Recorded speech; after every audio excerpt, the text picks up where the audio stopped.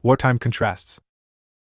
It is a tribute to labor's understanding of the deeper issues of the Civil War that so few permitted themselves to fall prey to Copperhead propaganda, for there was truth in the assertion that the rich were getting richer and the poor poorer. The start of the war found business in the midst of a crisis caused by the loss of Southern markets and the repudiation of close to $300 million of Southern debts. But the picture changed when the government placed orders for war supplies. A new class of millionaires arose, whose fortunes were largely the product of the worst corruption in all of American history. Guns sold to the government by fraudulent contractors exploded in the hands of the soldiers. For sugar, the government often received sand; for coffee, rye; for clothing and blankets, a shoddy material made of refused stuff and sweepings of the shop; and for shoes, a composition of inferior leather with paper soles. 22 sailors were sent to sea in ships built of green timber, fitted with engines good only for the junk shop. But George Morgan's commission from selling such ships totaled $95,008 for a period of 4½ months. Soldiers wore uniforms which disintegrated in the rain, but contractors amassed fortunes by supplying these outfits to the government. Other laid millions through illicit raiding with the enemy. At the same time, the workers' living standard was drastically lowered. Food, clothing, and rent soared under the impact of speculation and in 326. Labor movement in the United States. Flatiron, while wages either remained the same or rose very slowly. Wholesale prices of manufactured products rose in 1863 to 59% above those of 1860, in 1864 to 125%, and in 1865 to 107%. 23 translated into basic necessities, the increases were even more startling. Milk was sold for 11 cents a quart in New York City in 1861, it was 11 cents a quart in 1864. Butter selling for 4 cents a pound in April 1861 was 25 cents a pound in November 1864. A barrel of mess beef, which was $6 in the winter of 1861, rose to $13 in the winter of 1864. Coal cost $3.50 a ton in the winter of 1861. 3 years later it was $1.24 in 1864. The New York Tribune admitted that while the cost of living had doubled, wages are only from 12 to 20% higher than they were before the war, and there is absolute want in many families, while thousands of young children who should be at school are shut up at work that they may earn something to eke out the scant supplies at home. 25 *. Congressional legislation and fiscal policies contributed to heighten labor's distress. In 1862, Congress passed a Homestead Act which granted 16 acres of the public domain to anyone who would cultivate it for 5 consecutive years. Here at last was the measure labor had been demanding in common with Western farmers since the days of George Henry Evans' land reform crusade. But the act also provided that an individual cultivating the land could purchase it at $1.25 an acre within 6 months. Before many settlers could avail themselves of the opportunities offered by the Homestead Act, dummy settlers, operating for land speculators, staked out and recorded claims, and 6 months later exercised their option to buy. Before long, most of the best homesteads passed into the hands of land speculators. But this land grab was only an aspect of a general campaign of plunder. To the Union Pacific, Central Pacific, and Northern Pacific railroads, chartered between 1862 and 1864, Congress turned over more than 70 million acres of the public domain, while another 140 million acres were given to the states. These lands, too, were soon appropriated by speculators. Fraud, corruption, land grabbing, such were the origins of many American fortunes. And these fortunes were further swelled by the government's fiscal policy. Greenbacks issued during the war depreciated in value until they sold for as little as 40 cents on the dollar. Since this paper money was accepted as legal tender for the purchase of government bonds, those with funds on hand rushed to invest. Profits were estimated at 300 to 400%. Thus, while soldiers and toward the end of the Civil War, labor's condition began to show improvement, partly as a result of increases in take-home pay, due to increased employment, and partly as a result of trade union struggles. Labor and the Copperheads.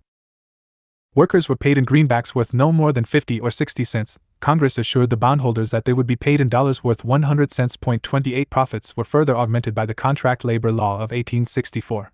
This legalized contracts made abroad to bring workers to America, assured businessmen that these workers would not be drafted for the armed forces, and gave legal sanction to the American Emigrant Company, which acted as an agent for employers in America. Before leaving Europe, the workers signed a contract with the Emigrant Company, which almost reduced the immigrants to the status of indentured servants. * 27 Before its repeal in 1868, the Act supplied industry with thousands of workers who were frequently used as strikebreakers. Incensed by the Act to encourage immigration, Labor made it clear that while it did not desire to prevent the entrance of foreign workers, it did object to their being used to cut wages and break strikes.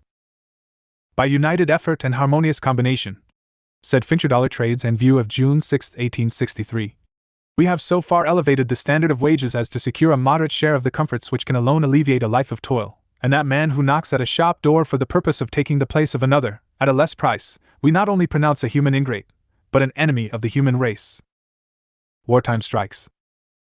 Labor regretted the strikes which impeded the prosecution of the war. Hence it pleaded with employers to settle grievances peacefully and to grant increases in wages, and appealed to the government to control prices and to reduce living costs to pre-war levels. We, on the part of the laboring millions, promised Pincher's Trades Review, will accept the wages of peace if they be accompanied by peace prices for all the necessaries of life, but if we must pay war prices, we must have war wages. 28. But the government did nothing to control prices. Indeed, its financial policies, as we have seen, only helped to aggravate conditions. And most employers were too conscious of their favored position to listen to appeals of reason and patriotism. Labor had no alternative but to strike. Labor leaders among them. The law provided that all contracts that shall be made whereby emigrants shall pledge the wages of their labor for a term not exceeding 12 months, to repay the expenses of their emigration, shall be held valid in law, and may be enforced in the court of the United States, and such advances shall operate as a lien upon any land thereafter acquired by the emigrant. United Statutes at Large, Volume 13, page 386. Labor Movement in the United States. William Silvis recognized that strikes were unfortunate. But what, then, are the workingmen to do? Asked Pincher's Trades Review. And Silvis expressed the sentiments of many workers when he said, but if the issue is forced upon us, we must accept it. If capitalists will persist in their efforts to drive us to the wall, and reduce us to beggary and want, and deprive us of the rights due to every citizen, and their persistence leads to open war, upon them must rest the responsibility. 29. It was significant that during most of the strikes the workingmen placed the onus on capital. They inserted paid advertisements in the press, listing the increases in the cost of living, and pointing to the recalcitrance of their employers, who were gaining enormous profits on government contracts. It was, as loyal citizens, sound uncompromising union friends of the government, and, as respectable mechanics, that they appealed for public support in the struggle that had been forced upon them. Point 30. Many employers, of course, hastened to put pressure on the government to forbid turnouts and to place strikers under arrest. The same men who were severely injuring the conduct of the war by their corrupt practices now pleaded that unless the authorities came to their assistance, production for the armed forces would be seriously hampered. The coal operators of Missouri, for example, who had raised the price of coal, proposed during a strike in I-863 that since the government was materially interested in having a full and constant supply of coal, the Union Army should be sent in to disperse the strikers. 31. Union generals quickly responded to such appeals from employers. In April, I-864 Major General William Rosecrans issued General Order No. 65 from his headquarters in St. Louis, which prohibited the organization of men engaged in war production, forbade picketing, guaranteed military protection for scabs, and blacklisted those who dared to engage in organizing unions. A similar order was issued by General Burbridge in Louisville, Kentucky. He was said to be in the confidence of the employers and aware of all their plans. Asterisk. There were a few generals who were friendly to the laboring classes. The outstanding example was General Benjamin F. Butler. When Butler arrived at New Orleans with federal troops, he found thousands of unemployed workers facing famine and starvation. The price of food had risen to levels that were entirely beyond their means, what with bread selling at 20 cents a loaf and flour at $14 a barrel. Butler proceeded to fix prices, and levied a tax on Confederate bondholders and traders to aid the unemployed.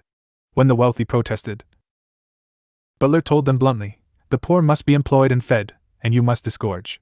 It will never do to have it said that while you lie back on cushioned divans, tasting turtle, and sipping the wine cup, dressed in fine linen, and rolling in lordly carriages, that gaunt hunger stalked in the once busy streets, and poverty flouted its rags for the want of the privilege to work. They disgorged labor and the copperheads. These orders were enforced. At Cold Springs, New York, federal troops were used to break a strike in the R.P. Parrott Gun Works where the workers were demanding an increase in wages. 4 of the workers were arrested, held 7 weeks without trial, not permitted to return to their homes, and they and their families driven from the town. In St. Louis, striking machinists and tailors were forced back to work at the point of a bayonet. In Tennessee, General Thomas had 200 striking mechanics arrested and deported. 33 troops were used to break the strikes of the engineers on the Reading Railroad and of the Miners' Association in Tioga County, Pennsylvania. That speculators and contractors who fattened on the sorrow of the nation should have won the ear of the government sent waves of anger through the working class. Did not the workingmen in the Union Army have enough to do in fighting the enemies of their country, without being made to war against their brethren at home? 84 asked Pinchers. Trades Review. Has it come to this, that the government we all love, and to protect and uphold which at least 250,000 of our fellow laborers have sacrificed their lives and 1,000,000 more today brave the foe that would destroy it, must array its armed citizens against their fellow citizens because of a difference among civilians? 86 prominent trade unionists of the period ceaselessly reminded the government that every action taken against labor in favor of capital was a means of feeding Copperhead propaganda in working class circles. 36. Failure of the Copperhead Campaign. Realizing that the Confederacy had no chance of winning the war, the Copperheads intensified their drive for an immediate termination of the war through a negotiated peace. Unless the workers acted quickly to end the war on terms agreeable to the South, they warned, the coalition of the capitalists and the government would impose on them a worse bondage than that supposedly suffered by the Negro slaves. 37. Peace will stay the slaughter, said the New York Daily News on June 1, 1864. Will put a stop to further demoralization, will put an end to starvation prices for labor. But the Copperheads failed to incite labor to acts of disloyalty, while some working men were infected with the propaganda of the copper. To the amount of $350,000. The money was spent to aid the poor. $70,000 worth of food was distributed monthly to 9,707 families. $2 a month was used to support 5 asylums for orphans and widows, and $S a month went to Charity Hospital. Meanwhile, Butler provided work relief for the unemployed. More than 1,000 men were hired by the city authorities to clean the streets and repair the wharves. See Howard P. Johnson, New Orleans under General Butler, unpublished doctoral dissertation, Yale University, 1937. Labor movement in the United States. Heads, labor in the main rejected their overtures. It too wanted the what to end quickly, but the war, it said, had to be fought to a victorious conclusion. A Union man, in the ranks of the Federal Army, wrote to Pincher's Trades Review, urging it to rally labor on the home front against a negotiated peace. The letter was endorsed by trade unions throughout the North. It said, "We are out here voluntarily, sacrificing all the comforts of home, the society of our friends, and all we hold dear in this world to maintain the Constitution and the Union against a cursed rebellion which, gaining strength through many years of secret treachery, threatened at one time to overwhelm our land. We, the soldiers of the Union, looking back to the many battlefields crimsoned with the blood and whitened with the bones of thousands of our murdered comrades, with the very ground beneath our feet crying for vengeance, cannot ask for peace on any other terms than the entire subjection of the rebels in arms against the best government God ever gave to man." 38. Behind the battlefront, labor assured the government of its determination to help in the quenching of the rebellion. Late in August 1864, the Machinists and Blacksmiths Union met in convention at Philadelphia. Few workers had suffered so severely at the hands of capitalists and of government officials.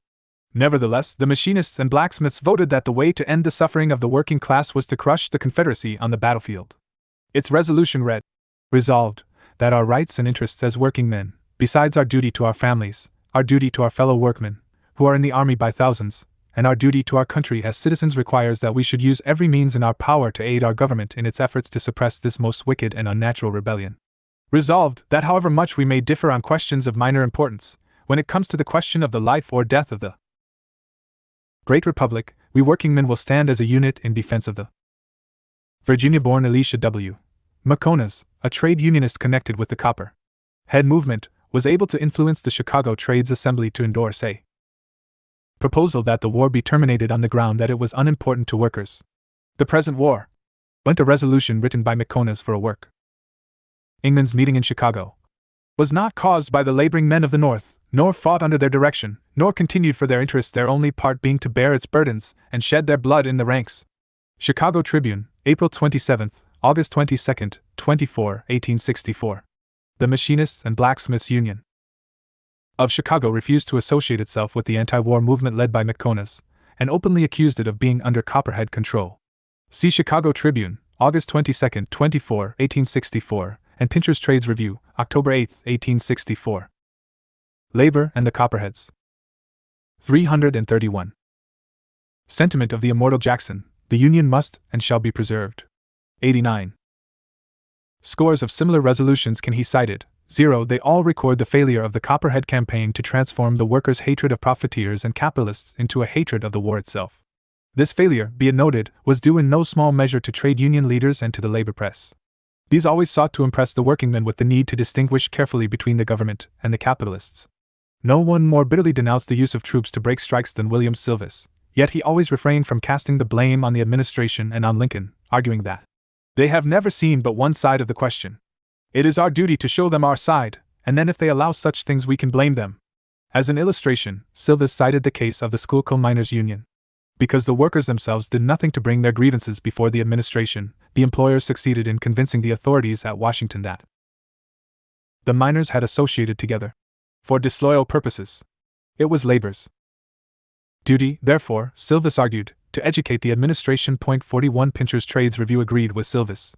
It was not Lincoln, it declared, but upstart officials who have taken undue advantage of the place they have disgraced, upon whom should be placed the blame for the outrageous wrongs labor suffered. The labor paper was convinced that once the president was informed of the real issues in the dispute, he would take his stand with labor. 4. Labor turns to Lincoln. To Lincoln, then, the workingmen turned to redress their grievances. A committee of working women who had visited him reported that he was deeply impressed with the tale of their sufferings and wrongs. With much feeling, said the report, he told the quartermaster, I shall consider myself personally obliged if you can hereafter manage the supplies of contract work for the government made up by women so as to give them remunerative wages for their labor. 48 Again, when workers in the shipyards struck for higher wages, Lincoln suggested that heads of the Army and Navy settle the strike by bargaining with labor. In December 1863, Commodore Montgomery, a Navy officer who had refused to listen to delegations of workingmen in the Brooklyn Navy Yard and had discharged men for Union activity, was replaced by Admiral S. H. Stringham. This appointment, wrote a Union official, gives general satisfaction and it guarantees that the administration means to do right by their employees. The new commander reinstated labor movement in the United States. 332. The discharged men. 44 A year later, Union printers in St. Louis appealed to Lincoln when General Rosecrans sent troops to break their strike. In their appeal, the strikers reminded the chief executive of the words he had uttered in 1860. Thank God, we have a system where there can be a strike. Lincoln ordered that servants of the federal government should not interfere with legitimate demands of labor, and that the soldiers be withdrawn. 45 But the deepest endness 1 ASM lore Lincoln among the workingmen was evoked by the report of an interview in the White House between the president and a delegation of the New York Machinists and Blacksmiths Union. In the fall of 1863, some 7,000 members of that union went out on strike for higher wages to meet the mounting rise in the cost of living. The employers appealed to Washington for an extension on their contract to enable them to break the strike. Instantly, the union sent a committee to Washington to see the president. The account of the interview given by a correspondent who accompanied the delegation read as follows. We were received in a manner that shows conclusively the worthy old gentleman had not left all his sympathies for laboring men with his maul and wedges in the prairie state. After hearing our statement, he told us that he could do nothing as president, but as Abraham Lincoln, his sympathies were with us, and further, having been raised in a rural district, he had never participated in a strike. The only one he had ever beheld was a strike among the shoemakers of Haverhill, Massachusetts, in which the shoemakers succeeded in beating the bosses. As to the present strike, he considered the employers the first strikers as they refused to accept the terms offered by the men, and compelled the latter to cease work. And now that both were on strike, let the best blood win. He then recommended the committee to call upon the Secretary of the Navy and, to ensure prompt attention, gave them a note to the Secretary, asking an immediate interview, which upon presentation was granted. The Secretary assured our committee that no extension of time would be granted by anyone in his department, as Congress alone possessed the power to grant it. The committee's report to the membership of the Union was received amid vociferous cheers, and the meeting adjourned with 3x3 for the President, the Navy Department, and fair play. 46 Some time later, the Machinists' Union, hearing a rumor that the contracts of the employers had been extended, sent another delegation to Washington. Malcolm McLeod, a member of the delegation, wrote an account of their visit for Pincher's Trades Review. Lincoln told the committee that he knew nothing of the contracts, and again advised them to see the S0-. Readery of the N.I.V. In addition, he gave the trade unionists a labor and the Copperheads. 333 Note reading. Secretary Wells, please see and hear these gentlemen. Signed A. Lincoln. Mr. Lincoln, McLeod continued, also made inquiries about our wages, what we received now, and what we demanded. After answering him, he said it must be hard for workingmen. I do not live in a large way, although I am here. But it costs me 100% more than it did 2 years ago. When asked by the delegates where his sympathy lay in the strike, Lincoln replied that as president he could not officially take sides. But he added, "I know the trials and woes of working men, and I have always felt for them. I know that in almost every case of strikes, the men have just cause for complaint." The committee saw the Secretary of the Navy who, according to McLeod, was much cooler to us than his boss. Nevertheless, the trade unionists were assured that their employers had received no extension on their contracts. McLeod concluded his account with a statement that was to be repeated for many months in working-class circles. "It is but faint praise to say that the President deserves the hearty thanks of all the working men throughout the country for the kind and courteous manner in which he treated their humble representatives. If any man should again say that combinations of working men are not good, let him point to the Chief Magistrate kindly and frankly treating a working men's committee. I will never dress to see old Abe, working clothes will do." 47 Lincoln was often slow in dealing forcefully with the Copperheads. He even revoked General Burnside's order which suppressed the Vitium Chicago Times. But the Copperheads might have had greater success in turning labor against the war had not the workingmen known that they could appeal for redress to the White House. Role of the labor press. Basically, the Copperhead campaign among the workingmen failed because the vast majority of them understood that their fate was being decided on the battlefields. For promoting this understanding, much credit belongs to the labor press, to papers like Pincher's Trades Review and the Iron Platform. The first reiterated that the very right of workers to organize was involved in the struggle. Therefore, it contended, while labor had to organize to lift the burdens of the war off its back, it also had to make every sacrifice necessary to ensure victory. That sacrifice would be easier to bear if labor realized that the rebellion was nothing. 334. Labor movement in the United States. More than an attempt to establish a government on the destruction of the rights of labor. And if it clearly understood that it was fighting not only for its own future, but for workingmen throughout the world. "Our example," said Pinchers, "has created newborn hopes in the oppressed of every land and extorted concessions to the people of all countries. Labor could not afford to let this be destroyed. 48 The second, the Iron Platform, edited and published by members of the New York Typographical Union, developed the same theme.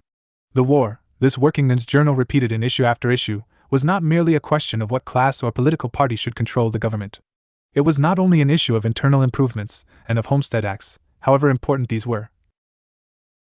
Our contest has a greater issue than these involved, and it is of the utmost importance that every working man understand it clearly.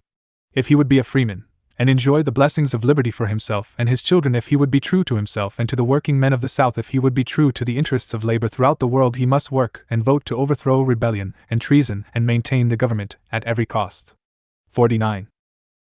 The Iron Platform also mobilized working-class support for Winthewar candidates. In October 1861, it campaigned for the election of the People's Union candidates, nominated at conventions of pro-Union Democrats and Republicans in New York State. Vote for no party, and no party ticket. It appealed to the workingmen of New York City. But let the workingmen of this great city vote in one solid body for the People's Union candidates. Let our votes prove that we hold the Union dearer than party politics. 50 and the People's Union candidates swept the election. A year later, the Iron Platform urged the formation of a Democratic-Republican Party in New York, which would unite win-the-war Republicans and Democrats. Unfortunately, the Democratic Party refused to cooperate, and the votes were split. 51 The refusal of the Democratic Party in New York to unite on a win-the-war program led to the formation of the Democratic League in May 1863. It consisted of Democrats loyal to the government who supported candidates on the basis of their pro-war attitude. William Allen Bourne, editor of the Iron Platform, was the labor representative on the executive board of the League. 112. Labor and the Copperheads. 335.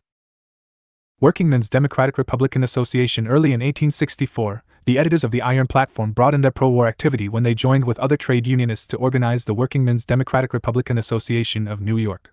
Similar associations were later established in Chicago, Boston, and Philadelphia, and all were linked by correspondence committees. 53 Their objectives were to unite Republican and Democratic workingmen in support of Union candidates, to educate the workers on the fundamental issues of the war, and to rally the working class behind the administration.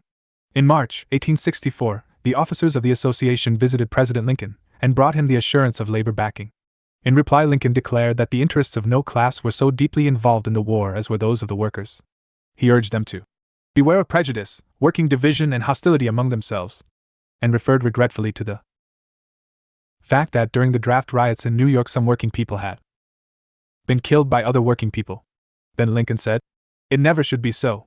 The strongest bond of human sympathy, outside of the family relation, should be one uniting all working people of all nations and tongues and kindreds." 54. In the crucial presidential campaign of 1864, the Workingmen's Democratic-Republican Association campaigned energetically to secure the re-election of Lincoln. In a letter addressed to General George B. McClellan, the Democratic candidate, the association reminded him that the interests of labor, as a class, were at stake in the war. The nation, the letter continued, was engaged in a death struggle of democracy against aristocracy and despotism. The outcome of the presidential election, therefore, was of crucial importance to the workingmen. Finally, it posed the following questions to McClellan. 1. If you are elected president, will you consider yourself to be the president of the American Union in its territorial extent as it existed before the first ordinance of secession? 2. Will you, as president, adopt the most vigorous measures against foreign and domestic enemies? 3. Do you consider the American Union in its territorial extent as it existed before the first ordinance of secession? 4. Will you, as president, recognize the Southern Confederacy as an independent nation in order to take the first steps toward the negotiation of peace? 55. But the hero of the Copperheads refused to answer. Publicizing this fact, the Workingmen's Democratic-Republican Association intensified its drive to re-elect Lincoln. It was significant that a number of trade labor movement in the United States unions broke with the tradition of non-participation in politics and joined the association in the campaign. Thus, the Mechanics' Union in New York City called a special membership meeting at the request of the association and took an unprecedented step. As the president of the union put it in a public letter, "The time has come when every man, no matter how humble, ought to vote intelligently. We are not allowed to discuss politics in our meeting rooms. However, we organized as a political body for the coming contest and it was moved to endorse the union ticket. After some discussion, the motion to endorse was carried almost unanimously. 56. Some pro-union observers feared that the high prices of provisions would drive the workingmen into the Copperhead camp. 67. But a careful examination of the files of the New York Daily News during the entire campaign reveals no reported instance of any trade union or association adopting resolutions favoring peace or approving McClellan's candidacy. Lincoln swept all but 3 states. The American people had determined to win the war and to save the Union. Victory. In the name of the workingmen of Europe, the General Council of the International Workingmen's Association sent an address, penned by Karl Marx, to President Lincoln congratulating the American people on his re-election and expressing satisfaction that it should have fallen to him to lead his country in a war which marked the beginning of a new era for the working class. From the commencement of the titanic American strife, wrote Marx, the workingmen of Europe felt instinctively that the Star-Spangled Banner carried the destiny of their class. Hence they had borne patiently the hardships imposed upon them by the cotton crisis, opposed enthusiastically the pro-slavery intervention importunities of their betters, and from most parts of Europe contributed their quota of blood to the good of the cause. 58. In the United States, too, the workers had borne patiently the many hardships of the war.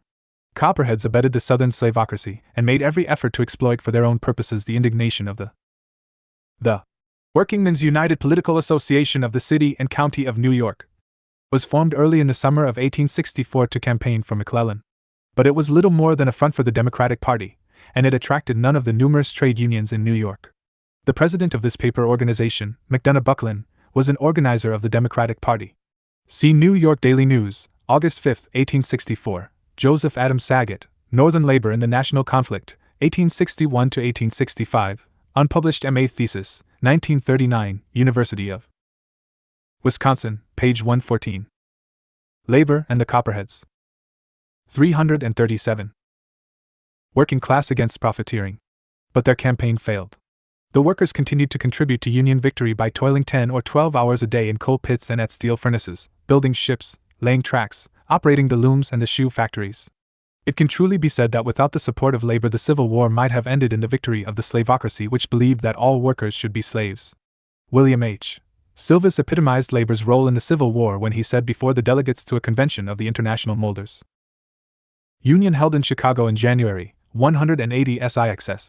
I presume it is hardly necessary for me to enter into any arguments to prove that the workingmen, the great body of the people, the bone and muscle of the nation, the very pillars of our temple of liberty, are loyal. That, I take it, would be sheer mockery, would be adding insult to injury. For the evidence of our loyalty one need only point to the history of the war. To the fact that while armed treason and rebellion threatened our institutions with destruction, while the proud and opulent of the land were plotting the downfall of our government, the toiling millions stood like a wall of adamant between the country and all its foes. 511. The war over, the workers of America served notice on the ruling classes that in the future they intended to claim their just share in the democratic institutions they had fought to preserve. Among the resolutions adopted at a mass meeting of Boston workers held at Faneuil Hall on November 2, 180 SIXS was the following. We rejoice that the rebel aristocracy of the South has been crushed, that beneath the glorious shadow of our victorious flag men of every clime, lineage and color are recognized as free. But while we will bear with patient endurance the burden of the public debt, we yet want it to be known that the workingmen of America will demand in the future a more equal share of the wealth their industry creates, and a more equal participation in the privileges and blessings of those free institutions, defended by their manhood on many a bloody field of battle. 60.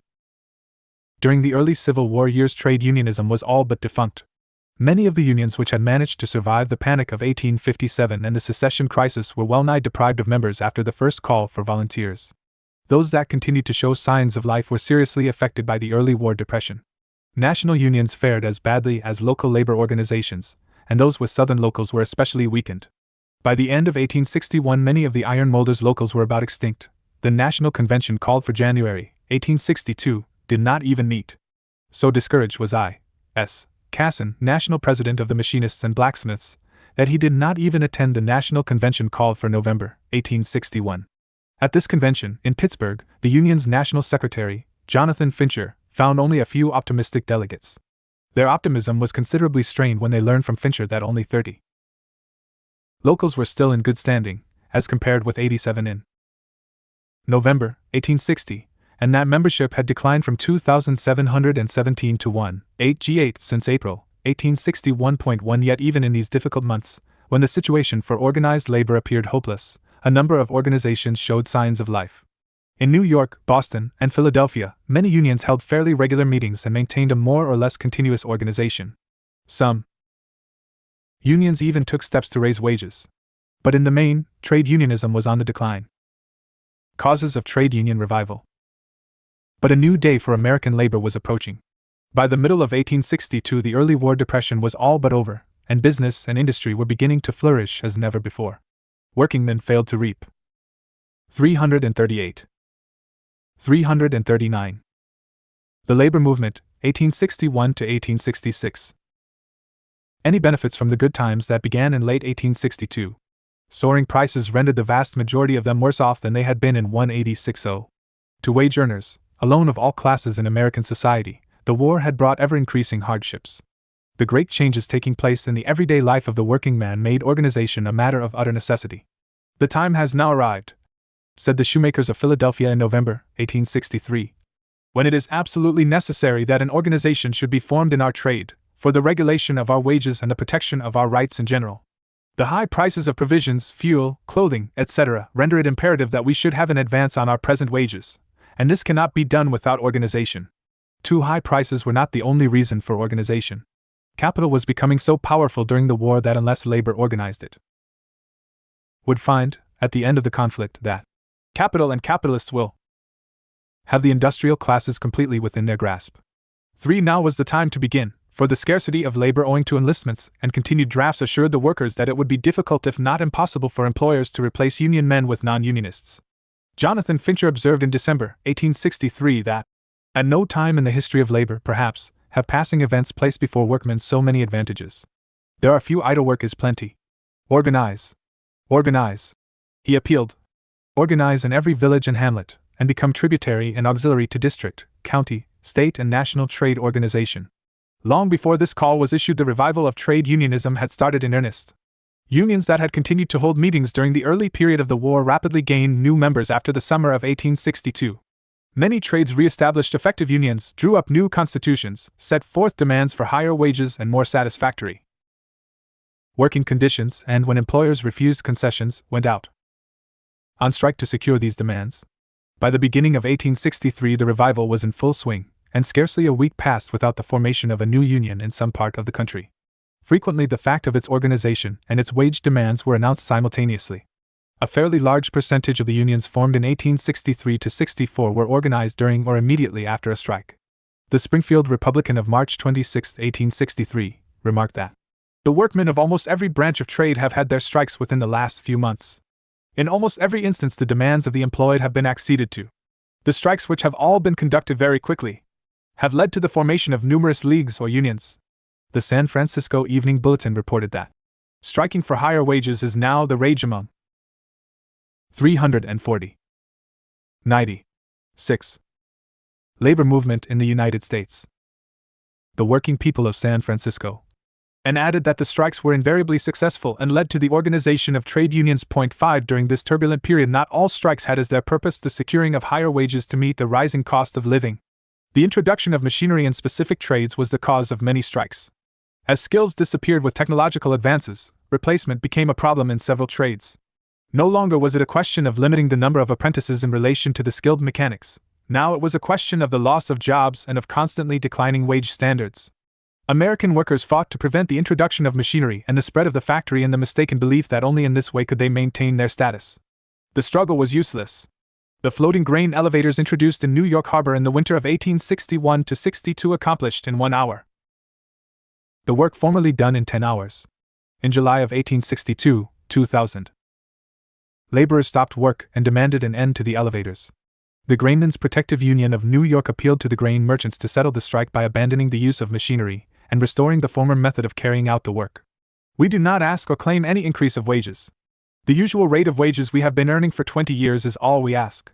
We ask only that we still be allowed to work as we have heretofore, industriously, peacefully, usefully to ourselves, our families, and the whole mercantile community. The strike failed. Nor were the street cleaners or blacksmiths successful in their strikes for similar demands. 7 American workers learned quickly that the solution to this problem was not in fighting the new machines but in collective action to improve their conditions. This understanding was reflected in the columns of Pincher's Trades Review in the summer of 1863. For weeks its major theme was the headline, "The Upheaving Masses in Motion." In their November 1863 appeal to the shoemakers of Philadelphia, the organizers informed their brethren in the factories that nearly every trade in the city has organized and obtained an advance, varying from IO to 15%. Unless the sons of Crispin did likewise, the finger of scorn would be deservedly pointed at them. Common laborers, factory workers, and even preachers joined the ranks of organized labor during this upsurge of unionism. The Philadelphia Public Ledger of February 19, 1862, carried the following notice. The regular stated meeting of the local Preachers' Union will be held this evening at 7 YZ o'clock. The Labor Movement, 1861-166. Women workers. No wage earners had greater need for organization than the working women. Women in government and private employment were paid 50% of the wages of men workers for the same work, and in some industries they were often not even paid for their work. When Richard F. Trevelyan conveyed to a mass meeting of workingmen in Detroit the plight of the working women, the audience, although profoundly moved, could not decide on a program. This is not surprising, as there was sharp division among all workingmen on the question of women workers. "We will resist," said the secretary of the Journeymen's Tailors Association of St. Louis, "any attempt to introduce female apprentices by encouraging them to leave service and other employments more congenial to girls than mixing with men in a workshop from morning to night." 8 Pincher's Trades Review at first supported this backward attitude, contending that since women were paid half as much as men, their presence in the trade would soon result in forcing down the wage levels of workingmen. The workers in the armed forces, it argued, will esteem it a poor reward for all their sacrifice, to find, when the war is over, every avenue choked up by their wives and daughters at half-paying prices. 9 Yet Fincher, the paper's editor, like other alert trade unionists, soon realized that this negative attitude could not solve the problem. The war required the services of working women, and events proved the futility of fighting to force them back in the homes. To prevent wages in the trades from sinking to the level of women's wages, it was necessary for the men to help organize the women into trade unions and raise their wage standards. Hence Fincher began a campaign in September 1863 to convince workingmen that a more just compensation of female labor was the surest road to the maintenance of wage levels. He urged the women to organize into trade unions, assuring them that workingmen would help them, for no person claiming to be a man would shrink from any duty assigned him in such a cause. 10. 2 months after this appeal, a mass meeting of working women, held. Surveys of wages of working women in New York City during the Civil War revealed shocking conditions. Girls engaged in sewing umbrellas earned $3 a week by working from 6 a.m. to midnight, and from these wages employers deducted the cost of needles and thread. Tassel makers who made $6 a week in 1853 made about $4 in 1863 by working from 6:30 a.m. to 9 p.m. Sewing girls who made underwear earned about 17 cents for a 12-hour day in March 1864. Girls who made cotton shirts received 24 cents for a similar day's work. And the women had to furnish their own thread even though the price of spools had risen from 4 to 10 cents. See New York Tribune, October 9, 1863, New York Herald, November 14, 1863, New York. Tribune, March 22, 1864. 342. Labor movement in the United States. In New York City, received the cooperation of many workingmen's unions in the city, and several delegates shared the platform with the women. Most of these unions later voiced their approval of the resolution adopted by the meeting and voted to give financial assistance to the organizing drive. The resolution recommended that an organization be commenced for the purpose of uniting the working women of the city of New York in a movement for increasing the prices now paid them for labor. 11. While these efforts were being made to organize women into the trade union movement, another type of women's organization was coming into existence. Late in 1863, the Working Women's Protective Union was formed in New York City. It owed its existence to a visit by a New York workingman to Moses S. Beach, the editor of the New York Sunday. He had urged the editor to join him in a movement to aid the working women of the city, many of whom were starving. Moved by his story, Beach called upon the working women of New York to attend a meeting which was to be held at the Military Hall. The night of the meeting found an overflowing hall, in which sat hoop skirt makers, shirt sewers, vest makers, sewing machine operators, press feeders, silver burnishers, photographers, and umbrella sewers. Their average wage, a survey at the meeting revealed, was between $2 to $3 a week. A committee of working women was appointed to consult with a committee of men to devise means of securing higher wages and other measures of relief. Out of this committee's report grew the Working Women's Protective Union. 12 The Protective Union conducted a placement bureau which received 6,422 applications during the first 10 months of its existence. To prevent overcrowding in some trades, the union also trained women in many new occupations, and taught seamstresses who worked by hand to run a sewing machine, for which work the pay was higher. In 1864, the union placed 3,500 women. The next year the number was 3,608.13. Although it made an earnest effort to secure better wages and shorter hours for the women it placed, it did not always succeed, as it relied solely on that sympathy and for the support which are due to the otherwise defenseless condition of the working women. 14 But the union was successful in supplying working women with legal protection. A chief grievance was non-payment for work and the vicious practice of deducting a considerable portion of the wages for so-called imperfect work. Largely through the activity of the Protective Union, a law was passed providing for imprisonment of employers guilty of not paying working women, deductions from wages for supposedly This law did not entirely end the abuse, because employers could get around the job by transferring their businesses to their wives or other women. The labor movement, 1861 to 1866. Perfect work was met with prosecution of the guilty employers, and by 1870 the union's threat to prosecute was enough to force the employer to pay wages in full. In 1880 the treasurer of the union reported that the organization had settled 27,292 disputes since 1864, and that 20,000 of them were settled out of court. A total of $24,64749 had been recovered, the sum of $338 being the average recovery. No woman was ever charged for these legal services. 15 The New York Union was not the only working women's relief association formed during these years. Others were organized in Chicago, St. Louis, Indianapolis, Boston, and Philadelphia. The latter, organized in 1864, called upon the women to make known the prices received, the number of hours worked, and other particulars, promising that none of the names would be exposed. Gathering sufficient information to prove its case, the association brought pressure upon government officials to secure wage increases for women working in arsenals and on govern. 343. Net contract. None of Thell's protective associations were trade unions, but they encouraged women workers to protest and to organize. The Philadelphia Association announced its desire to organize women into protective associations, and published the Women's/Ornal to further the cause of trade unionism among working women. 16 One of the earliest women's trade unions was formed by 1,000 umbrella sewers of New York City and Brooklyn, a most exploited group. Women workers paid from 6 to 8 cents for each umbrella. They made 12 umbrellas by working from 6 o'clock in the morning until past midnight. In addition, they had to pay for their own needles and thread. In October 1863, these women struck for an extra 2 cents for sewing umbrella covers.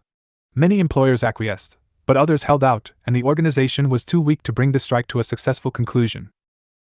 A Ladies' Cigar Makers Union was organized in Providence, Rhode Island, early in 1864, and in September of that year it voted to boycott an employer who hired strikebreakers. 17 In April 1864, the sewing machine operators in New York City organized a working women's union, which combined benevolent features with trade union principles. "We have organized," said the secretary of the union, "to improve our social condition as far as possible, and in no case to allow employers to reduce our wages, and lastly, as soon as we have the numbers in the fund, to have an advance of wages and shorter hours.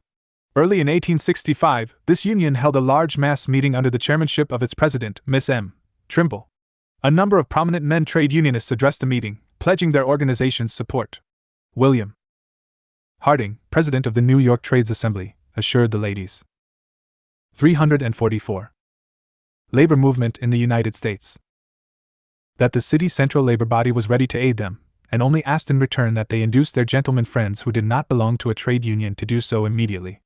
If they do not join, he said, then have nothing to do with them, and tell them you do not wish to associate with any gentleman who refuses to aid in a movement calculated to benefit his fellow man. At the meeting 18 new members were admitted to the union. As they were sworn in, the members formed a ring about them, singing, "Welcome, sisters, to our number, welcome to our heart and hand, at our post we will not slumber, strong in union we slwll. 1. More and bigger unions. The wave of organization which started in the summer of 1862 grew in intensity from month to month, and by the spring of 1864 it had reached unprecedented heights. Fincher wrote jubilantly on October 29, 1864. At the time we commenced our publication of the review, our old subscribers can bear witness that scarcely 1/10 of the different trades possess the advantage of complete organization. And now contrast our advertising columns with those of the first 6 months of the review, and you will find an array of organized trade societies that evinces a great moral power, which is both feared and respected. In June 1863, the Trade Union Directory occupied only half a column. 6 months later it filled 2 columns, 4.5 columns in October 1864, and by May 1865, it had grown to a 7-column page. The notices reveal that 20 trades embracing 79 unions were organized in December 1863, 40 trades and 203 unions by June 1864, 53 trades and 207 unions by December 1864, and 61 trades with about 300 unions in November 1865. It is estimated that in 1864 about 200,000 workers belonged to trade unions.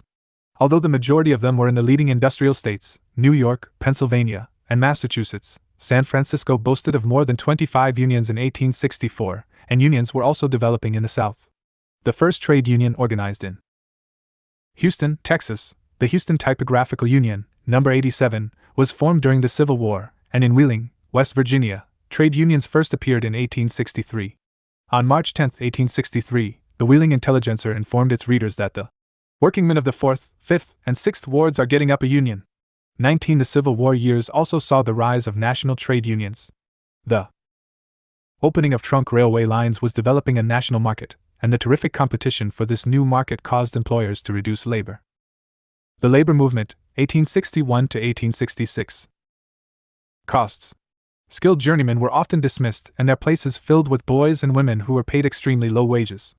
On December 12, 1863, Pincher's Trades Review observed that the profound economic changes taking place made the combination of local unions into national and even international bodies imperative.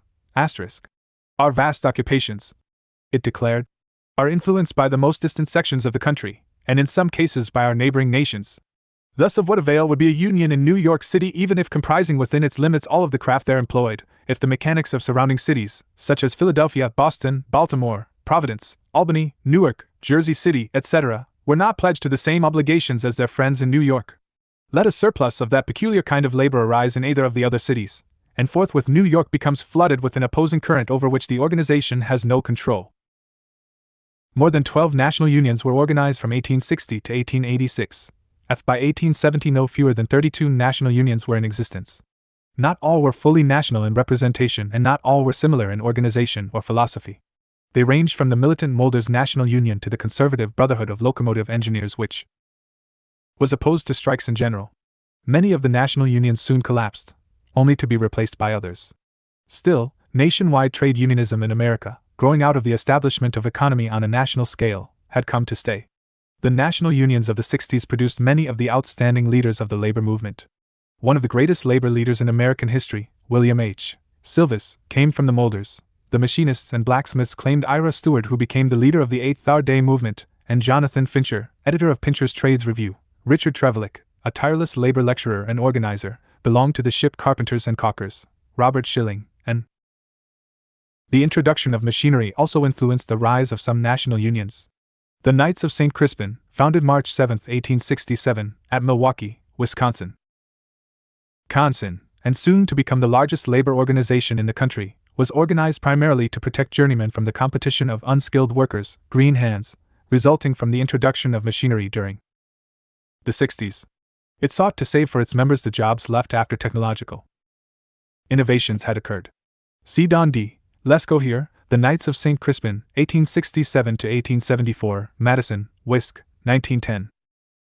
T. American Miners Association, 186J, Locomotive Engineers, 1863, Sons of Vulcan, Iron Puddlers, 1862, Telegraphers, 1863, Plasterers, 1864, Cigar Makers, 1864, Hat Makers, 1864, Carpenters and Joiners, 1865, Bricklayers and Masons, 1864, Journeyman Tailors, 1865, Painters, 1865, Kias, 1864, Ship Carpenters and Caulkers, 1865.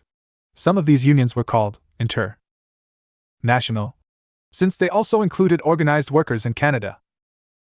346. Labor movement in the United States. Active figure in the labor movement for more than 30 years, first worked with the Coopers. Particularly well represented are the printers from whose ranks came J. C. Whaley, Alexander Troop, John Collins, and A. C. Cameron, all of whom were active in the National Labor Union, the last named also editor of the Working Man's Advocate of Chicago. It is manifestly impossible within space limits to trace in detail the story of the growth of all the national unions of this period. But no account of the labor movement would be complete without an examination of the rise of the Iron Molders International Union during the era of the Civil War, for it was justly regarded as the most powerful in number, resources, and completeness, and the most ably led of all the trade unions in America. The Molders. Early in 1862, William H. Silvis started to rebuild the National Molders Union by writing to leaders of local molders unions still functioning. The National Convention, which had not met since the war, was reconvened at his insistence in Pittsburgh in January 1863. 20 delegates from 14 locals attended, whose first act was to elect Silvis national president. The convention revised the Constitution completely, and adopted as its name the Iron Molders International Union.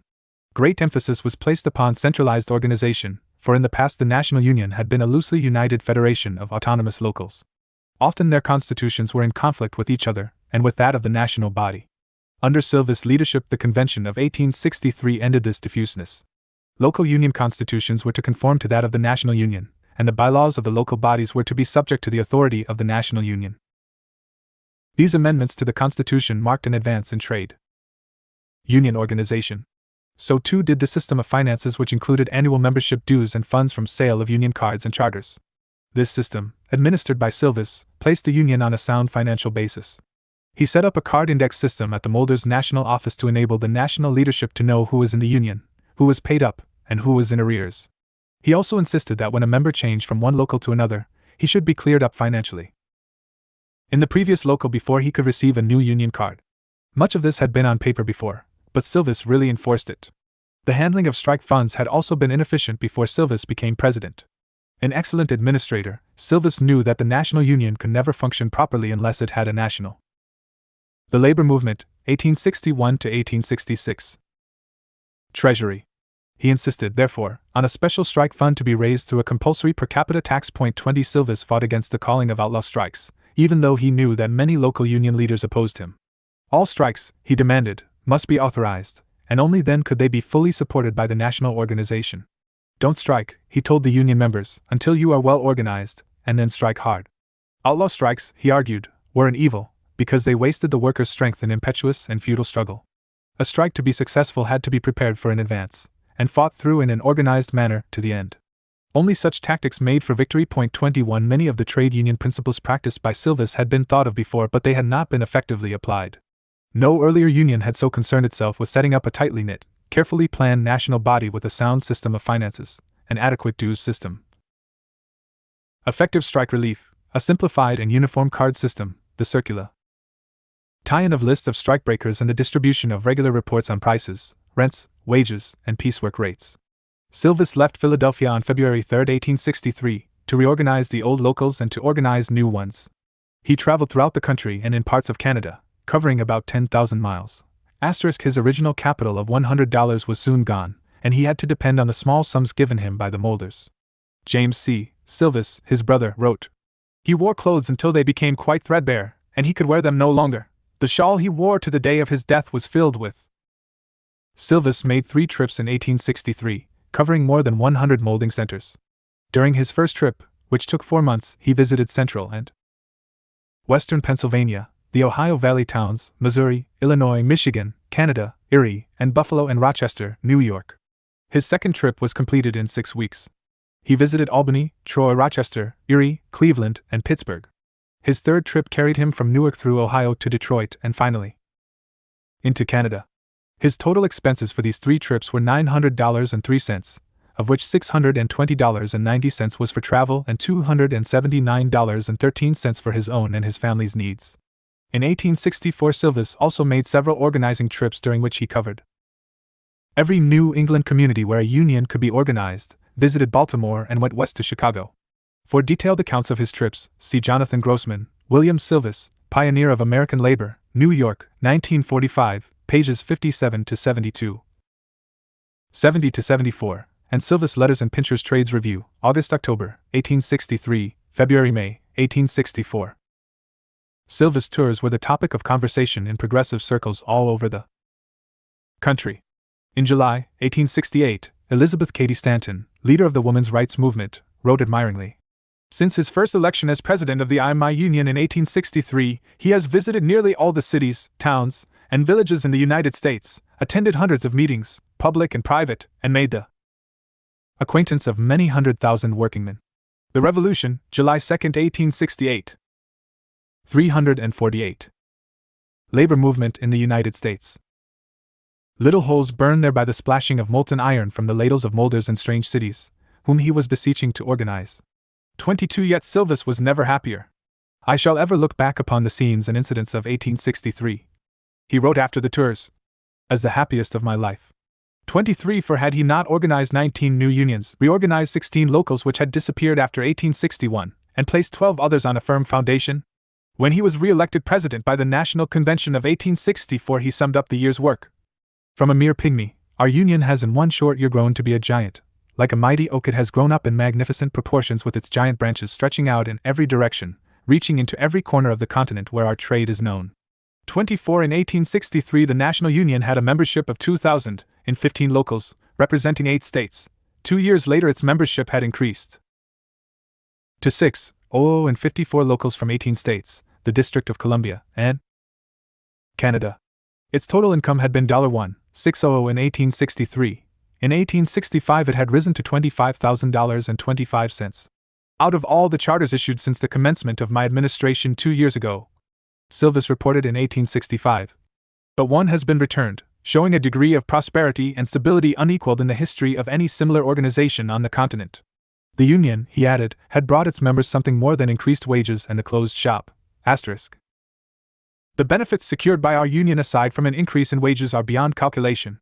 A strong desire for mental cultivation has infused itself throughout the entire body. Schools, libraries, reading and lecture rooms, and other institutions for the diffusion of useful knowledge are springing up among us. A feeling of brotherhood everywhere exists. An interest in each other's welfare had broken down to a vast extent that selfishness that used to exist among us.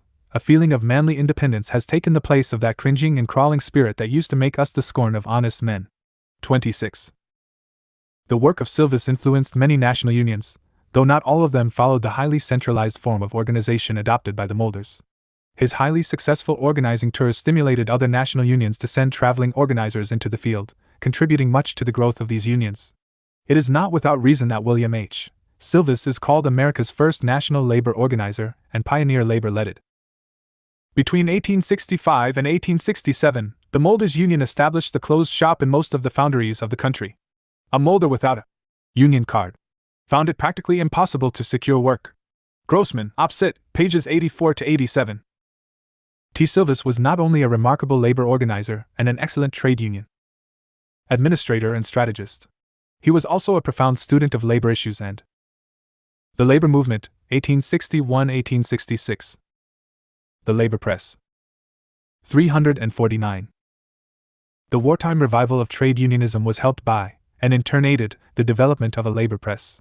During the decade 186-18 and about 130 daily, weekly, and monthly journals representing labor and advocating labor reform were started. The principal papers were Fincher's Trades Review, founded June 6, 1863, in Philadelphia, The Working Man's Advocate, the first issue of which appeared in Chicago on July 1, 1864, during the printers' strike, The Daily Evening Voice, the official organ of the Workingmen's Assembly of Boston and vicinity, published.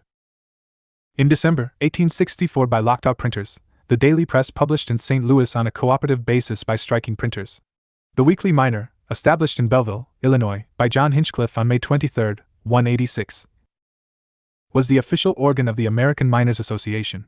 It was to be devoted to the advancement of the interests of the working classes generally, and of the hitherto neglected coal miners especially.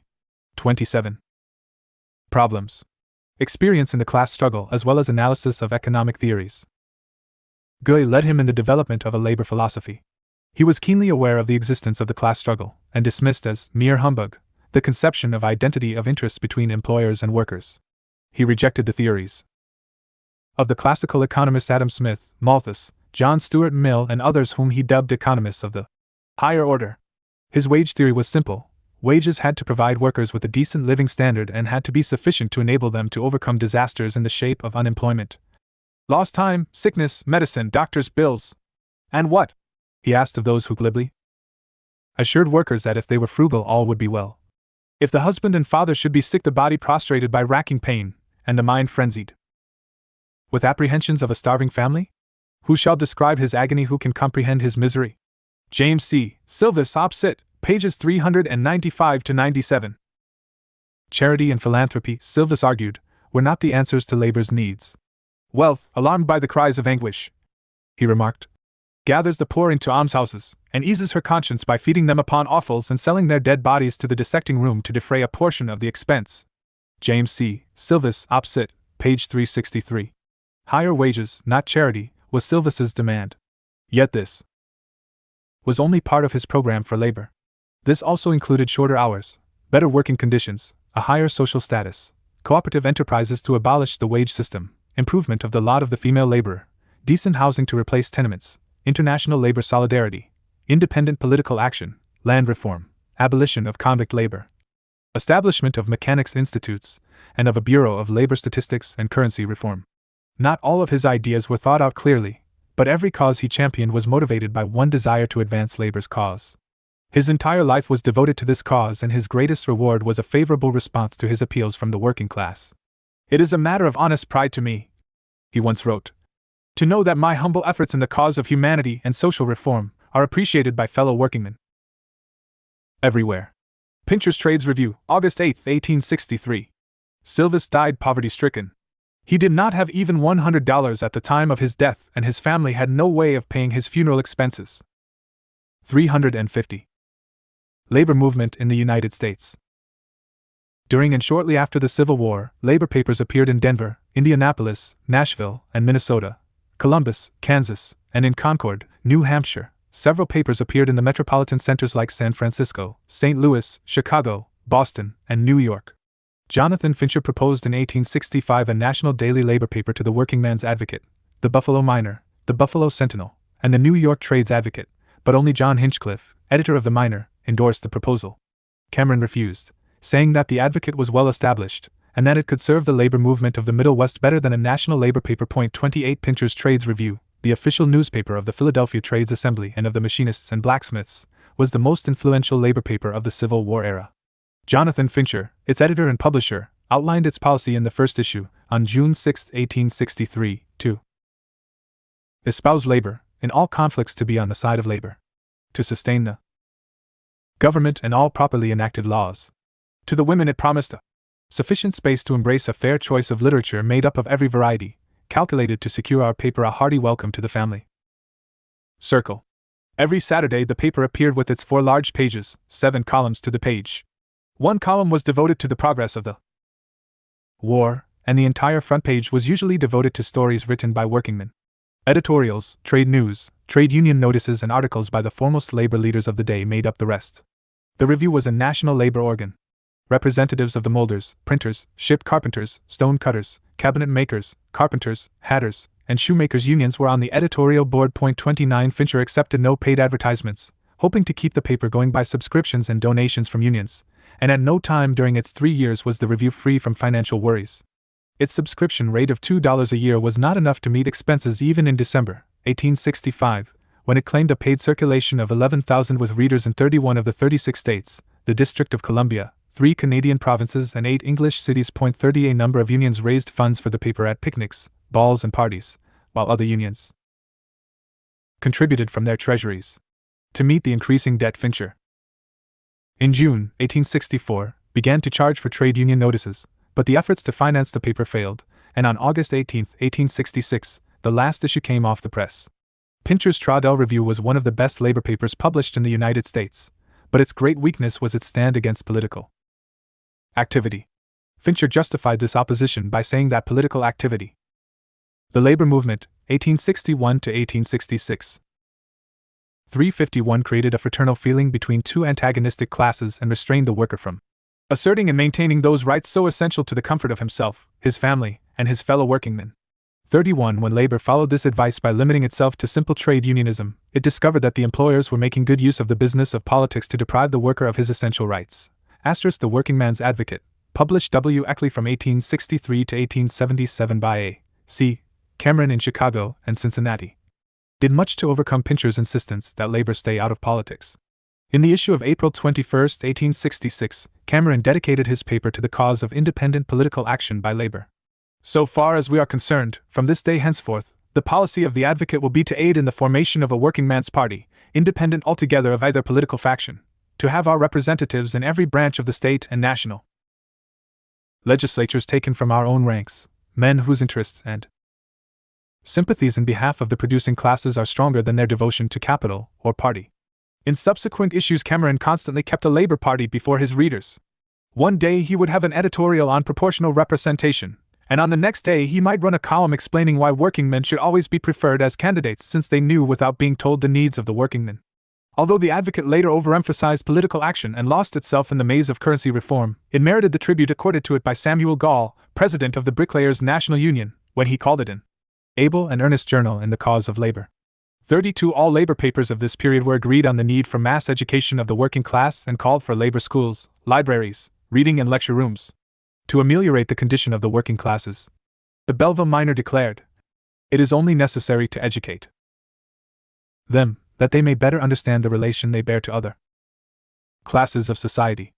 33 Pincher's Trades Review argued that the great revival of trade unionism during the war period would amount to little unless it was accompanied by mass education of the newly organized workers. There should be a series of instructive lectures, the tenor of. In reply to criticism of his stand on political action, Fincher wrote, "We have always advocated the use of a negative rather than a positive power politically, or a non-voting power than a supporting power, a plan by which the political action of workingmen would not be pinned to the robes of any demagogue, and, at the same time, be free to vote to a political death any representative who would betray them." Fincher's Trades Review, July R. 1865. He failed to show why representatives should concern themselves with the interests of workingmen who refused to exert any influence in the election of candidates. 352. Labor movement in the United States, which should be the vindication of the correctness of our position as combinations, also the necessity of the movement. 4 With inadequate financial backing, the labor papers could not compete with the commercial press and general news coverage, yet their influence was considerable. "The Review," said Jonathan Fincher in November 1865, "in a financial point of view, is a failure, yet, as a progressive movement in the cause of right and justice, it has been an unquestioned success, as a glance at the labor movement of today, as compared with it 3 years ago, will amply demonstrate." 35 Silvis fully agreed.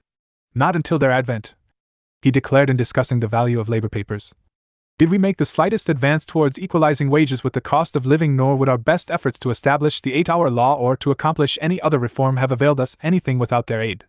Without an independent labor press," he added, "workingmen would have been powerless to cope with the employer's offensive against labor's right to organize." 36. The employer's counterattack. By the summer of 1863, the employers had begun their counteroffensive against organized labor. Employers' associations had existed before in America, but never had there been such united action on their part. Local employers' associations were formed in most industrial communities, and though they dealt with other matters, their chief purpose was the destruction of the trade union movement. They locked out and blacklisted trade unionists, and refused to re-employ any worker who would not sign his name as a guarantee that he had left the Union. In December 1863, the Association of Engineers of New York, which represented 19 firms, issued a secret circular which read, "We are opposed to a verb combination which has for its object the regulation of wages. For next 90 days the proprietors of each establishment represented in this association refuse to employ any machinists other than those now employed in their respective establishments, excepting any one who shall bring recommendation from his present employer that he has been honorably discharged." 37. The typical employers' association of the Civil War era was local. One of Pincher's chief aims in his paper was to demolish the myth that American workers did not need to trouble with building labor organizations, since they would soon be able to rise out of their class and become employers. The vast majority of wage earners, he argued, would always remain members of the working class. Hence, if they wished to have a decent standard of living, they had to organize and conduct an unrelenting struggle to wrest better conditions from their employers. See especially Pincher's Trades Review, June 6-13, 1863. The Labor Movement, 1861 to 1866.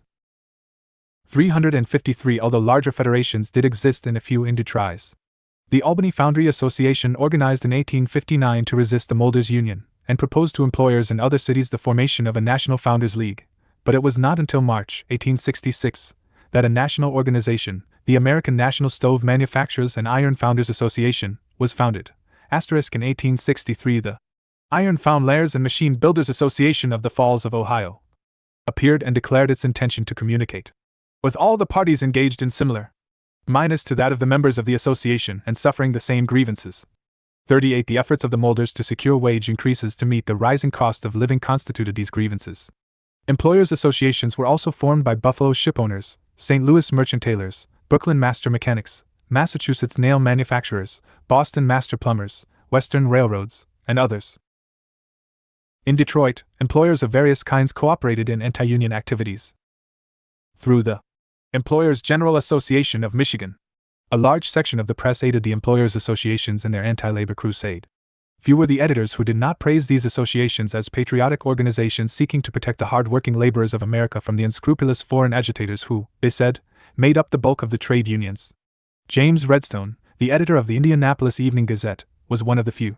When asked by the Iron Founders and Machine Builders Association of the Falls of the Ohio to join them in fighting the International Machinists and Blacksmiths Union, he replied, "My answer then is that I will have nothing to do with any scheme that has a tendency to oppress honest labor, and I think any combination against workingmen would bring the same result as controls the workingmen of Europe.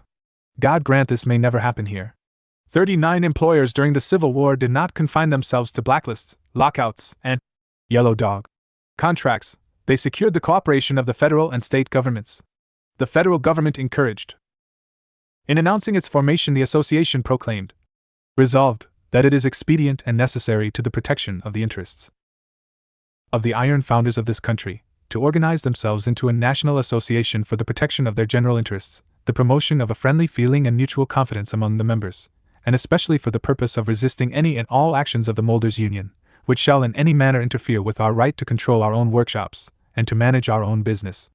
Resolved, that we will proceed at once to introduce into our shops all the apprentices or helpers we deem advisable, and that we will not allow any union committee in our shops, and that we will in every way possible free our shops of all dictation or interference on the part of our employees."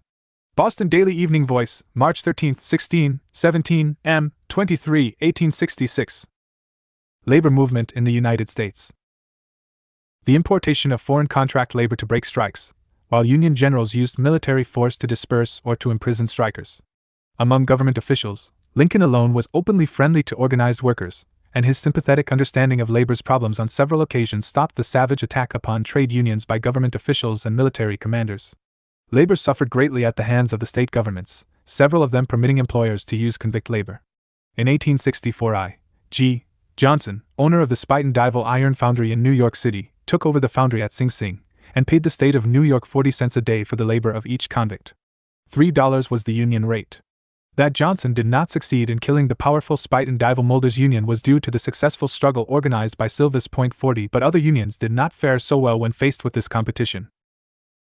Continuing their offensive, these employer groups introduced bills in several state legislatures to curb combinations of workingmen and to outlaw the right to strike.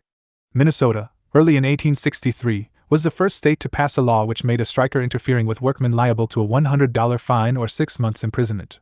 Asterisk bills were introduced in the legislatures of New York and Massachusetts in the spring of 1864 to prevent intimidation or interference with workmen, but they were defeated by organized labor. The Illinois legislature was so friendly to the coal operators that when the latter needed assistance in breaking the 1863 strike of the Miners Association, it hurriedly enacted measures, later known as the LaSalle Black Laws, which prohibited any person, by threat, intimidation, or otherwise, from preventing it.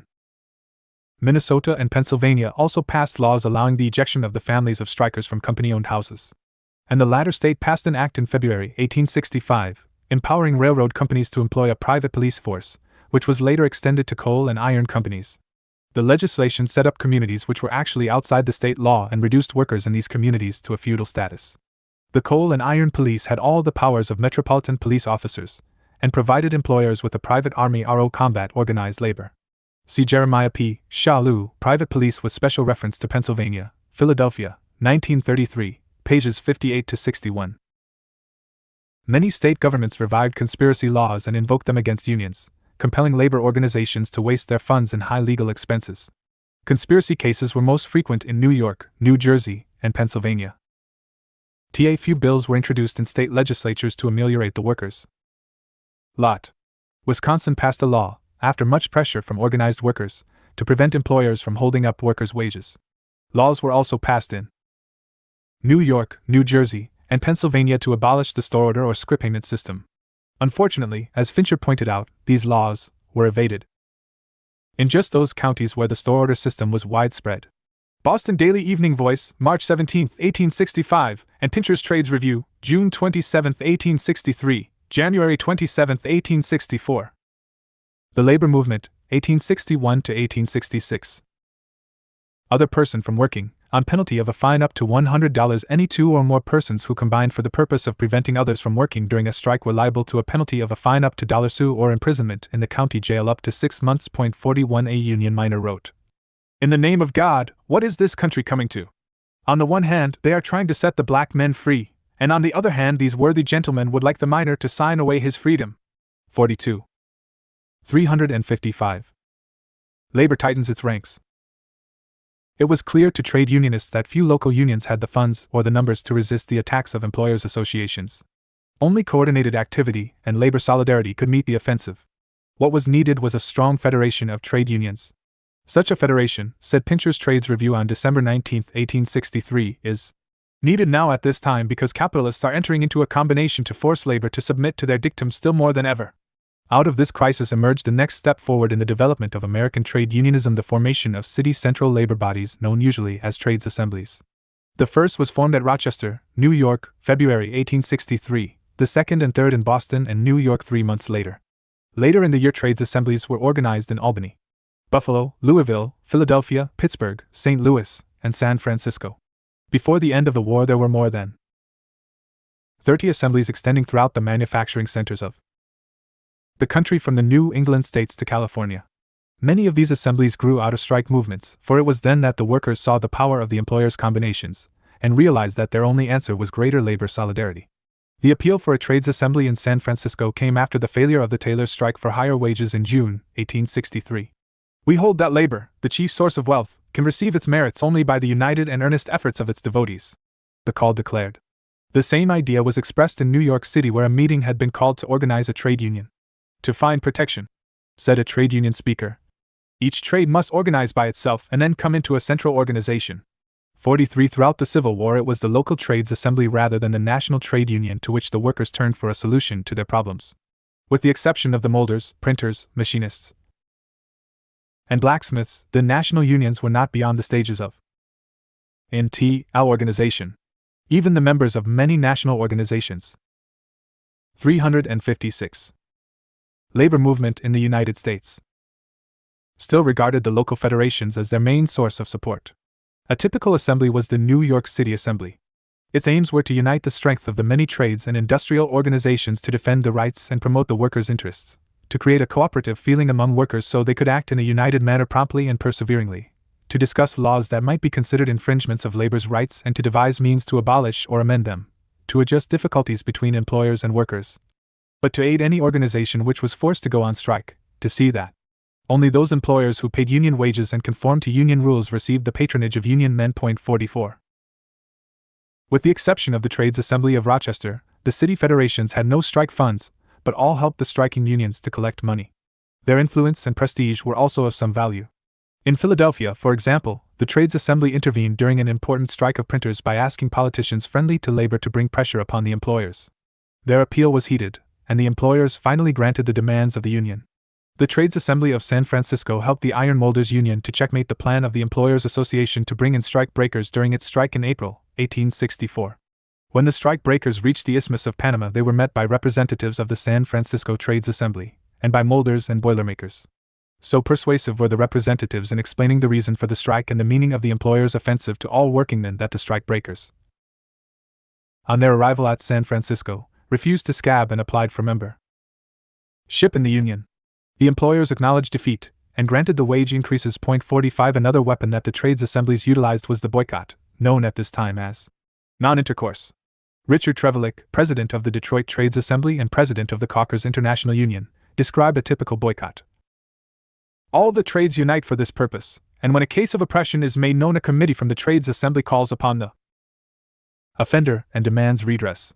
If the demand is not complied with, every trade is notified, and the members all cease trading at the obnoxious establishment. Sentinels are placed around notifying people of the facts, and in every case the offender is brought to terms. 46. When not engaged in exerting pressure upon employers, the trades assemblies were busy with the tasks of organization and education. To the trades assemblies goes the honor of being the organizing center of the surging trade union movement during the Civil War. Several trades. The labor movement, 1861 to 1866. Assemblies not only appointed agents to organize unorganized workers, but designated special officials to start cooperative stores to help keep down the cost of living. The assemblies of Albany, Boston, Chicago, and Troy sponsored cooperative grocery stores, but the Troy Assembly also maintained a workingmen's emporium, a small department store which was well patronized by trade unionists. 7. In addition, the Troy Assembly established a free library and reading room at which lectures were delivered by leading trade unionists. William Silvis attended the great picnic run by the Troy Assembly to raise money for the library and reading room. He described the event in a letter to Pincher's Trades Review of September 10, 1864. 357. It was without doubt the greatest thing of the kind ever held in the country. From $1,200 to $1,500 over the expenses will be realized. If some of the old fogies of the Philadelphia Trades Assembly had been present, I think their optics would have been expanded by the size of the pewter plates. The workingmen and women of this city are alive to their interests. Political action. An outstanding example of united political action during the Civil War was the campaign of the Trades Assemblies of New York State to defeat the Hastings-Folger anti-strike bill introduced in the early spring of 1864. Entitled, "An Act to Punish Unlawful Interference with Employers and Employees." The measure made any person or combination of persons who, by force or threats of force of any kind, prevent workers from accepting employment, or one, from employing such workmen, that he may desire to employ, to be guilty of misdemeanor, and suffer jail up to 1 year or a fine up to $250 or both. 48. The Chamber of Commerce of New York City and the employers in upstate districts who were bent upon destroying the molders and machinists' unions. Soon after its origin, the Rochester Trades Assembly, formed by the Carpenters and Joiners Union, the Typographical Union, the Iron Molders Union, the Cutters Union, and the Painters Union, set up a committee on organization, for the purpose of assisting members of any trade who may desire to organize a union and connect themselves with the assembly. By December 1863, the committee had added 5 new unions to the membership of the assembly: the machinists and blacksmiths, the coopers, the tailors, the tinsmiths, and the shoe makers. One trade unionist wrote from Rochester late in 1863, "Trades unions hereabout are in a flourishing condition, more so than we have known for years. This is mainly due to the beneficial influences and workings of our Working's Assembly." See Pincher's Trades Review, December 19, 1863, and John C. Gleason.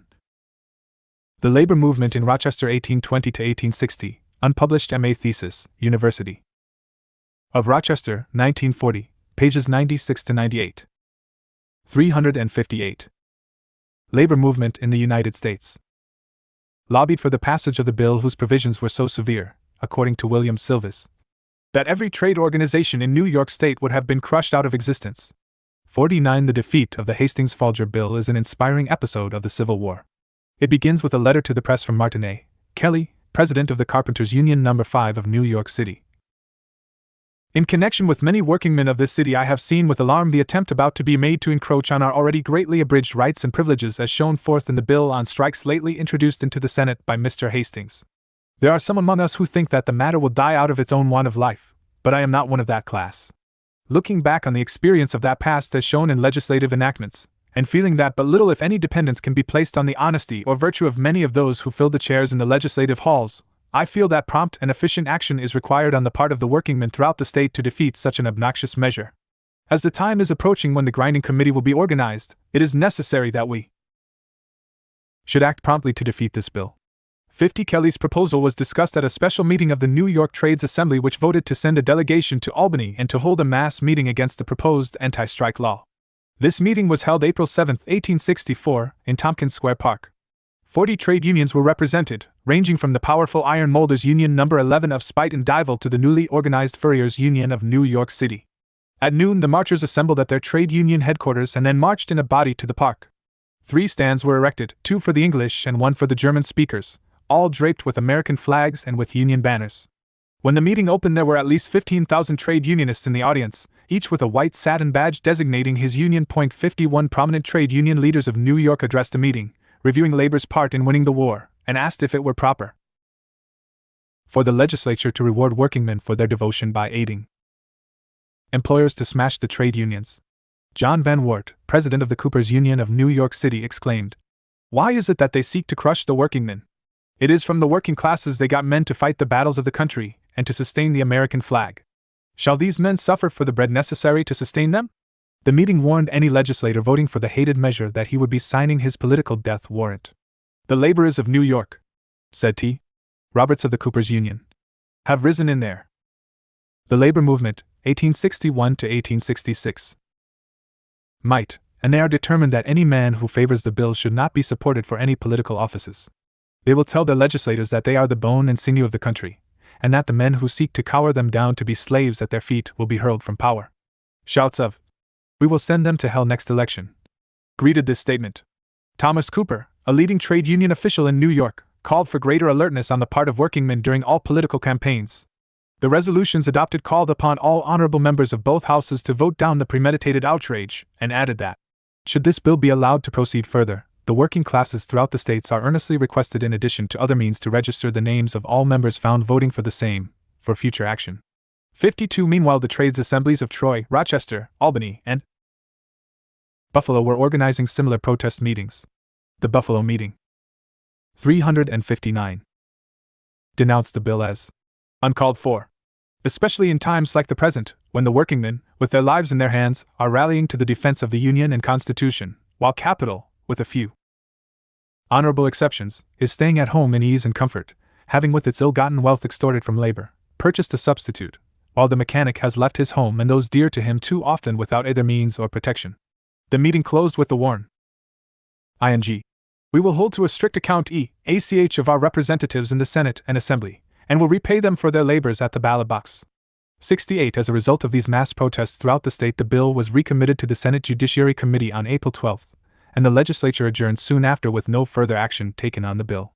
Celebrations were held in the streets of New York City, Albany, Buffalo, and Troy. A national perspective.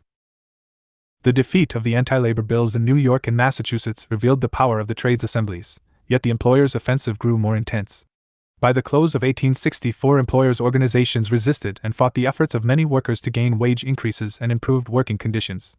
The Boston Daily Evening Voice of December 24, 1864, reported that a 25% decrease in wages had been forced upon workers in nail manufacturing establishments in Massachusetts by employers' associations. The following spring, the Rensselaer Iron Works of Troy, at the request of the State Employers Association of Iron Founders, cut wages $1 a day, and in Brooklyn. 360. Labor movement in the United States. The Employers Association of Boss Plasterers forced a reduction of 50 cents a day from a wage of so.54. All this was the beginning of a national campaign against trade unionism. Silvis quoted a capitalist who late in 1864 had warned him that the day is not far distant when the condition of the workingmen will be worse than ever before. The day will come when men who are now active in the labor movement will be forced upon their bended knees to ask for work. A spirit of retaliation has been aroused in the bosom of every employer, the fruits of which are now being manifested in the widespread and universal organization of capitalists for the avowed purpose of destroying your unions. 55 By the middle of 1864, it was becoming clear to a number of trade union leaders that local trades assemblies could not individually meet the employer's offensive successfully. This is not a war between any particular trade and capital, said one labor leader. It is a war between the sons of toil, who represent labor, and their employers who represent capital. The form of organization, he continued, had thus to correspond to the new character of the struggle, which meant that the workers in all the states had to act in a united manner through a national labor federation. 56 Not until the war was over did a consciousness for national labor solidarity really begin to make headway. Nevertheless, several attempts to achieve such a federation were made during the war years. In 1861, the Machinists and Blacksmiths International Union selected a committee to request the appointment of a similar committee from other national or grand bodies and meet them, fully empowered to form a national trades assembly. But the outbreak of the war shelved this proposal for a national labor federation. Silvis persuaded the National Convention of the Molders in 1864 to endorse the old proposal of the Machinists and Blacksmiths for a national trades assembly. Members of the Machinists and Blacksmiths Union of Albany urged their parent body to join the Molders in a campaign for a national labor federation. They were more than willing to expend their last dollars, time, and talent, also, to protect the rights of mechanics from being untrammeled throughout the length and breadth of the land. 57 The initiative for the creation of a national labor federation came not from the national trade unions but from the trades assemblies. In Louisville, Kentucky, delegates to the City Trades Assembly had held frequent discussions during the winter of 1863 to 1864 on the need for such a federation. The delegates, said one trade unionist, beheld capital organizing for the overthrow of the labor movement of the age, and the New York State Workingmen's Assembly, organized in 1865, was an intermediate step between city and national organization. The labor movement, 1861 to 1866, they felt that it was their imperative duty to do all in their power to fortify, strengthen and build up the cause of labor, and bring the contest that is now going on to an end, in favor of labor. They concluded that if workingmen derived benefit by being formed into trades assemblies, that they would derive more benefit if they could form an international league. 58 The corresponding secretary of the assembly was accordingly instructed to send a letter to the trades assemblies of the United States and Canada, asking their opinion in regard to the calling of a national convention. In August 1864, this letter was followed up by a call issued by Robert Gilchrist, president of the Louisville Trades Assembly and League of Friendship, inviting all officers and members of trades assemblies to attend a convention to be held on September 21 in Louisville, Kentucky. Are not capitalists and employers of almost every city organizing themselves into unions, and is it not patent to everyone that their object is the overthrow of our organizations? Are we to shrink with fear when we behold this spectacle? We answer no. It should stimulate us to powerful exertions. Should the employers by combination attempt to overthrow any one branch of the trades, the other branches or organizations of mechanics would make the cause of the trade or branch struck at their cause, and would lend their aid and sympathy to that trade. By combining their strength, the organized workers would become so powerful that the capitalists or employers will cease to refuse our just demands. 59 Only 12 delegates from 8 trades assemblies were present when the convention met in Louisville. However, the interest was widespread. The Troy Trades Assembly sent a letter to the convention explaining that only the time element had prevented the sending of a delegate. It congratulated the Louisville Assembly and wished the delegates Godspeed in the glorious work which they had commenced. 60. The chief work of the convention was the drawing up of a constitution and a set of resolutions. The purpose of the new organization, the International Industrial Assembly of North America, was to adjust the disagreements between employers and workmen in a manner that may be mutually beneficial. Strikes were to be avoided, except when they became absolutely necessary. When such strikes did occur, the convention provided for a treasury for the practical benefit of any organization of workingmen which may be struck by the capitalists unjustly. For this purpose, the International Industrial Assembly was empowered to levy a per capita tax of 5 cents for every organized workingman, through 362. Labor movement in the United States. The various trades assemblies of America, and to be kept in their treasuries subject to the order of the international body. Many of the problems of the American worker were truly reflected in the resolutions of the Louisville Convention.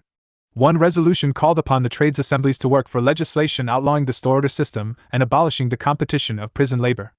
An attempt, however, to endorse the formation of a labor party was defeated, although the recommendation was contained in the report of the Committee on the Constitution.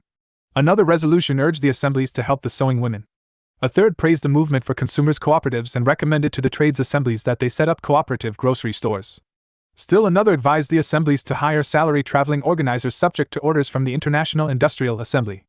A resolution was also adopted favoring the creation of a National Department of Labor in Washington, officered by men who are of and with labor.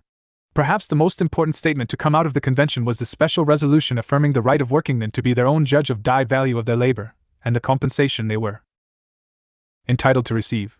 We claim this as an inherent right vested in man, a birthright we pledge our sacred honor as men to maintain at all hazards and under all circumstances. 61. Before the International Industrial Assembly adjourned, it planned to hold its next convention in Detroit in May, 1865, but the meeting never took place because not enough workers as yet understood the need for national organization. Influential leaders like Silvis and Fincher were convinced that a national federation based upon trades assemblies would never be strong enough to meet the employers' offensives. Fincher argued that the Industrial Assembly had no power to organize labor in districts where no trades assemblies existed, from the simple fact that the assemblies are the creatures of the local trades unions. Only a national federation based upon national trade unions could perform this task, for they would carry with them acknowledged authority and power to bind the organizations. 62. A. C. Cameron, editor of the Chicago Working Man's Advocate, took issue with Fincher. Commenting on the Louisville Convention, he answered that the International Assembly was superior to the national trade unions because there are thousands of mechanics and workingmen on this continent who never have been, and never will be represented in an international union of their particular branch of labor. 68. At the time this was written, the national unions were too few in number to speak for a considerable portion of the working class, and the strong national unions were too busy meeting the attacks of employers' associations. The labor movement, 1861 to 1866. In view of these circumstances, it is clear why the International Industrial Assembly was short-lived. Towards an 8-hour day. Even while the Louisville Convention was in session, an issue was emerging which would supply the spark for the formation of a strong national labor federation after the war. Although this issue was not stressed at Louisville, the delegates had not ignored it, for one of the resolutions passed at the convention declared it a propitious time to begin a nationwide agitation to make 8 hours the legal working day. The struggle for the 8-hour day did not begin in earnest until the war was over, but like every major issue advanced by the labor movement in the post-war years, its origins can be traced to the period before the war. While the war continued, preparations were being made for the tremendous campaign that would get underway as soon as the rebellion was smashed.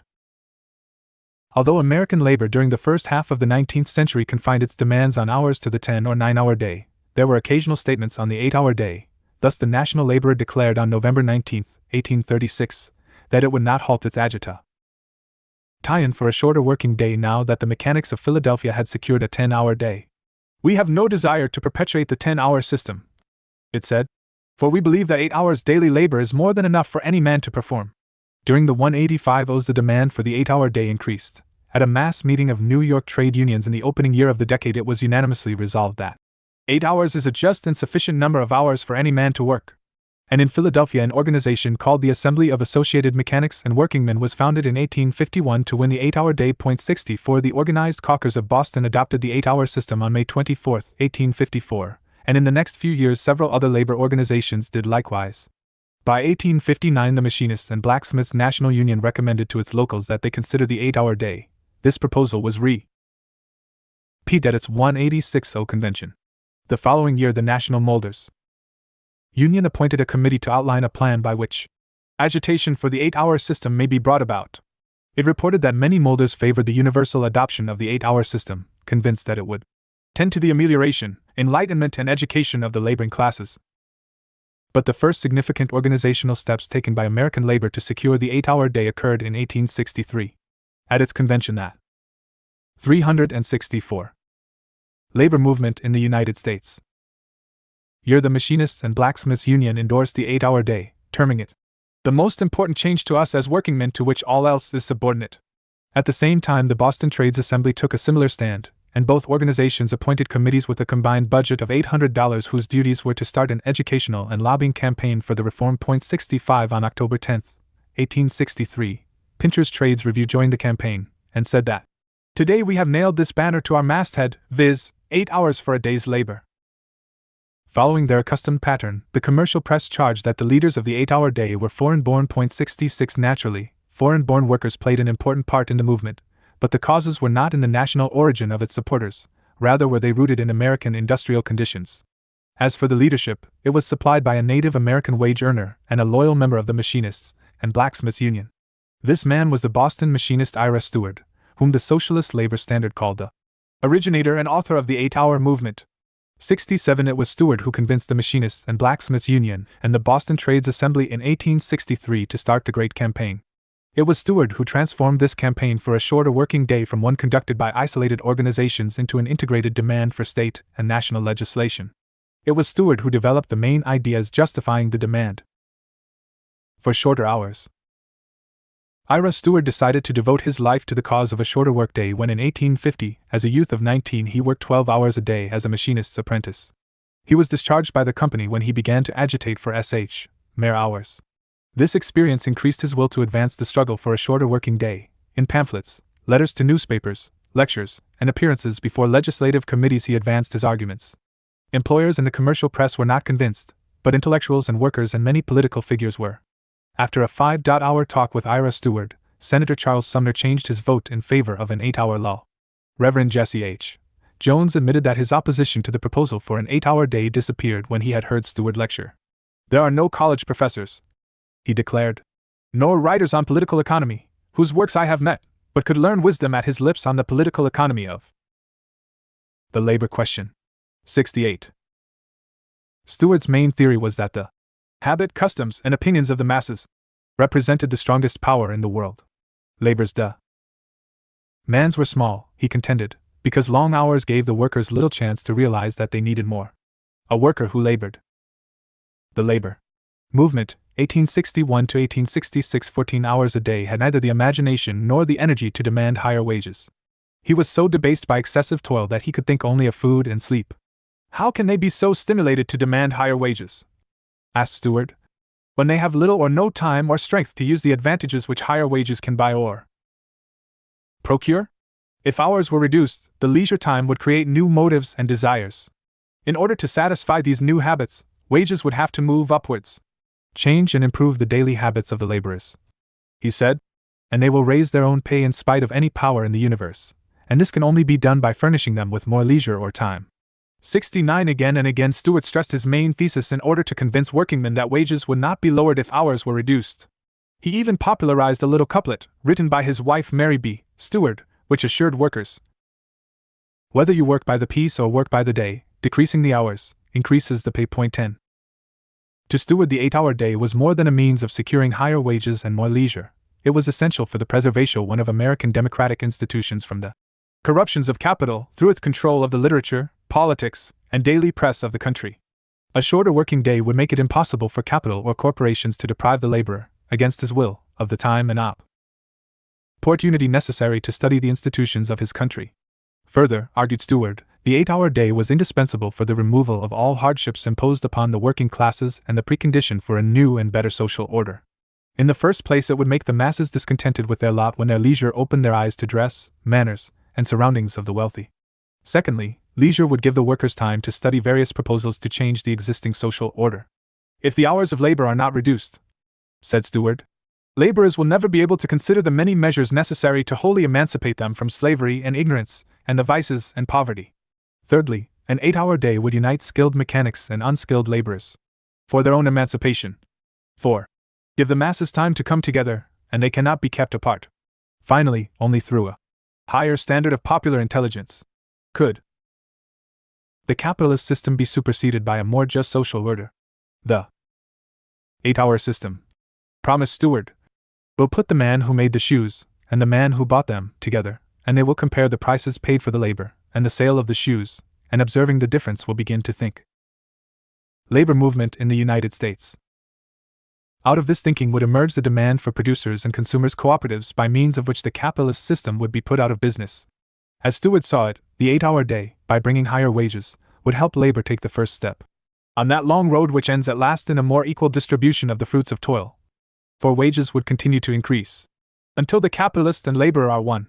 Hence, the way out of the wage system is through higher wages resultant from shorter hours. 71 To argue, as did Stewart, that the 8-hour day would secure distribution of wealth, that poverty shall finally become impossible. 72 And that it would bring about the end of the wages system, and put a stop to idleness, speculation, class legislation, financial convulsions, intemperance, prostitution, and war, was to echo the utopians of the 40s. It was naive, moreover, to believe that the habits, customs, and opinions of the masses were the force that could compel employers to grant labor's demands. The power to compel such concessions lies in the power of trade unionism and the independent political organization of the working masses. Stewart, although an active member of the Machinists and Blacksmiths Union, did not believe that the shorter working day could be gained through trade union action. While he did not oppose agreements with employers for a shorter working day, he believed that they did not accomplish much. Such agreements, he argued, might secure the 8th-hour day for small groups of workers, but the great mass of unorganized workers would not be affected. Moreover, these unorganized workers through their longer hours would soon weaken the position of the organized workers. If a law were passed compelling all to work 8 hours, all capitalists would be required to introduce the shorter working day. Since the new wants created by leisure would make certain that workers would ask for and receive higher wages, it would soon bring the low-standard laborer up to the level of those who enjoyed a higher wage standard. In keeping with his emphasis on legislative action, Stewart urged in an unpublished manuscript entitled Meaning of TL1E 8-Hour Movement, Stewart argued that it was a distortion of his views to say that merely establishing the 8-hour system for labor will create all these blessings. Our ideas, he continued, is that until the working classes have more time outside their daily tasks, little else need be tried in the way of social or political reform in the northern states. Every scheme for progress waits upon that of more leisure for the producing classes. Manuscript copy in Ira Stewart Papers, Wisconsin State Historical Society. An occasional statement of this type, however, did not do much to dispel the belief that Stewart's thesis was that the 8-hour day would bring about the millennium. The labor movement, 1861 to 1866 workers to change the slogan. Vote yourself a farm. 2. Vote yourself an 8-hour day. Before an election, all candidates should be asked, will you, if elected, use all your influence to secure the 8-hour system for every laborer and mechanic? And at the rate of pay usually allowed in the 10-hour system? 73 Stewart did not consider the trade unions capable of leading this political struggle. Not only did a number of them forbid political discussions, but few of them represented sufficient workers in the trade to unite all labor. Very few unions would agree to abandon all other issues and concentrate only on the demand for the 8-hour day. Therefore, Stewart organized in Boston in 1860 for the first 8-hour organization, the Workingmen's Convention, later called the Labor Reform Association. Its aim was the 8-hour day as the first step in the emancipation of the American working class. That same year in Europe, the Constituent Convention of the International Workingmen's Association, led by Karl Marx, declared that the limitation of the workday is the first step in the direction of the emancipation of the working class. 74 *. The 8-hour movement spread rapidly.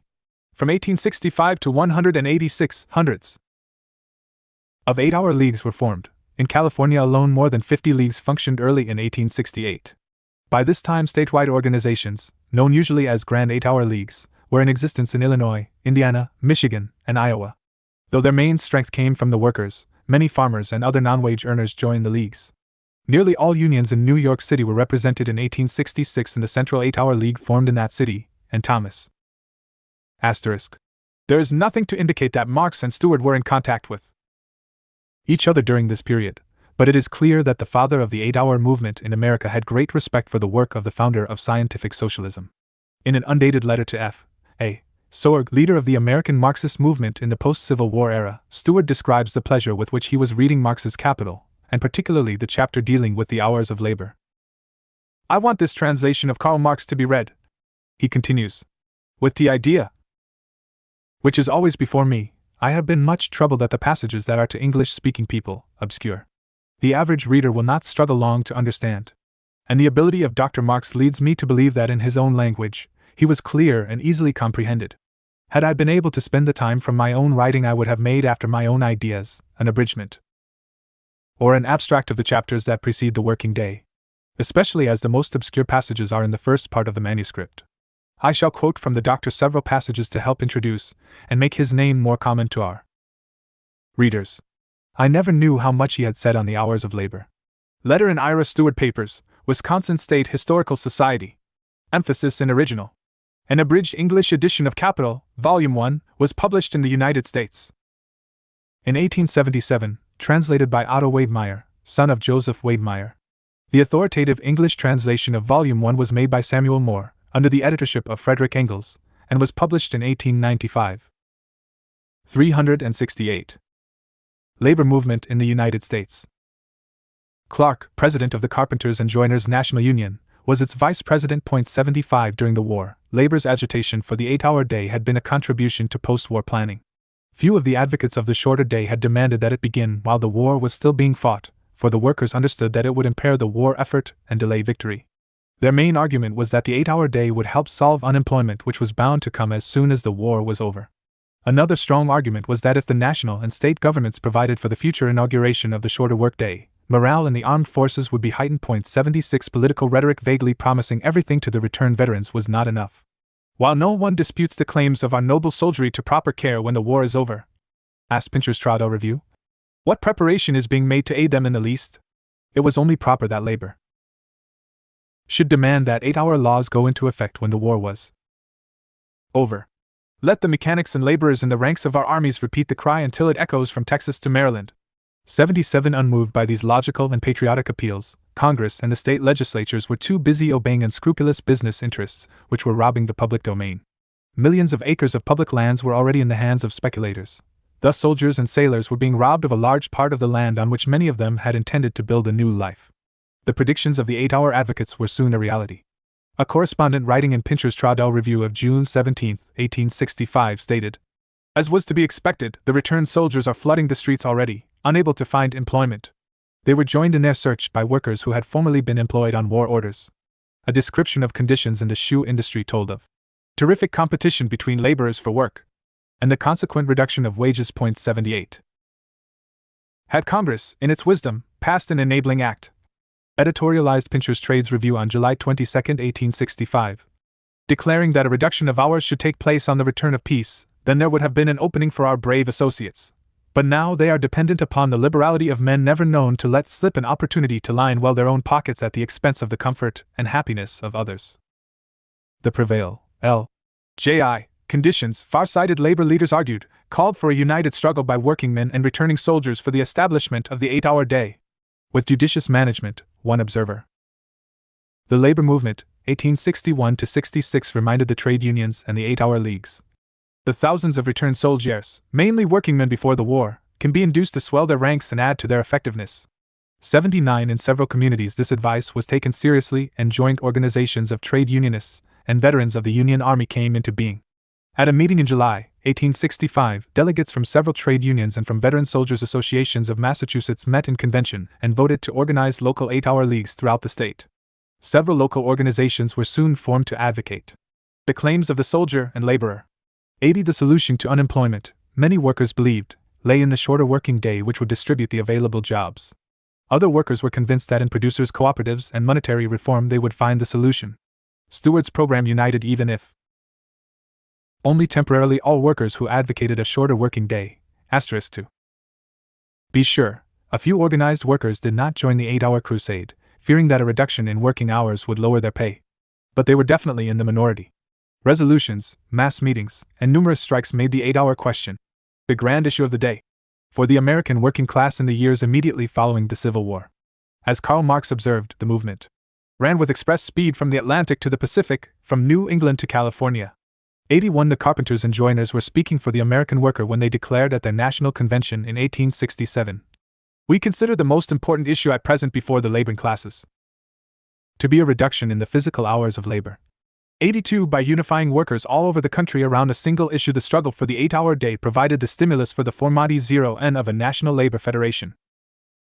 Gene of the most effective arguments for 8 hours as a legal day's work was that even if this were not secured, the battle would compel all employers to institute the 10-hour day. The manifold aspects of the labor movement immediately following the Civil War can best be understood by a study of the rise and decline of the National Labor Union, and an examination of the issues with which this labor federation concerned itself. By examining at the same time the stand taken by national and local trade unions on these issues, it will be possible to determine to what extent the position adopted by the National Labor Union was representative of the trade unions themselves. Founding the National Labor Union. The National Labor Union grew out of the consciousness that the local efforts of workers could never remedy the evils they suffered. It was evident that only by nationalizing their struggle, and by establishing a unity among the working classes throughout all states, Could the workers hope to win a better life? When the effects of the Civil War upon American economic life made this evident. As the Rochester Daily Union and Advertiser pointed out on September 5, 1866, in urging the establishment of a national labor federation. The longer action is delayed, the more difficult it will be for the workingmen to secure the end they seek. Capital is centralizing, organizing, and becoming more powerful every day. The late war and what has grown out of the war made capital stronger. It has made millions all at the expense of the labor of this country, and the capital thus concentrated is to be used in a greater or less degree to defeat the objects sought by the workingmen. Though the National Labor Union did not fully succeed in establishing the much-needed unity of action among the working classes throughout all states, the story of its rise and decline calls for extended analysis. 370. The Labor Movement, 1866 to 1872. 371 Because almost every basic problem facing the modern American labor movement was deliberated upon at its conventions, and because it is impossible to understand the philosophy of the post-Civil War labor movement unless one delves into the history of this organization. Several attempts were made to set up a national labor federation after the failure of the International Industrial Assembly in 1864. In February 1866, William Harding, president of the Coachmakers International Union, William Silvis, president of the International Molders Union, and Jonathan Fincher, secretary of the Machinists and Blacksmiths Union, met in Philadelphia to discuss the need for a national federation of labor. At their invitation, delegates from all local and national trade unions were invited to a preliminary conference in New York City. 11 delegates, most of whom came from New Jersey and New York, answered the call and met in New York on March 26, 1866, to plan a National Labor Convention, to be held on August 20, in Baltimore. A committee headed by William Harding was appointed to work with the Baltimore Trades Assembly in planning for the convention. Calls were sent to the officers and members of the various trades assemblies, workingmen's unions, 8-hour leagues, and labor organizations throughout the country, inviting them to send delegates. The movement for an 8-hour day, the call said, had assumed an importance which demanded concerted and harmonious action on all matters pertaining to the prosecution of labor reforms. It was therefore necessary that a national congress be held, to form a basis upon which we may harmoniously and concertedly move in its prosecution. And the most effective manner of winning a reduction in the hours of labor to 8 per day would be the special business to come before the Congress. 2. The first Congress on the opening day of the convention, August 20, 1866, a great banner stretching the length of the Rayston building greeted the delegates. Welcome to the Sons of Toil, from the north, south, east, and west. 60 delegates were present, of whom 38 were sponsored by 43 local trade unions, 12 from 11 trades assemblies, 6 from 4 8-hour leagues, 2 from an international, and 1 from a national union. According to the estimate of the New York Times, more than 600 people were represented by the 59 organizations which had sent delegates. Although the majority came from the eastern states, Chicago, Detroit, and St. Louis were represented by 3 delegates each. Of the local unions, the building trades had the largest representation, followed by the ship carpenters, molders, and machinists. Only the Kayas and Coachmakers National Union sent official delegates, but 372. Labor movement in the United States. 4 officers of 3 other national unions had been sponsored by such organizations as the Boston Workingmen's Assembly and the Workingmen's Union of St. Louis. In addition, Jonathan Fincher and W. C. Otley, secretary and president respectively of the Machinists and Blacksmiths Union, President White of the Bricklayers, and President Shaw of the Carpenters and Joiners were present throughout the proceedings and were given the privilege of the floor. All told, there were at least 11 officials from 6 national unions in attendance. 8 Much of the work of the Congress was done in committees such as the Committees on Permanent National Organization, Trade Unions and Strikes, Cooperative Associations and Convict Labor, 8 Hours and Political Action, and Resolutions. A special committee was appointed to prepare an address to the workingmen of the United States. The Committee on Trade Unions and Strikes, headed by Andrew C. Cameron, editor of the Workingman's Advocate, urged the organization of the unorganized, skilled and unskilled, into trade unions, and further recommended the formation of unions in all localities and trades where none existed. An international organization in every branch of industry was also recommended. Realizing that many unskilled laborers could not enter existing trade unions, the committee called for their organization into a General Workingmen's Association which would be affiliated to the National Labor Congress with the right of representation in the Congress. The committee's long report on strikes characterized them as productive of great injury to the laboring classes, and advised labor to oppose strikes except as a last resort, when all amicable and honorable means have been exhausted. It proposed that arbitration take the place of strikes, and that each trades assembly appoint an arbitration committee to which all disputes between employers and workers be referred. The report of the committee was adopted unanimously, and found its final expression in two major resolutions. The first declared it to be the imperative duty of every worker to join a labor organization, and where none existed to organize one. It called upon every union to be represented in a trades or workingmen's assembly, and to assist in forming national and international organizations in the trade. The second resolution deprecated strikes, and urged that all honorable means be exhausted before such action was taken. Political action was brought before the convention by the report of the Committee on 8 Hours and Political Action, which proposed that each locality should determine for itself whether to nominate an independent ticket of workingmen or to work with existing political parties. A few delegates argued for the rejection of the report, contending the labor movement, 1866 to 1872. 373 that political action was outside the sphere of trade union activity, and that to adopt the committee's report would make the Congress a political organization. Edward Schlegel, representing the German Workingmen's Association of Chicago, was greeted with a burst of applause when he said that the report did not go far enough, and he called for the repudiation of the two old parties and the immediate formation of a new party of labor. A new labor party must be formed, he said, composed of the elements of American labor. We are shy of fighting the old political parties but should not be. If we are right, let us go ahead. The Free Soil Party originated with a few thousand voters, but if it had not been formed, Lincoln would never have been elected President of the United States. His arguments carried the convention, which instructed the committee to amend its report for a stronger stand on independent political action. The amended report asserted that history had proved that the working class could have no confidence in the existing political parties. The time had come for the workers to cut themselves aloof from party ties and predilections, and organize themselves into a national labor party, whose first objective would be the enactment of an 8-hour law by Congress and the state legislatures. Wherever a working man was found eligible for any office, the committee recommended that he be preferred.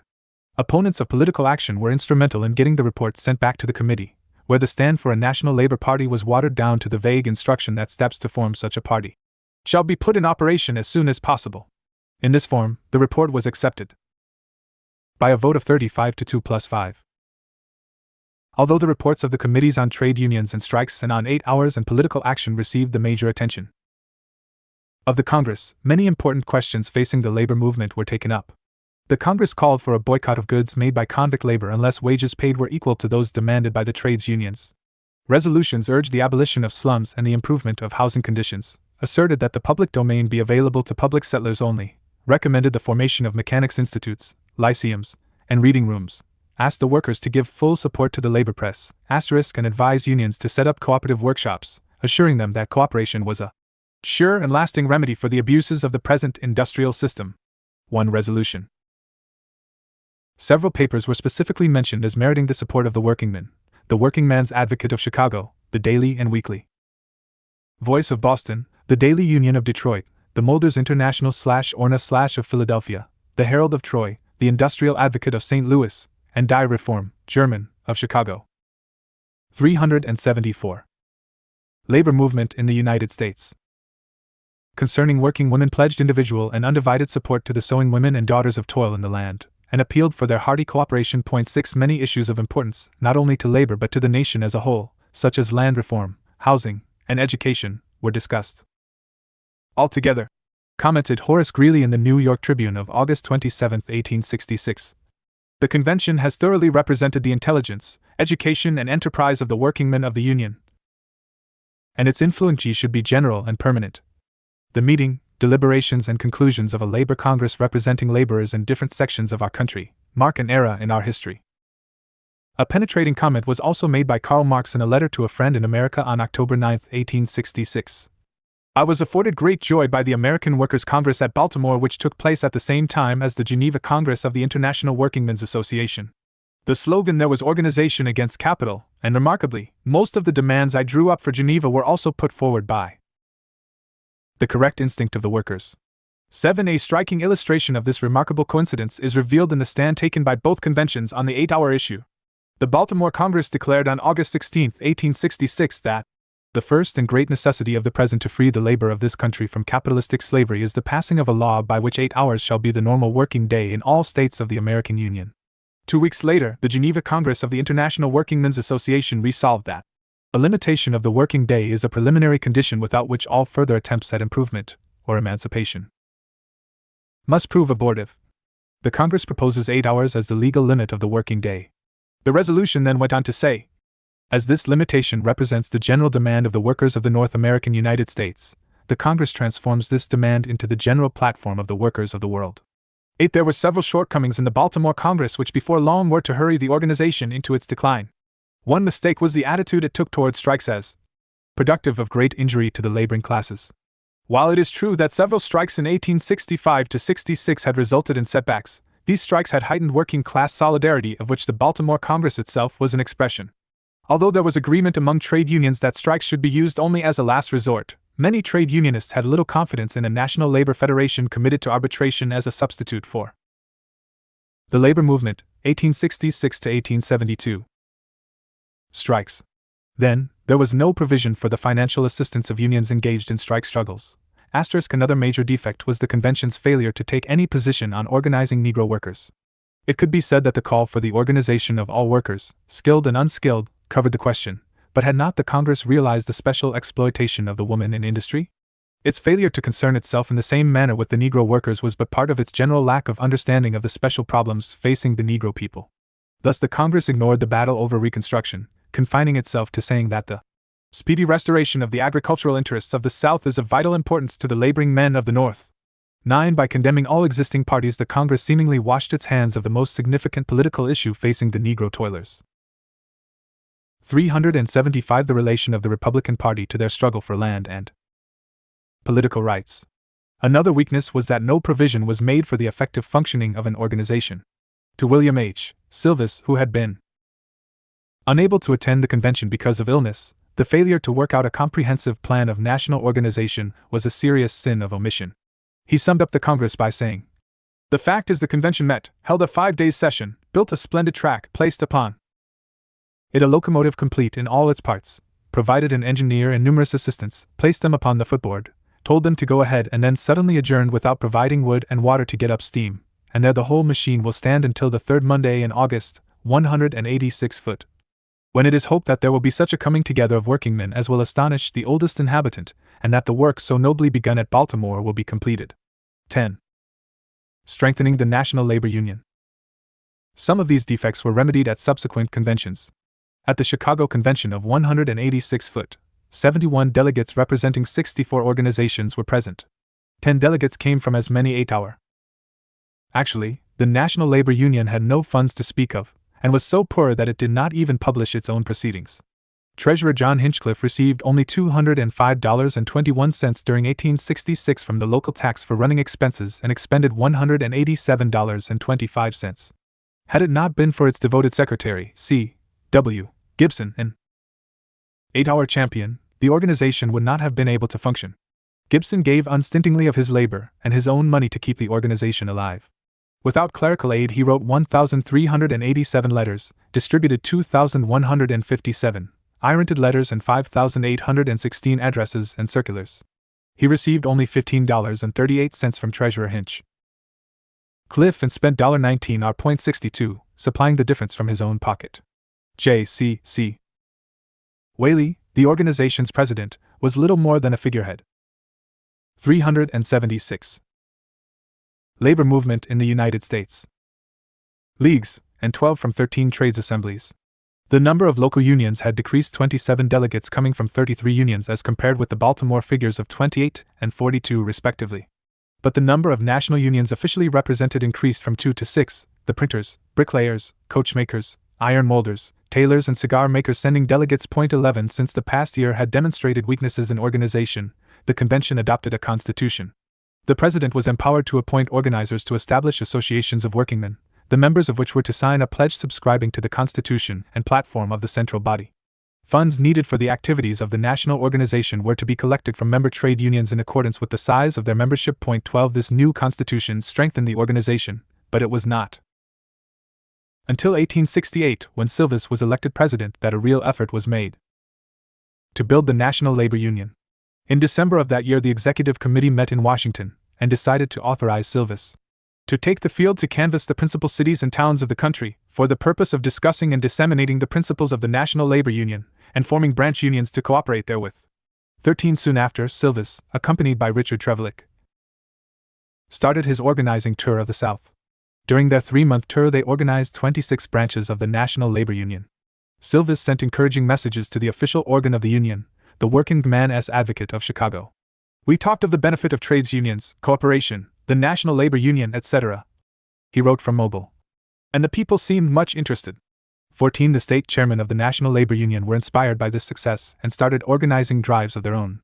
Robert Hodgkin, state chairman from Michigan, issued an appeal to workingmen to form a labor union in each ward, township, or school district.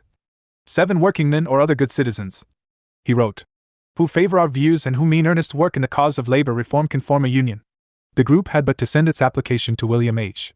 Silvis with the charter fee of $5 and the names of the president, secretary, and 5 or more of its members. 15 The report from the various states during 1868 and early 1869 were enthusiastic.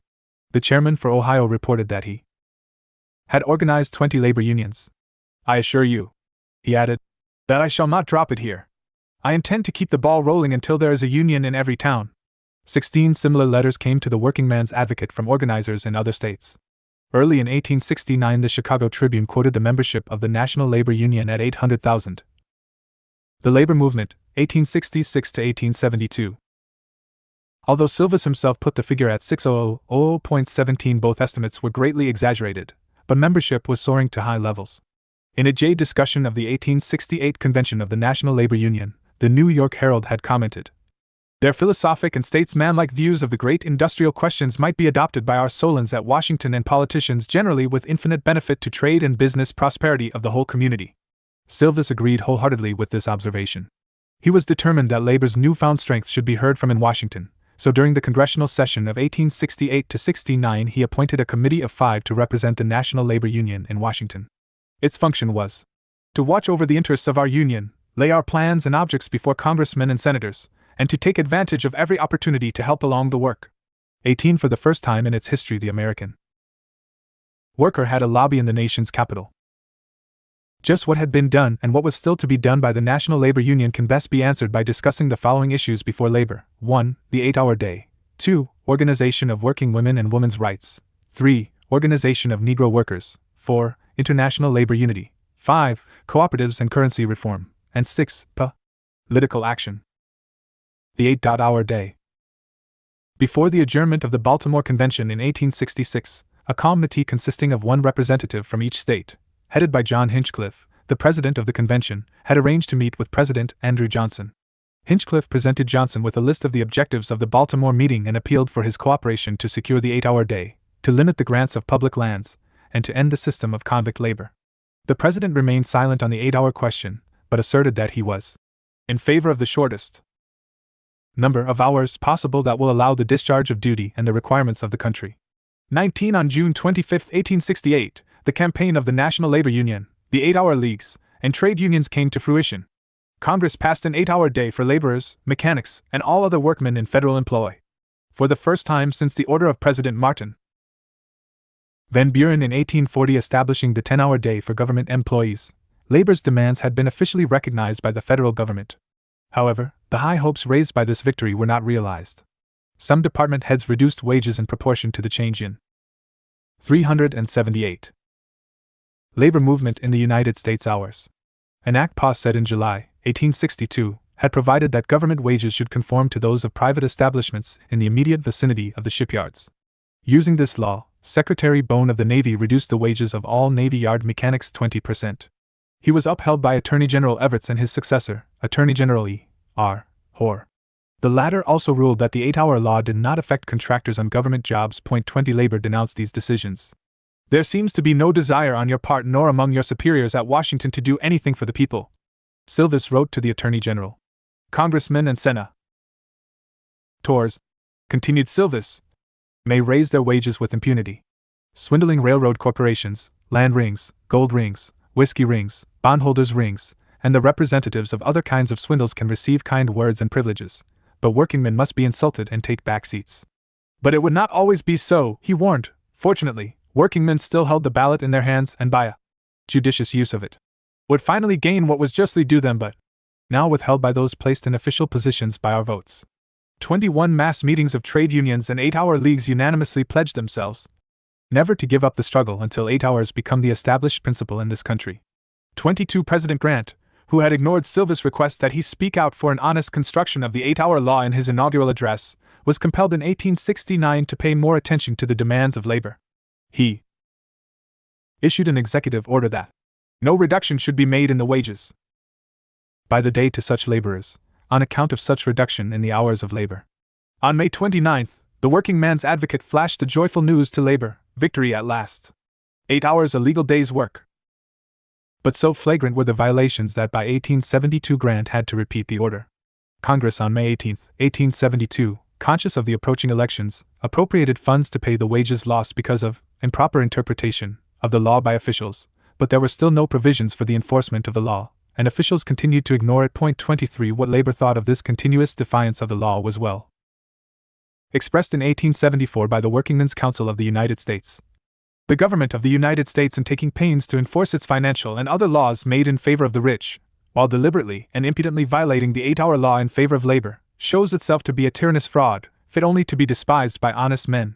24. 2 years later, the Supreme Court ruled that the 8-hour law did not prevent the government from making agreements with labor for more or less than 8 hours. 25. More and more workingmen were becoming discouraged and pessy. The labor movement, 1866 to 1872, mistook and felt that the struggle to secure a national 8-hour law had been just so much wasted effort. This mistaken attitude was challenged by the German socialist trade unionists who, in their journal, the Arbeiter Union, explained that the importance of the law reducing the workday to 8 hours lay in the fact that the highest legislative body has recognized the necessity of reducing the workday, and sanctioned in principle and by law the demand for a shorter workday for the entire nation. 26 officials could violate the law, but the principle that the national government could step in and by legislation provide for the welfare of the working people would remain. The 8-hour law passed by Congress had stimulated the passage of similar legislation in the states. In California, a petition 22 feet long containing 11,000 names was presented to the legislature early in 1866, asking that an 8-hour law be passed. When the measure passed the Assembly but was defeated in the Senate, the trade unions changed their tactics. A union would designate a day after which its members would work but 8 hours, and then notify employers that they were expected to agree to the new schedule.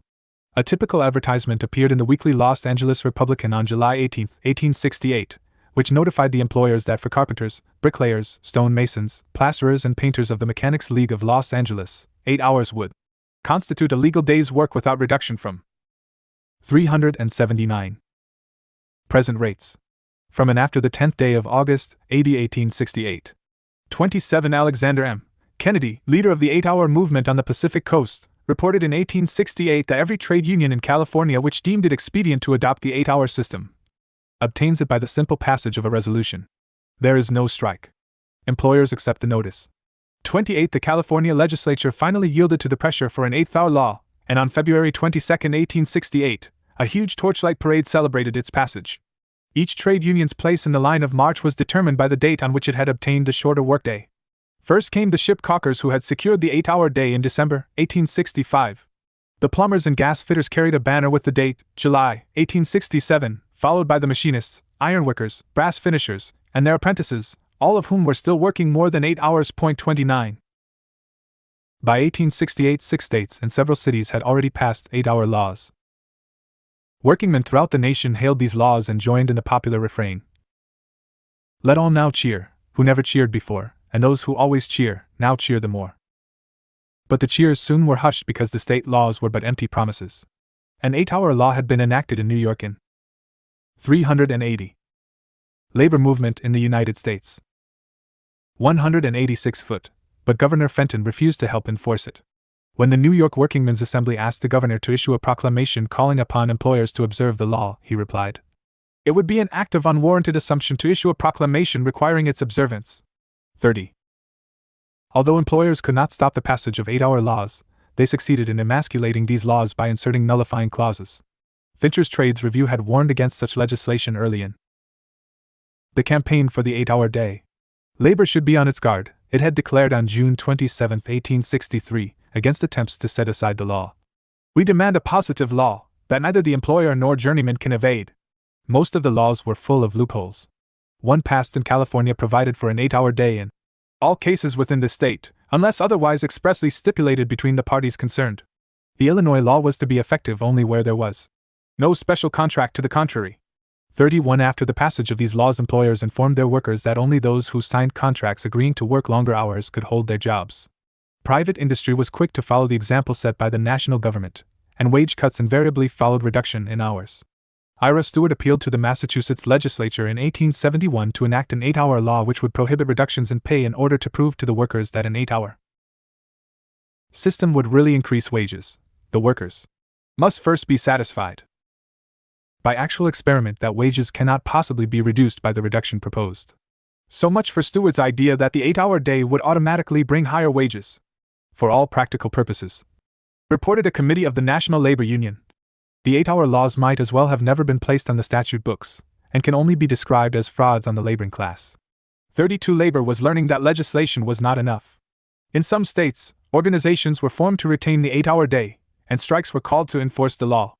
In April 1868, shortly after an 8-hour law had been passed, the coal companies in Schuylkill County, Pennsylvania, posted notices requiring workers to sign contracts to work longer than 8 hours.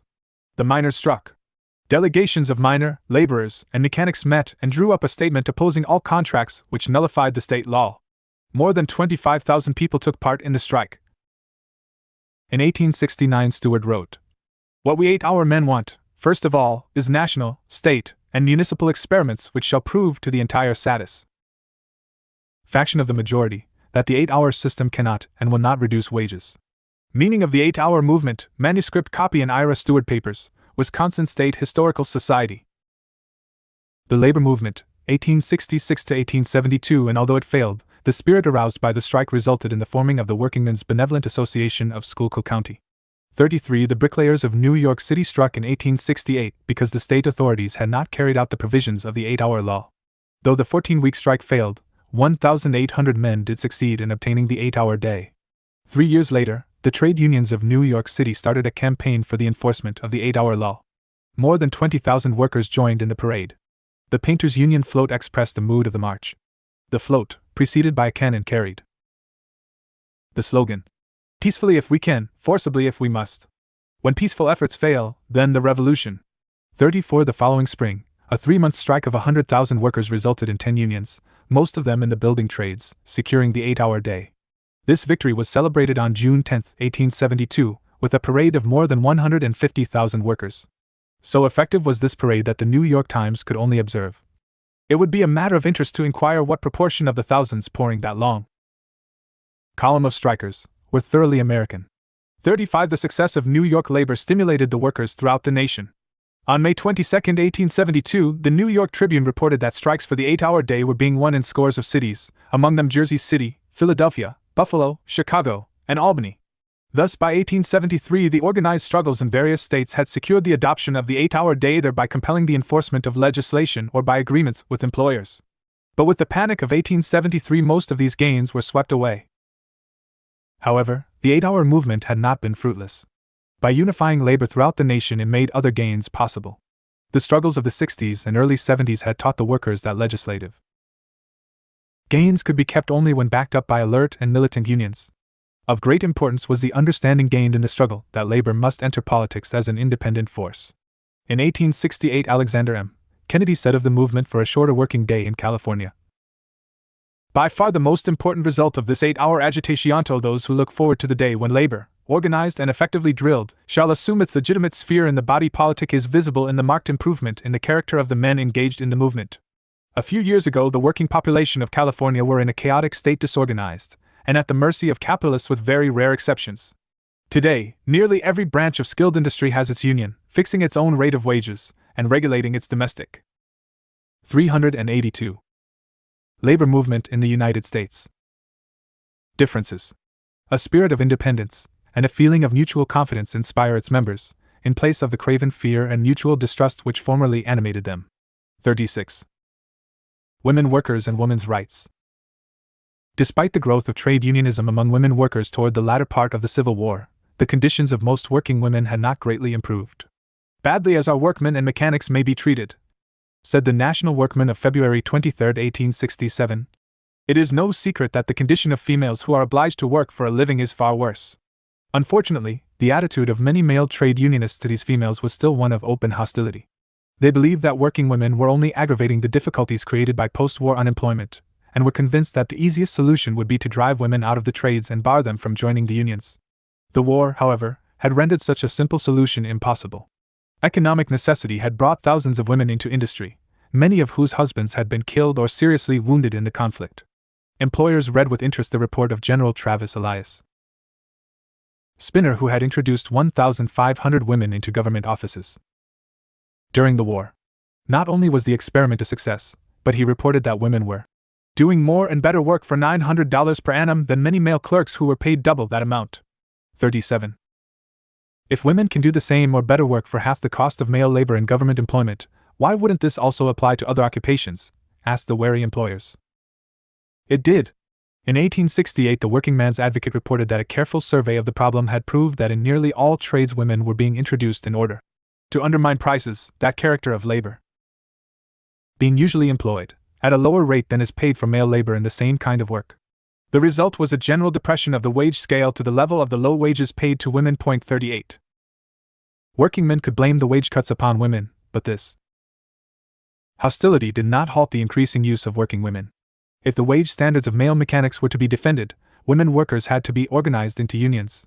A resolution adopted in June 180 SIXS by the New York Journeyman Tailors Union urged its members to make every effort necessary to induce the female operatives of the trade to join this association, inasmuch as thereby the best protection is secured for ourselves as well as for the female operatives. 39. Since many unions were not prepared to accept women, they were. The labor movement, 1866 to 1872, often forced to form their own organizations. During the post-war era, unions were formed by women cigar makers, collar workers, tailoresses and seamstresses, umbrella sewers, cap makers, textile workers, printers, furnishers, laundresses, and shoe workers. A number of organized workingmen helped the women establish these unions, and prominent trade union leaders spoke frequently at meetings called to assist the women trade unionists. When the Boss Shoemakers of Utica, New York, announced that they would not employ women who joined the Daughters of St. Crispin, an outstanding women's trade union of the time, several hundred Knights of St. Crispin threw down their tools and went on strike. When the Collar Working Women's Association of Troy, New York, another outstanding women's trade union, called a strike to defend the organization against the efforts of the employers to smash it, it received financial assistance from the men's trade unions in the city. The Molders Union, which itself had been aided by the Collar Working Women's Union, donated $500 and pledged to continue the same for weeks to come rather than see such a brave set of wenches crushed under the iron heel of these laundry nabobs.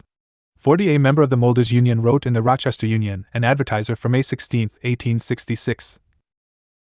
We all know that many of these working girls and women have lost their husbands, brothers, fathers, and lovers in the late struggle for the life and existence of our common country, and is it not too bad now to see moneyed corporations money which they have made, many of them by furnishing the enemies of the government with means to take the lives of our soldiers? Is it not too bad, I say, to see these corporations trying to deprive these widows and orphans, that they have helped to make, of the means to earn an honest living? But corporations, they say, have no souls, and have nothing to answer for. Although most unions still did not permit women to join their ranks directly, preferring to have them organize separate locals, a few organizations discovered that only full equality for women would solve their problems. The Cigar Makers International Union altered its constitution in 1867 to admit women to membership, and took special action a few years later to organize women into the same union as men. A similar development occurred in the National Typographical Union. At its 1854 and 1855 conventions, it condemned the employment of women compositors. When the delegates assembled for their 181 greater than 9 convention, they were presented with an appeal from the Women's Typographical Union. Number 1 of New York, organized in 1868 by the New York Typographical Union. This document is a remarkable statement of the problems of working women. It explained that there were a large number of women working.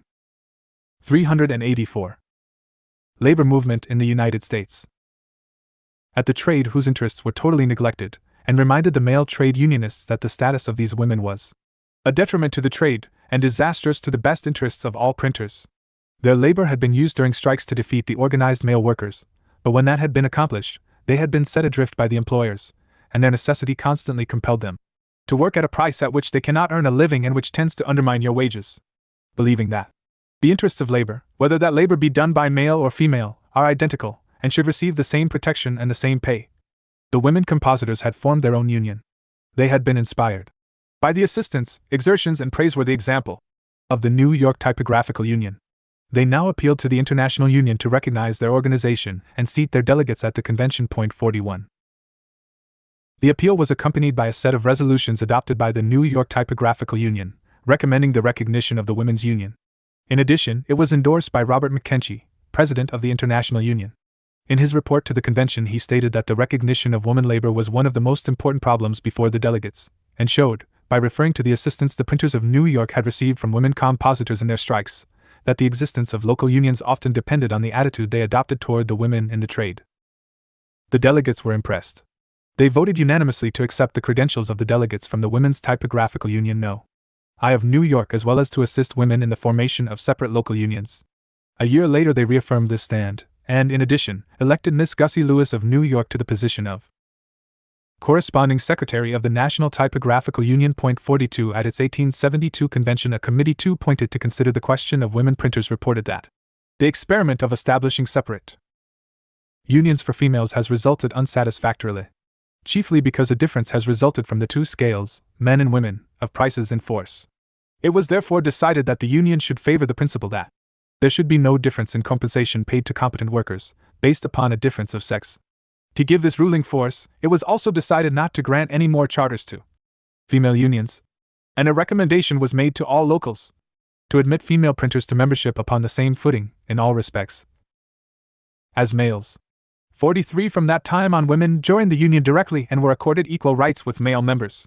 This friendly attitude to women workers was, to a considerable extent, influenced by the National Labor Union. At its founding convent, the labor movement, 1866 to 1872 tie-in. In 1866, the organization had pledged its individual and undivided support to the daughters of toil in this land. 2 years later, at its 1868 convention, it commended Kate Mullaney, director of the Troy Collar Working Women's Association, for her indefatigable exertions on behalf of female laborers, and elected her as assistant secretary of the organization. In addition, the convention advised women to learn trades, engage in business, join our labor unions or form protective unions of their own, and use every other honorable means to persuade or force employers to do justice to women by paying them equal wages for equal work. 44. For the first time in American history, a National Labor Federation had voted for equal pay for equal work. To Karl Marx, this progressive stand made the National Labor Union one of the most significant organizations in the world labor movement. Thus he wrote to a friend in America, "Great progress was evident in the last Congress of the American Labor Union, and that among OT things it treated working women with complete equality. While in this respect the English, and the still more gallant French, are burdened with the spirit of narrow-mindedness. Anybody knows, if he knows anything about history, that great social changes are impossible without the feminine ferment. Social progress can be measured exactly by the social position of the fair sex." 45. The women's suffrage movement, anxious to secure the assistance of the labor movement, turned naturally to the National Labor Union. 4 delegates from women's labor associations came to the 1868 con. Then Tyon, Susan B. Anthony and Mary Kellogg Putnam of the Working Women's Protective Unions, Numbers 1 and 2, Mary McDonald of the Women's Protective Union of Mt. Vernon, New York, and Elizabeth Cady Stanton, Secretary of the Women's Suffrage Association. All the delegates were seated except Mrs. Stanton, whose credentials were referred to the convention. Those opposed to Mrs. Stanton argued that a suffrage association was not a labor organization as stipulated by the bylaws. Susan B. Anthony, the foremost women's rights leader, came to the defense of her colleague and warned the delegates, "We cannot elevate the men until the women are brought up also. To do this, the ballot must be given them." She was strongly supported by William Silvis, who, in recommending the seating of Mrs. Stanton, declared, "She is one of the boldest writers of her age and has done more than anybody I know to elevate her class and my class too, and God knows they need elevation."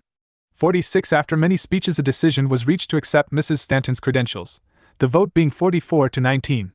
When 18 delegates threatened to leave the convention and resign from the National Labor Union, a qualifying resolution was adopted. It asserted that the admission of Mrs. 386. Labor movement in the United States. Stanton as a delegate did not mean that the National Labor Union had endorsed her peculiar ideas, nor committed itself on the question of female suffrage. Another defeat was suffered by the suffragists when the delegates rejected a recommendation of the Committee on Female Labor that their resolution should include the phrase, "Secure the ballot."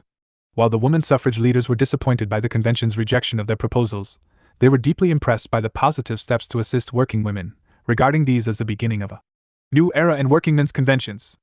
Mrs. Stanton said that the interests of the country would be safe in hands like these, and that the discussions at the Congress were superior to those of any body of statesmen ever assembled on this continent. 47. However, the relations between the women's rights leaders and the National Labor Union did not remain cordial for long. At the 1869 Congress, Susan B. Anthony of the Working Women's Protective Association, Tyan and Martha Walbridge of the Excelsior League No. of Massachusetts submitted credentials. M. R. Walsh of the New York Typographical Union No. 6, objecting to the seating of Miss Anthony, presented a resolution from his local which said that it would be an insult to our entire organization to admit her as delegate. The resolution accused her of having used the Working Women's Protective Association as a strike-breaking agency, supplying women compositors to replace men who were on strike. 48. Miss Anthony admitted the charge, and justified her action by the statement that this was the only way women could get experience in the trade. That many delegates understood this dilemma is seen in the first vote, which showed a 55 to 52 majority for her admission. This decision was later reversed, and her credentials were returned by a vote of 62 to 28. On August 26, 1869, The Revolution, a journal owned by Miss Anthony, declared, "The worst enemies of women's suffrage will ever be the laboring class of men. Their late action towards Miss Anthony is but the expression of the hostility that feel to the idea she represents." This attack was not a just one, for the speeches at the convention proved that the opposition was not to Miss Anthony but to her defense of scabbing, which was sacrificing the very cardinal principles for which the unions were formed. 49 men like Silvis, Trevelyan, and other leaders of the National Labor Union were the foremost advocates of women's suffrage. Why, asked Silvis, should women not enjoy every social and political privilege enjoyed by men? The time, I hope, is not far when universal suffrage and universal liberty will be the rule all over the world. 50 *R. W. Hume, another leader of the National.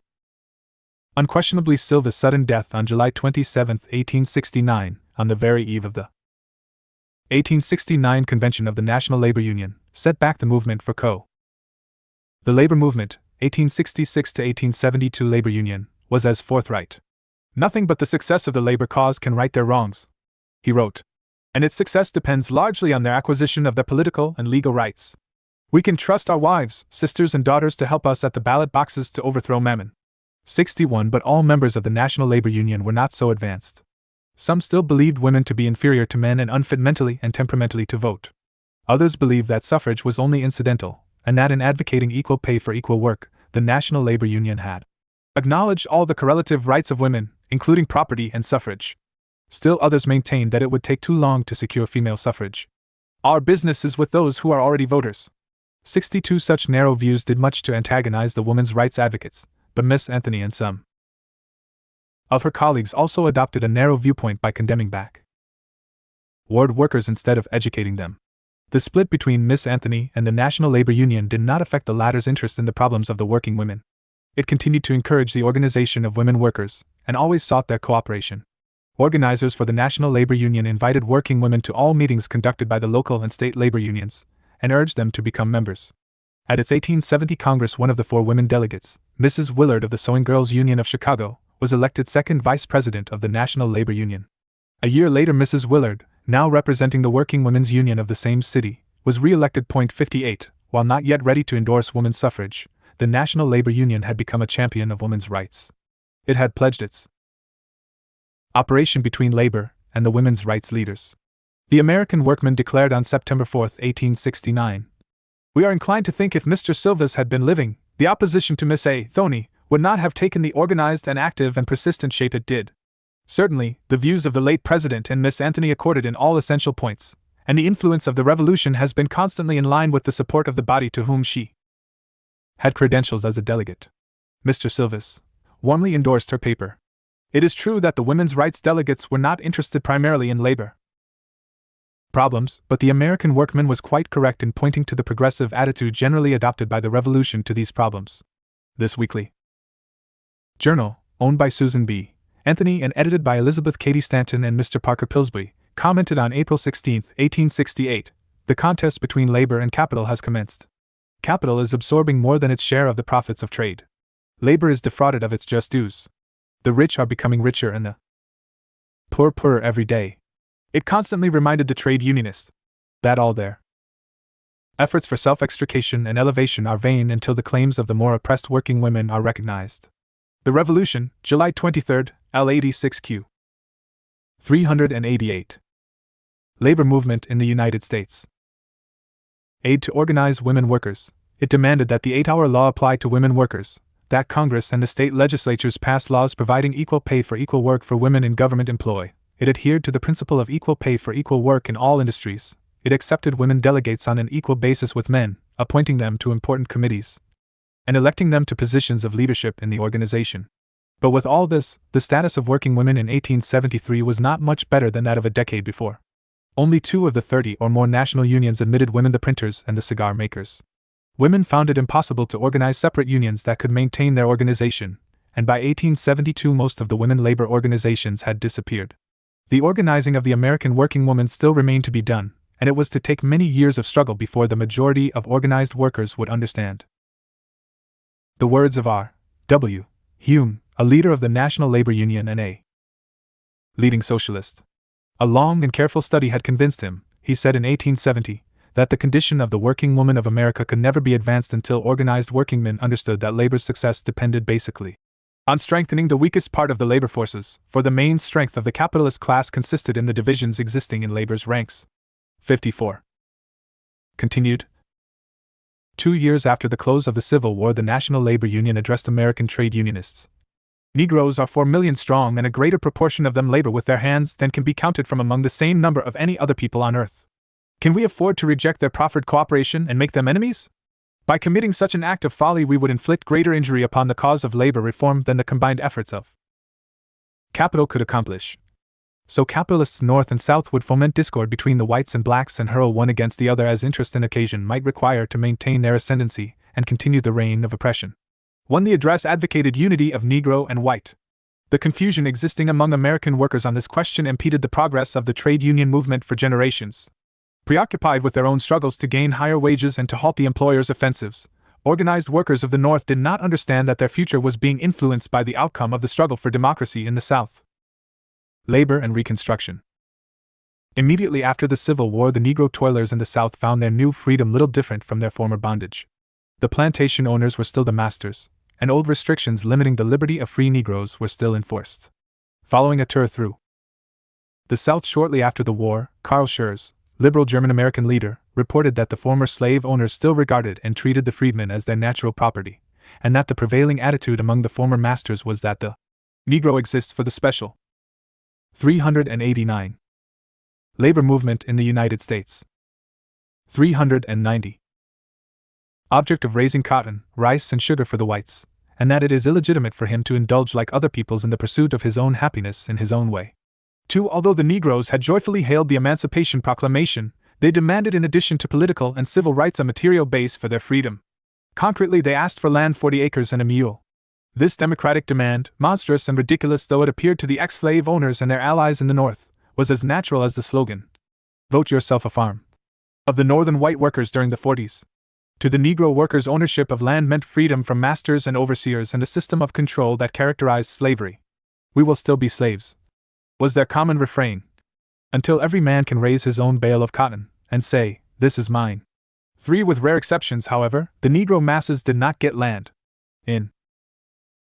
Instead, under President Johnson, they received the Black Codes, which the Freedmen's Bureau reported to Congress, actually served to secure to the former slaveholding class the unpaid labor which they had been accustomed to enjoy before the war.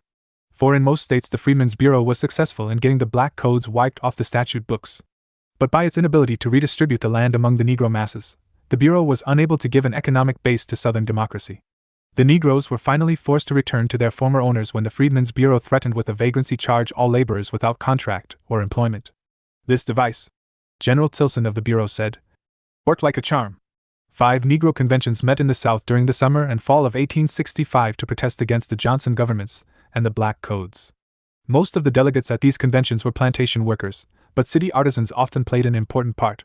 For the first time under the Black Codes, a Negro who was not at work was arrested and imprisoned. In order to pay off the prison charges and fines, he was hired out. If a Negro quit work before his contract expired, he was arrested and imprisoned for breach of contract, and the reward to the person performing the arrest was deducted from his wages. Some of the codes also provided that if a Negro laborer left his employer, he would forfeit all wages to the time of abandonment. Negro children whose parents were considered too poor to support them were bound out as apprentices, girls until 18 years of age and boys until 21. In Mississippi, the code provided that if a Negro could not pay taxes to care for the poor, he would be regarded as a vagrant and hired out, and clearly asserted that the laws under chattel slavery were to be in full FO. See again. Except so far as the mode and manner of trial and punishment have been changed and altered by law. Vernon L. Wharton, The Negro in Mississippi, 1865–1890, unpublished Ph.D. Thesis, University of North Carolina, 1939, pages 145–50, Paul Lewinson, Race, Class and Party, New York, 1932, pages 32 ff. The Labor Movement, 1866–1872. 391 American History. The Negro people in the South were entering the political life of the nation, and they asked only that the government recognize the rights of Negroes as citizens of a republic whose life they had helped preserve. They demanded a fair and remunerative reward for labor, free education for their children, protection of their families, and a repeal of the Black Codes. Point 6. These, said a resolution adopted at the Colored People's Convention of South Carolina meeting in Charleston in November, 1865, are the rights of free men, and are inherent and essential in every Republican form of government. 7. While the Negro masses in the South were fighting Johnson's policies, abolitionists were organizing a national campaign to stop him from returning the slaveholding oligarchy to power. Allied with them in this great campaign were many Northern industrialists who understood that their control of the national government depended upon crushing the landed aristocracy and establishing democracy in the South. Johnson's plan threatened to nullify the political and economic results of the war. A union of Northern and Southern Democrats and groups of discontented farmers of the West threatened the power of the Republican Party, the political representative of the industrial bourgeoisie. Protective tariffs might soon be replaced by free trade, the national banking system might be abolished, and the currency system would certainly give way to cheap money.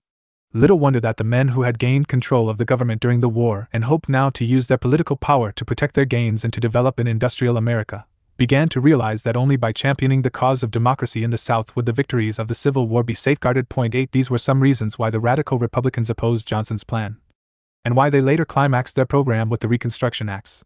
The first of these measures was passed in February 1867, and provided that the Negroes be enfranchised, that leading Confederates be disenfranchised, and that new constitutional conventions be called to frame state constitutions embodying universal manhood suffrage, these constitutions to be approved by a majority of the citizens and by Congress.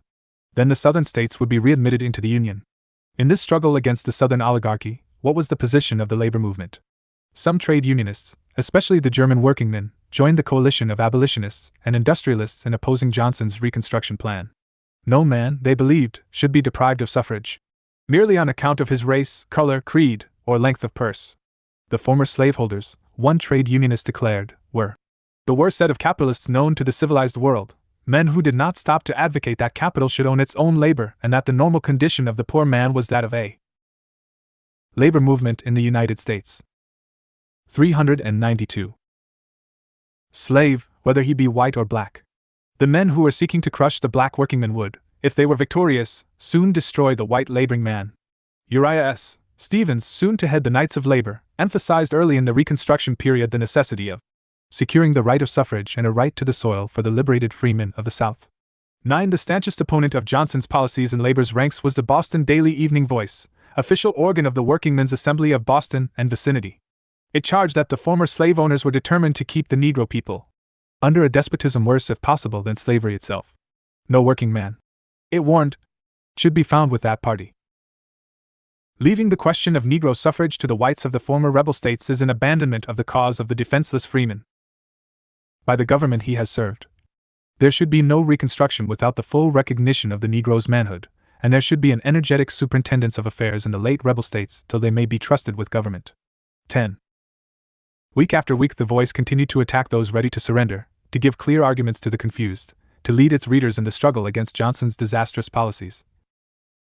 We ask workingmen to consider that this, Johnson's, plan will degrade black labor and cheapen it, and will consequently cheapen white labor. Put the black laborer in a position to act like a man, and he will get a fair price for his work, in which case we will risk but that his white competitor will get a fair price too. But make a dog of him, and he'll get a dog's pay, and we white men, compete as best we may, will not get much better. 11. Industry was moving to the South, the Voice argued, and it was vital to the northern workers that southern workers were paid a decent wage. If they worked for serfs' wages, the standards of the North would decline. Hence the rights of labor, North and South, had to be maintained. 10.12. The Negroes, by emancipation, it argued, enter into the field of free labor, and become competitors with white workingmen. They must, therefore, on the principles of the workingmen's movement, be elevated to the intelligence and rights which white workingmen enjoy, so that they can cooperate with them, or they will operate against them by underworking. To secure that elevation, the right of suffrage is indispensable. If the workingmen have learned anything, it is that there. The labor movement, 1866 to 1872. Can be no hope of their success but in union, the union of all who labor, and that intelligence is the first requisite to success. How mad and suicidal, then, to hold up one hand for the degradation of the Negro, while the other is raised for the elevation of the white laborer. Capital knows no difference between white and black laborers, and labor cannot make any, without undermining its own platform and tearing down the walls of its defense. The whole united power of labor is necessary to the successful resistance of the united power of capital. Otherwise, those left out of the Union are forced, in self-defense, to take a position antagonistic to their 393 brethren or class, and become cooperators with the enemy. If the trades unions of white men exclude black men are obliged to underwork, and thus injure the cause of the white men. On the same principle, it is a damage to the cause of white labor that black labor should be ignorant and degraded. 18. Some labor journals attack the Voice, notably the Detroit Daily Union, which charged that if Negro suffrage is agitated, the prejudices in the minds of workers would cause division and conflict. The Voice answered the charge. We could certainly be tender of the people's prejudices, but as we have shown, we are engaged in a great work, in which the question of the Negro or manhood suffrage, of universal freedom, of consistent democracy is fundamental and vital. We must teach truth, we must walk in the light, or we are sure to stumble and come short of our aim. 14. The majority of the workers did not agree with the Voice. Whether the economic life of the South was to be based on free labor or semi-serf labor did not concern them. Most workers still thought of Andrew Johnson as the poor tailor of Tennessee who had introduced the Homestead Bill in Congress in the 50s and fought for its passage in 1862. They hailed the presence in the White House of one who had been a worker, believing with the Philadelphia Trades Assembly that he will exercise the prerogatives of his office for the maintenance and advancement of the general government, and also for the benefit of the working classes. 15. Because Johnson was sympathetic to some of labor's demands, many workers were willing to overlook the fact that he was restoring the former slaveholders to political power. When Johnson ordered the adoption of the 8-hour day in the government printing office, the labor press hailed him as the champion of the working class who was helping to free the white slaves of the North. His countermanding of an order of the War Department which had reduced the wages of its employees received praise from mass meetings of trade unions for having again manifested his sympathy for the workingmen. The National 394 Labor Movement in the United States. Workmen gave him the following tribute: all honor to the President for his practical sympathy with labor. 16. At the same time, workers were suspicious of the groupings in the alliance which were fighting Johnson's policies of Reconstruction. Most Northern abolitionists, unlike Wendell Phillips, were indifferent to the demands of organized labor, and particularly hostile to the 8-hour day. That the leading group in the Democratic coalition was the industrial bourgeoisie was enough to alienate a large section of organized labor, for to many workers the immediate enemy was not the old slaveocracy but the new one. No sooner had the heroic devotion of the sons of toil been proven on 100 battlefields, said the working man's advocate, no sooner had they vindicated the right of the Republic, by virtue of its bloody baptism, to take its rank among the nations of the earth, or the shackles been stricken from the limbs of the colored slaves of the South, then a hell-born plot to enslave the white mechanics of the North was concocted.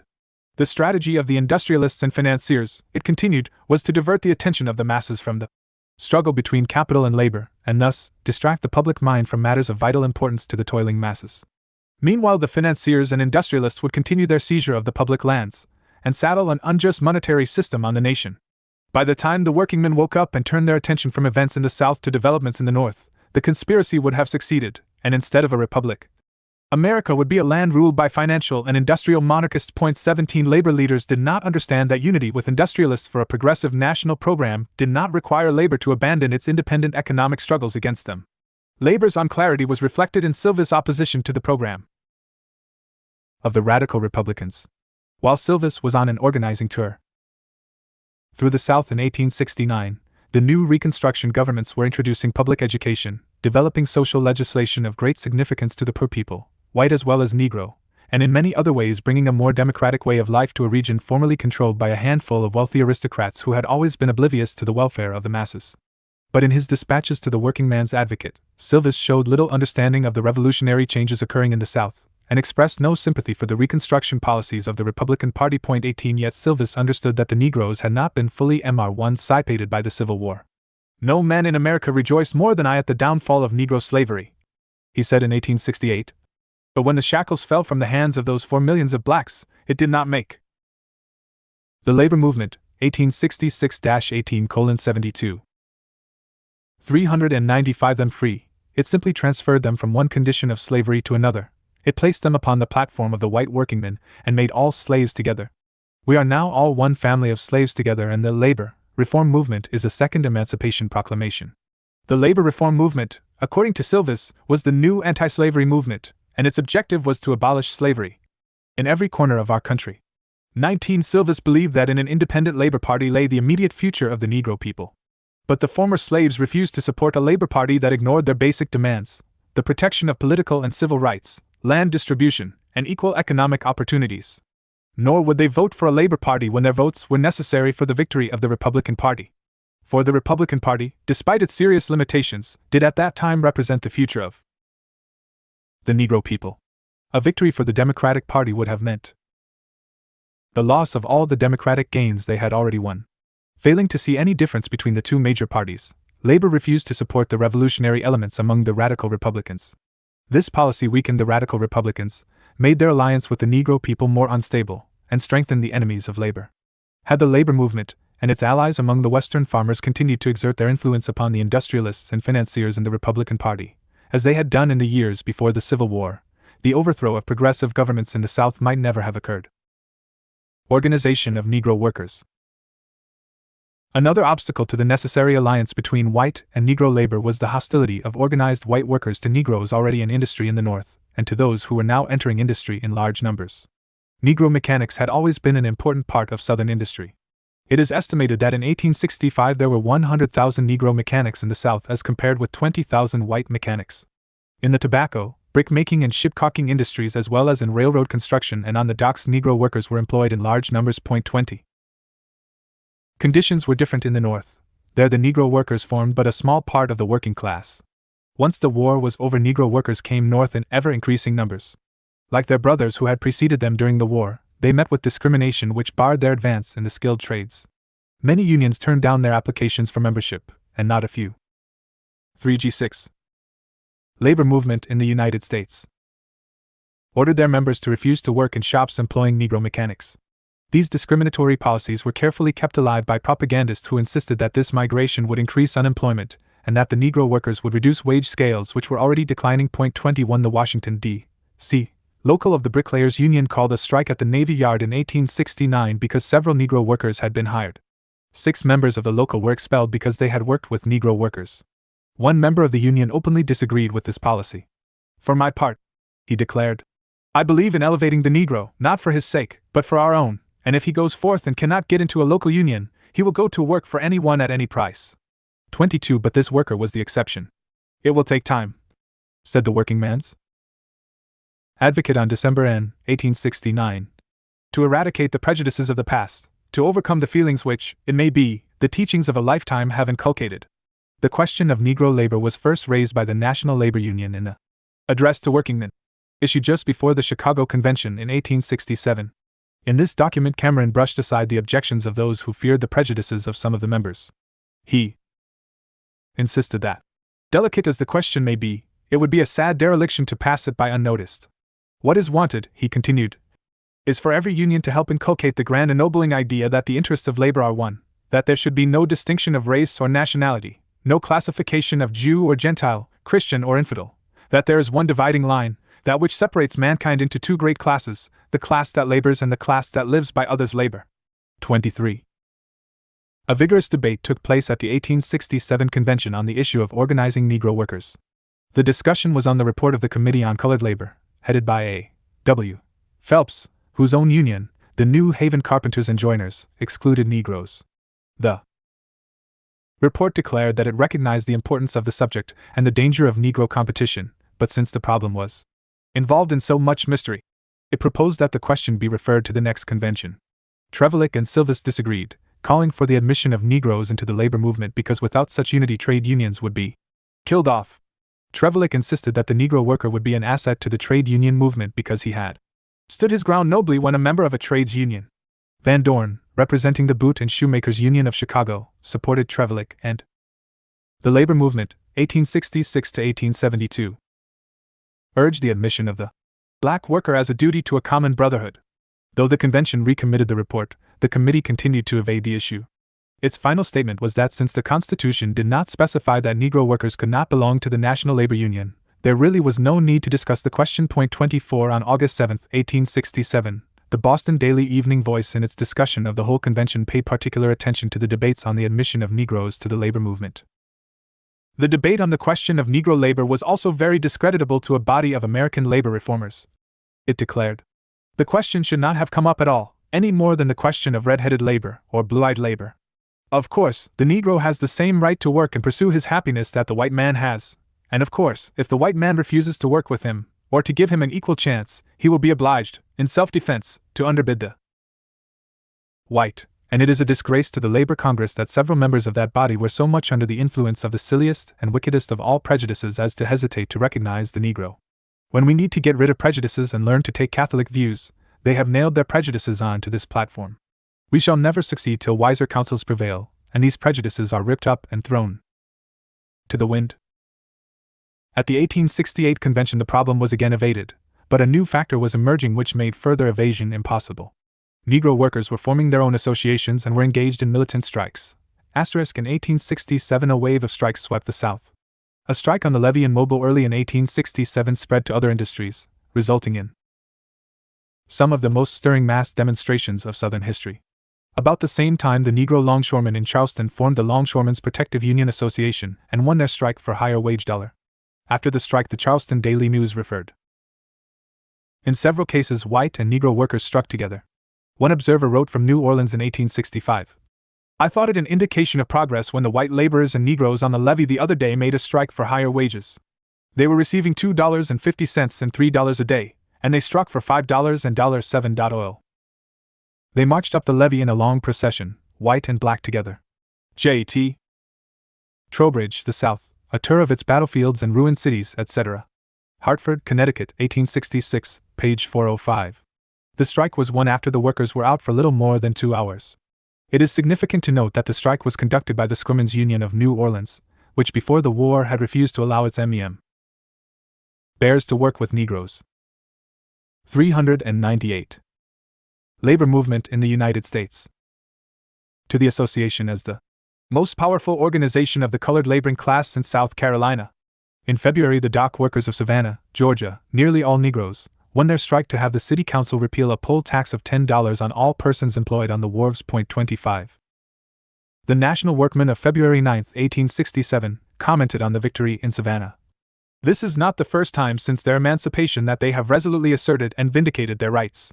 The fact is the black man likes to be paid for his work just as well as the white man, and are rapidly learning how to secure their demands." By 186G the growth of Negro labor organization had been so rapid that there was a need for central bodies to unite the scattered locals. Hence, on July 19, 1869, the first state labor convention gathered in Baltimore. Delegates from the workbenches and the trade unions throughout the state answered the call which had been posted in churches and printed in Negro newspapers. Isaac Myers, a Baltimore caulker, explained in his welcoming address that the chief aim of the movement was to organize the Negro mechanics of Maryland. A state organization was necessary not only because many trade unions barred Negroes, but also because self-organization was the Negro mechanics' only hope for higher living standards. Myers concluded that only labor organization could preserve the power of their ballot. Out of this convention came a permanent organization, with Isaac Myers as its president, and representatives from each trade present, constituting an executive board. This new central labor body was the dynamic center of organization for Negro workers throughout the nation. 28 At the Baltimore Convention the delegates had to make a far-reaching decision. Should they continue their struggle for admission, on equal terms, to the existing trade unions, or should they organize into separate trade unions? They decided to do both. Delegates were appointed to attend the convention of the National Labor Union in Philadelphia in August, and at the same time the organization issued a call for a National Negro Labor Convention to be held in Washington the following December. Thus, between the 1868 and 186G conventions of the National Labor Union, the Negro workers had organized on a wide scale, and by their successful struggles had proved that they were a necessary part of American trade unionism. In his letters to the working man's advocate from various parts of the South, Silvis wrote enthusiastically about the organization of Negro workers.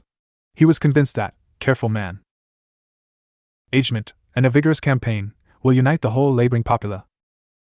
Tie-in of the South, white and black, upon our platform.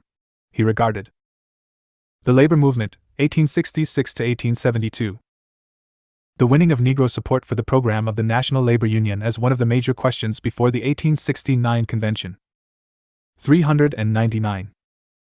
If we can succeed in convincing these people, he wrote from Wilmington, North Carolina, that it is in their interest to make common cause with us in these great national questions, we will have a power in this part of the country that will shake Wall Street out of its boots. 21.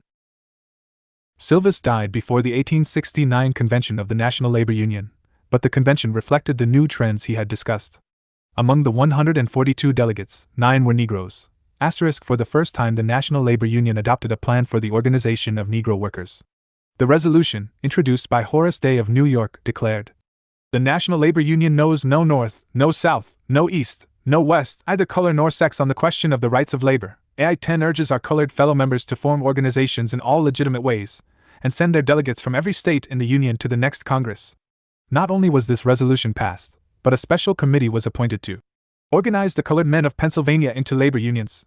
28. The convention listened intently to several speeches delivered by the Negro delegates. They heard Robert H. Butler of the Colored Engineers Association of Maryland say that Negro workers were not looking for parlor sociabilities, but for the rights of mankind. They heard Isaac Myers, delegate from the Colored Caulkers Trade Union Society of Baltimore, deliver one of the most magnificent addresses ever made by an American trade unionist. He opened his address by paying tribute to the delegates for their awareness of the need for unity between Negro and white workers. Silent, but powerful and far-reaching is the revolution inaugurated by your act in taking the colored laborer by the hand and telling him that his interest is common with yours. He then gave a brilliant analysis of the need for unity. Slavery, or slave labor, the main cause of the degradation of white labor, is no more. And it is the proud boast of my life that the slave himself had a share in striking off the one end of the fetters that bound him by the ankle, and the other that bound you by the neck.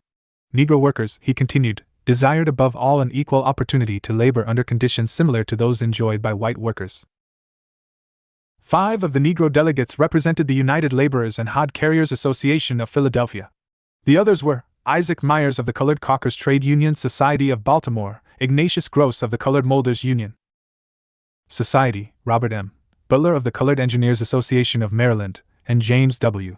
Hare of the Colored Painters Society of Baltimore. 400. Labor movement in the United States. They wished to receive wages which would secure them a comfortable living for their families, educate their children, and leave $1 for a rainy day and for old age. And they were more than ready to offer full cooperation in the common struggle. It was true, he admitted, that such cooperation had not always been evident in the past, but this was because the workshops had been shut to the Negro, and trade unions had barred him from membership. Hence the Negro worker had been compelled to put his labor on the market for whatever he could secure. But all that was past. We mean in all sincerity a hearty cooperation.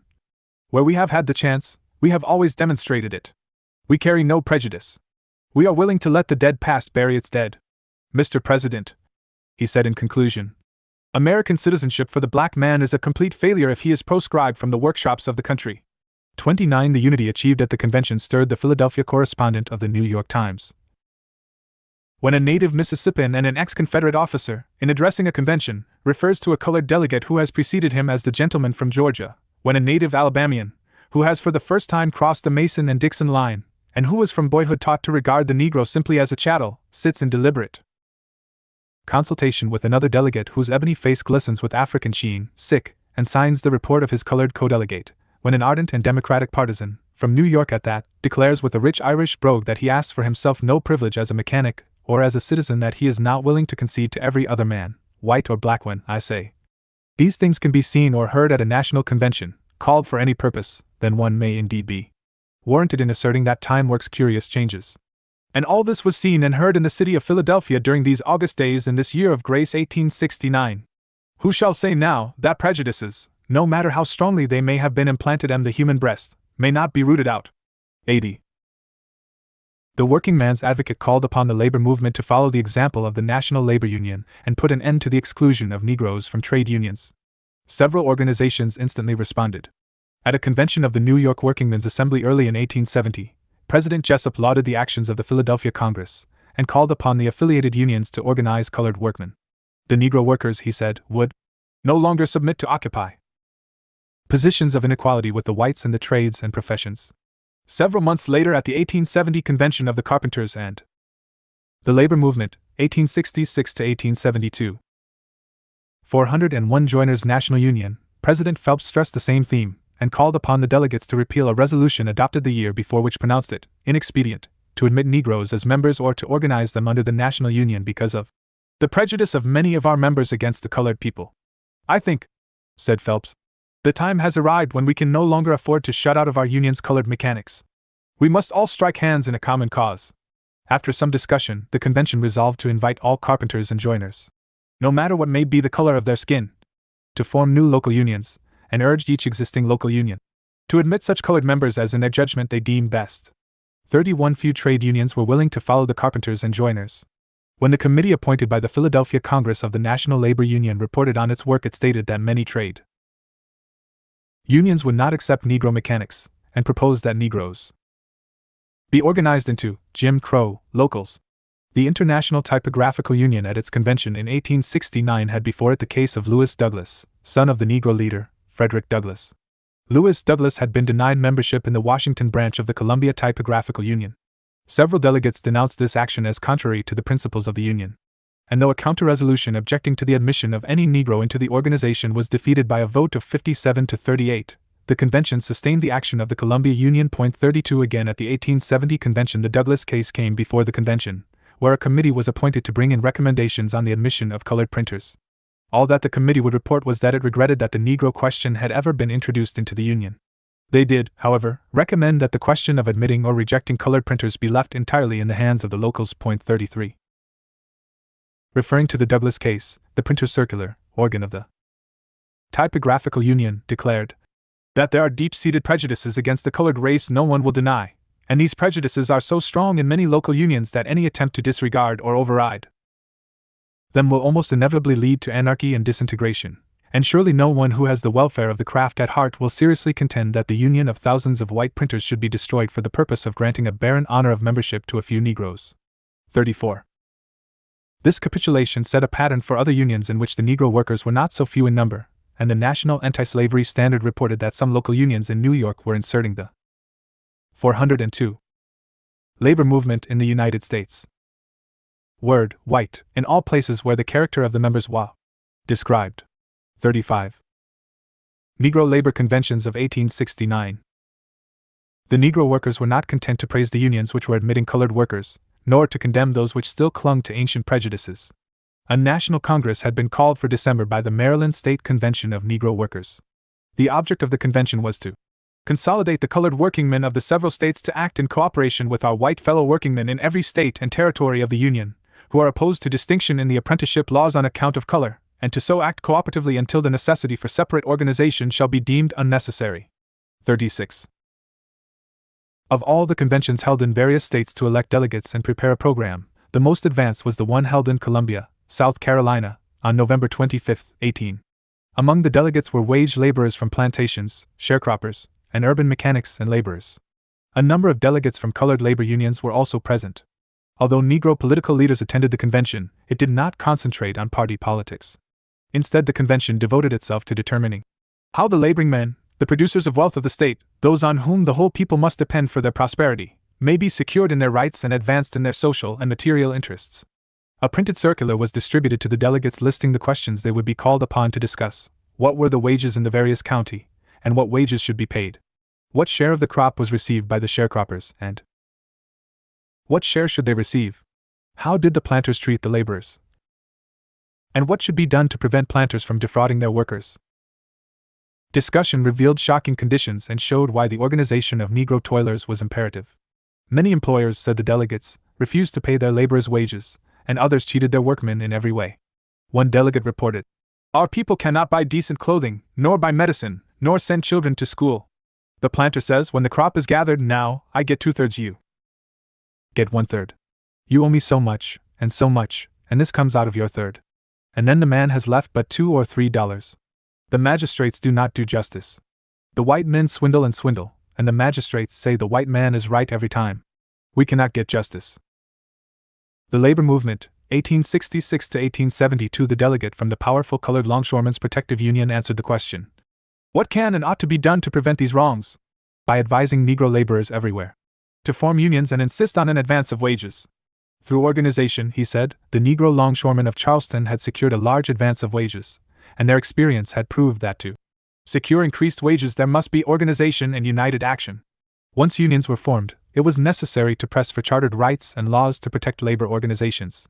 This proposal was applauded, and a committee was appointed to set up unions in the various counties. During this discussion, a communication was received from white laborers in Edgefield County, expressing sympathy with the objectives of the convention and the plan to organize unions in the counties. They hoped that the measures adopted by the convention would benefit all classes of laborers. Before the convention adjourned, a committee on permanent organization and delegates to the National Colored Labor Convention were appointed. In response to the criticism that there were no trade unionists among the officers of the permanent organization, those men already nominated withdrew, and names of men now actually engaged in farming or in some mechanical occupation were substituted. I.F. Clark, president of the Colored Longshoremen's Protective Association of Charleston, was elected vice president of the new organization. The longshoremen, said the delegate who made the nomination, are the pioneers in this great labor movement, and well deserve the honor. 37. Because the working class delegates could not afford the trip to Washington, the representatives to the National Colored Labor Convention were almost all political leaders and lawyers. Only 9 of the 54 delegates from the South who attended the first National Colored Labor Convention in Washington on December 5, 1869, were workers. The rest were lawyers, preachers, teachers, and merchants. But some of the Northern delegates were truly representative of Negro labor. The delegates from New York City had been elected at a meeting held early in November at Zion Church, at which were represented 400 waiters, 7 basket makers, 32 tobacco twisters, 50 barbers, 22 cabinet makers and carpenters, 14 masons and bricklayers, 2 rollers, 6 molders, 24 printers, 50 engineers, and 500 longshoremen. 38. The National Colored Labor Union. Although non-working class delegates were in the mainty at the Washington Convention, it fulfilled the New York Tribune's prediction of November 26, 1869, that it would be the largest in point of numbers, influence, and intelligence of any similar body of colored men ever. 404. Labor movement in the United States. Assembled in this country.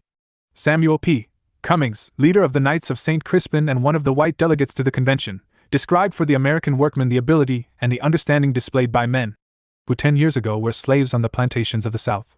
The convention proved, he stated, that the day was not far distant when the Negro workers would join their white brothers in all honest efforts to make the interests of labor the paramount interest in our legislation, state and national. 39. Isaac Meyer's efforts to gear the Congress to trade union issues was not entirely successful. A debate developed over the question of admitting delegates who held credentials from the Massachusetts Labor Reform Party. J. M. Langston, a prominent Negro lawyer and Republican Party leader, opposed their admission, charging that they were plotting to break up the Republican Party. Should they be allowed to advocate the cause of a labor party at the convention, he argued, the body might desert the Republican Party and thus turn it against the Negro people. Langston's views were not shared by all the delegates, some of whom rebuked him for denouncing white delegates because of color. The credentials of the delegates were received. George T. Downing, the acting chairman, reminded Langston that while the Republican Party deserved respect and support for its part in overthrowing slavery, it was by no means above reproach.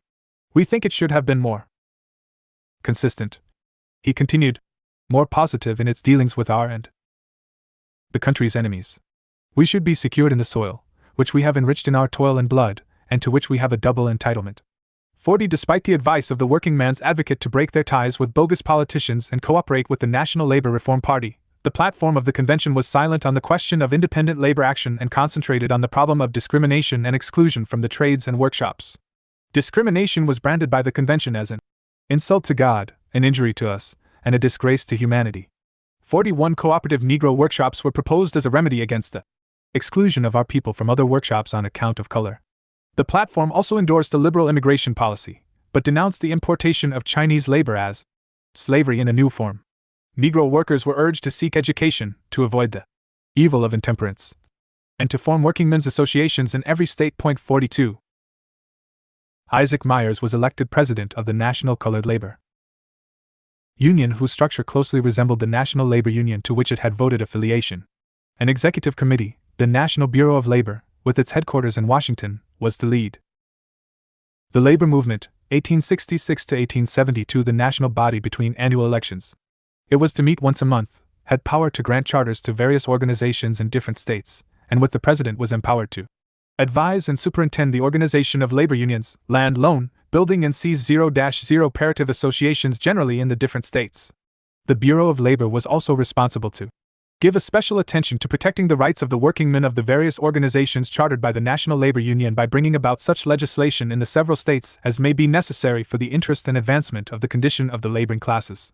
43. In February 1870, the Bureau issued a prospectus containing the chief demands of the Negro people. It called for a legislative lobby to fight for legislation which would gain equality before the law for Negroes. It proposed an educational campaign to overcome the opposition of white mechanics to Negroes in the trades. It recommended C0-0 operatives and homesteads to the Negro people. A vigorous campaign was organized by the National Colored Labor Union to win these demands. Its official newspaper, the New National Era, popularized the program and constantly stressed the need for the organization of Negro labor, often sponsoring labor meetings. Isaac Myers went on a tour of the South to organize local associations of Negro workers, while Sella Martin was elected the delegate of the National Colored Labor Union to the Congress of the First International to be held in Paris. Speaking in Washington on April 1870, Myers told an audience of Negro workers that unless they organized they would be soon ousted from the skilled trades and left as servants, the sweepers of shavings, the scrapers of pitch, and carriers of mortars. A week later in Norfolk, Virginia, he urged the organization of white and Negro workingmen in the same unions. The day had passed, he said, for the establishment of organizations based upon color. We are organized for the interest of the workingmen, white and colored, and to do this, let the officers be composed of both white and colored men. Asterisk. Wherever he went on his organizing tour, Myers appealed to the Negro workers to join trade unions and to establish cooperative associations. On more than one occasion, white as well as Negro workers came to listen to the militant leader of the National Colored Labor Union. 44. These activities were hailed by the workingmen's ADT-10 as the grand inaugural movement to consolidate the colored element of the Southern states, which would ultimately have but one result. D. Collins, a white labor leader, also addressed the meeting, declaring that if the laboring society was established, wages would be much better for both white and colored. Norfolk Forno, reprinted in New National Era, April 28, 1870. 406. Labor movement in the United States. Clear alliance with, and an endorsement of the principles of the National Labor Union. 45. However, the difficulties that stood in the way of this clear alliance were not overcome. The controversy started by Langston at the first convention of the National Colored Labor Union to bar the seating of white delegates boomeranged at the 1870 Congress of the National Labor Union when 4 Negro delegates presented their credentials: Isaac Myers, Josiah Weyer, of the United Hod Carriers and Laborers Association of Philadelphia, Peter Clark of the Colored Teachers Cooperative Association of Cincinnati, Ohio, and John M. Langston. No sooner were their names announced than objections were raised to eating Langston. Alexander H. Troup, treasurer of the National Typographical Union and the Boston Workingmen's Assembly, and Samuel P. Cummings of the Knights of St. Crispin, led the movement. Their opposition to Langston was purely a political one, and both made it clear that they were opposed to Langston's admission because they believed that his sole purpose was to influence the session in behalf of the Republican Party, and that he had done his best at the Negro Labor Congress to create division between black and white workers. After considerable discussion, which proved that the objection was political and not racial, Langston was denied a seat by a vote of 49 to 23. When the resolution for a third national political party came up, Isaac Myers opposed it, with the defense that the Republican Party was the friend of white and colored workers while the Democratic Party was the foe of the entire working class. While the Republican Party is not the beau ideal of our notion of a party, he said, the interests of workingmen demand that they shall not hazard its success either by the organization of a new party or by an affiliation with the Democratic Party.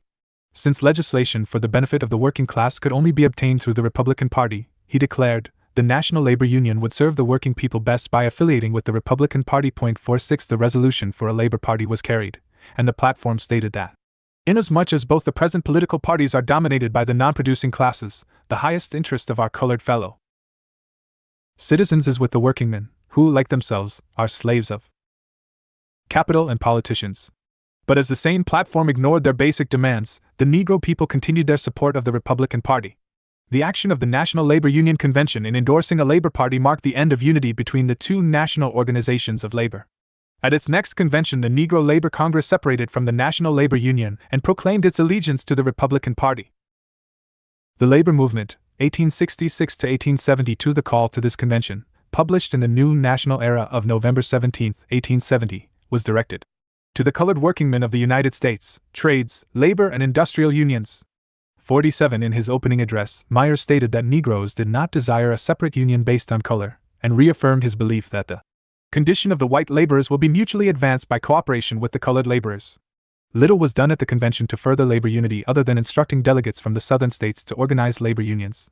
The major emphasis was on political questions, and the election of Frederick Douglass as president of the Congress was another proof that the National Colored Labor Union was rapidly becoming an appendage to the Republican Party. 48. Nevertheless, the activities of the organization after the convention proved that the domination of the non-labor elements did not mean that the movement had lost its interest in economic problems.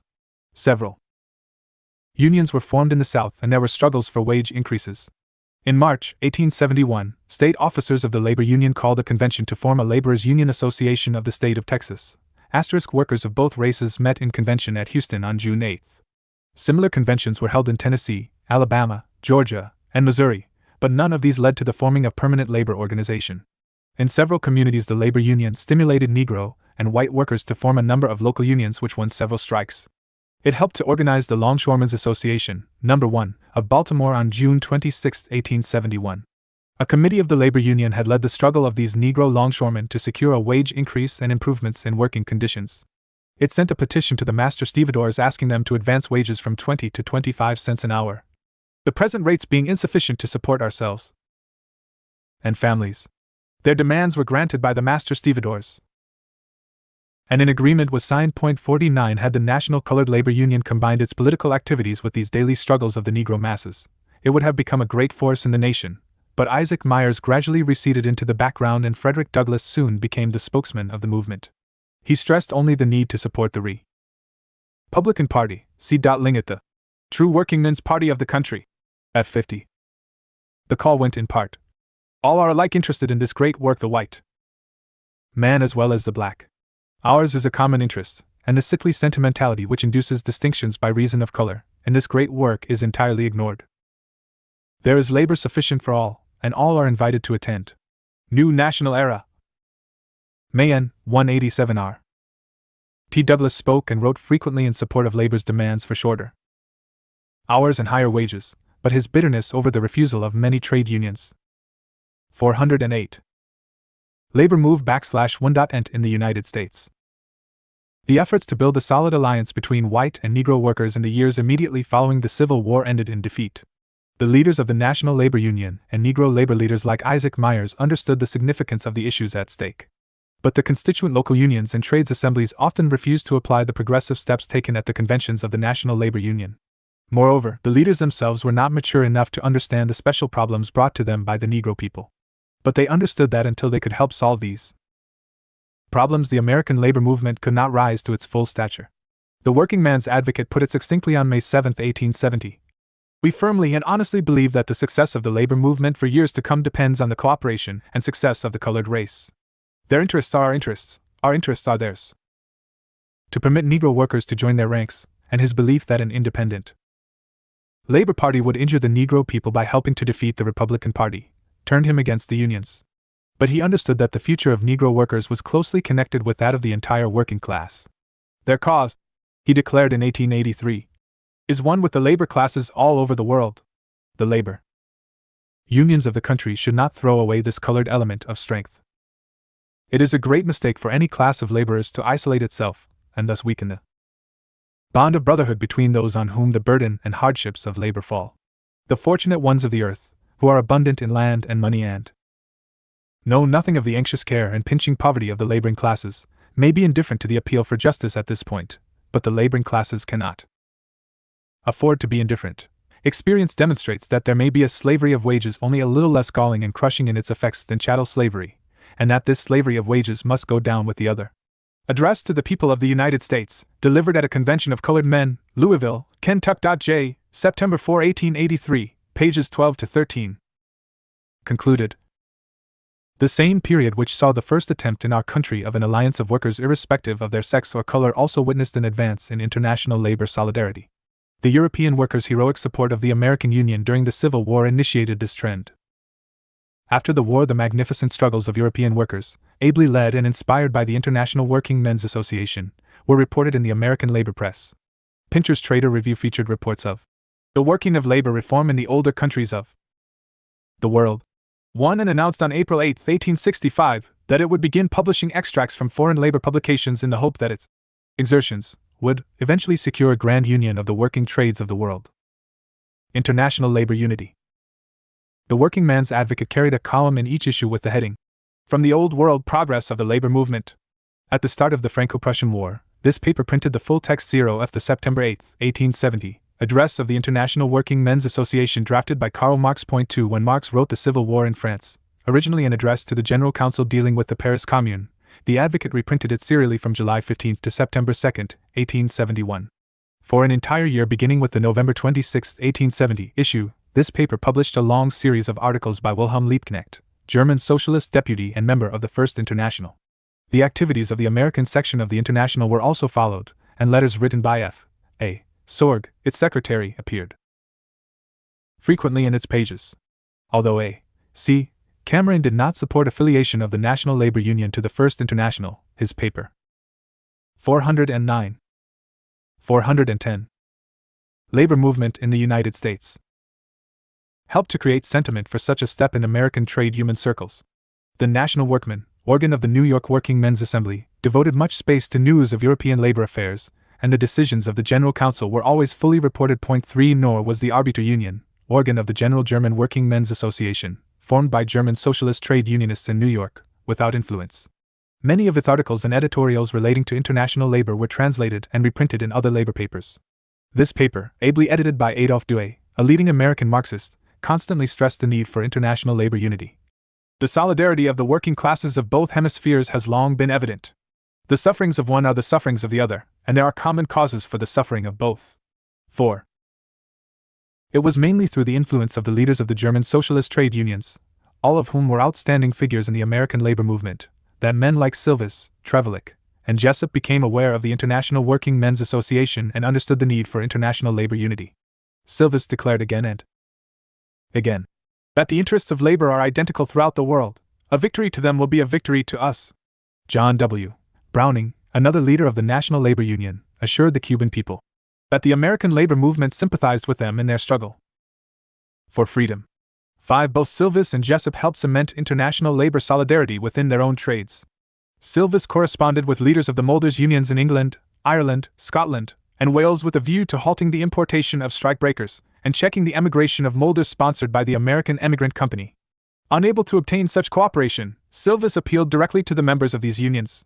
In a circular issued for distribution in England and Scotland, he warned them that the stories circulated by the Emigrant Company concerning their opportunities in America were false. Although nothing definite emerged from these efforts, the experience convinced Silvis that international labor unity must be effective and that united action on all matters concerning labor must be achieved. Such unity, he was certain, would destroy the power of the capitalists to supplant working men struggling for their rights in one portion of the world by the importation of help from another. International solidarity of labor, he predicted, could build up a power that would defy the world. 6. In a reply to a communication from William J. Jessup, Secretary of the New York Ship Joiners Association, R. Applegarth, Secretary of the London Society of Carpenters and Joiners, suggested an amalgamation with the labor movement, 1866 to 1872. 411 London Society. Our objects and yours are identical. Our sympathies would naturally be the same.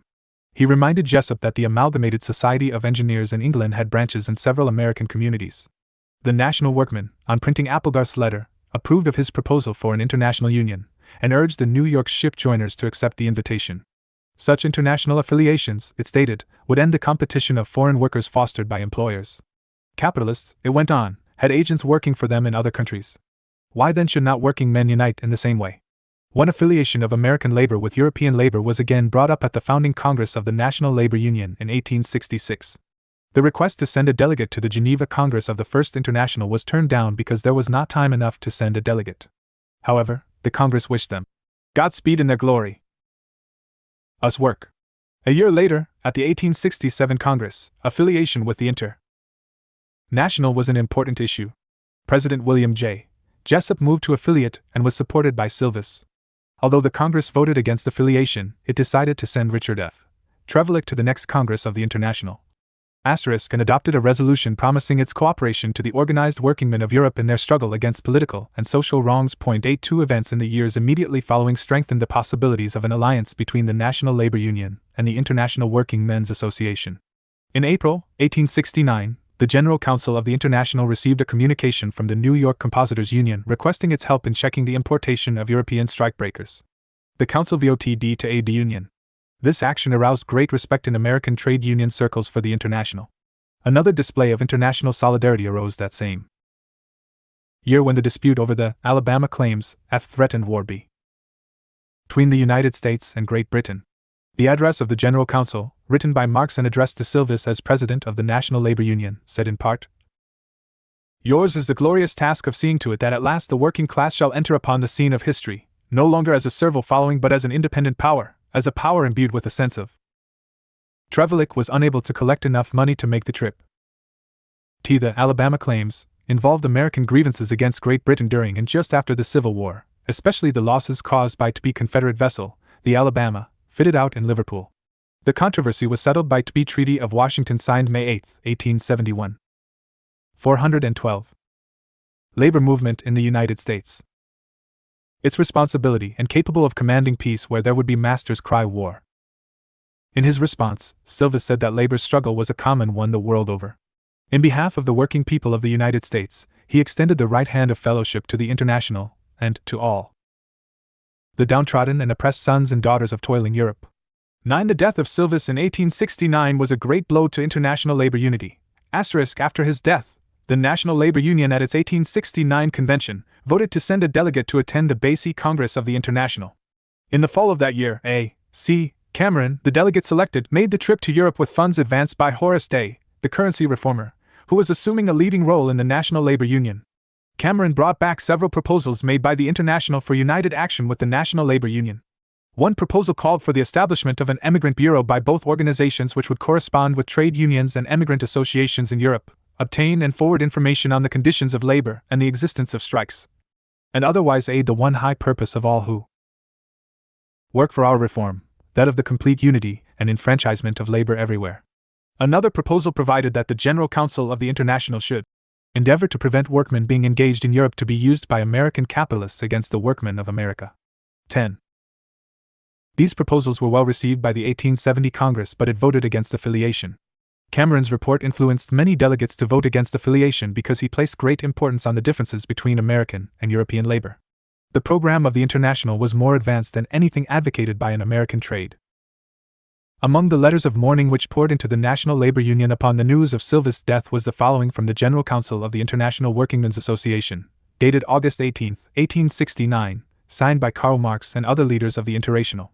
The sad tidings that death has so unexpectedly and prematurely removed your honored and able President, William H. Silvis, a loyal, persevering and indefatigable worker in the good cause among you, have filled us with indefatigable grief and sorrow.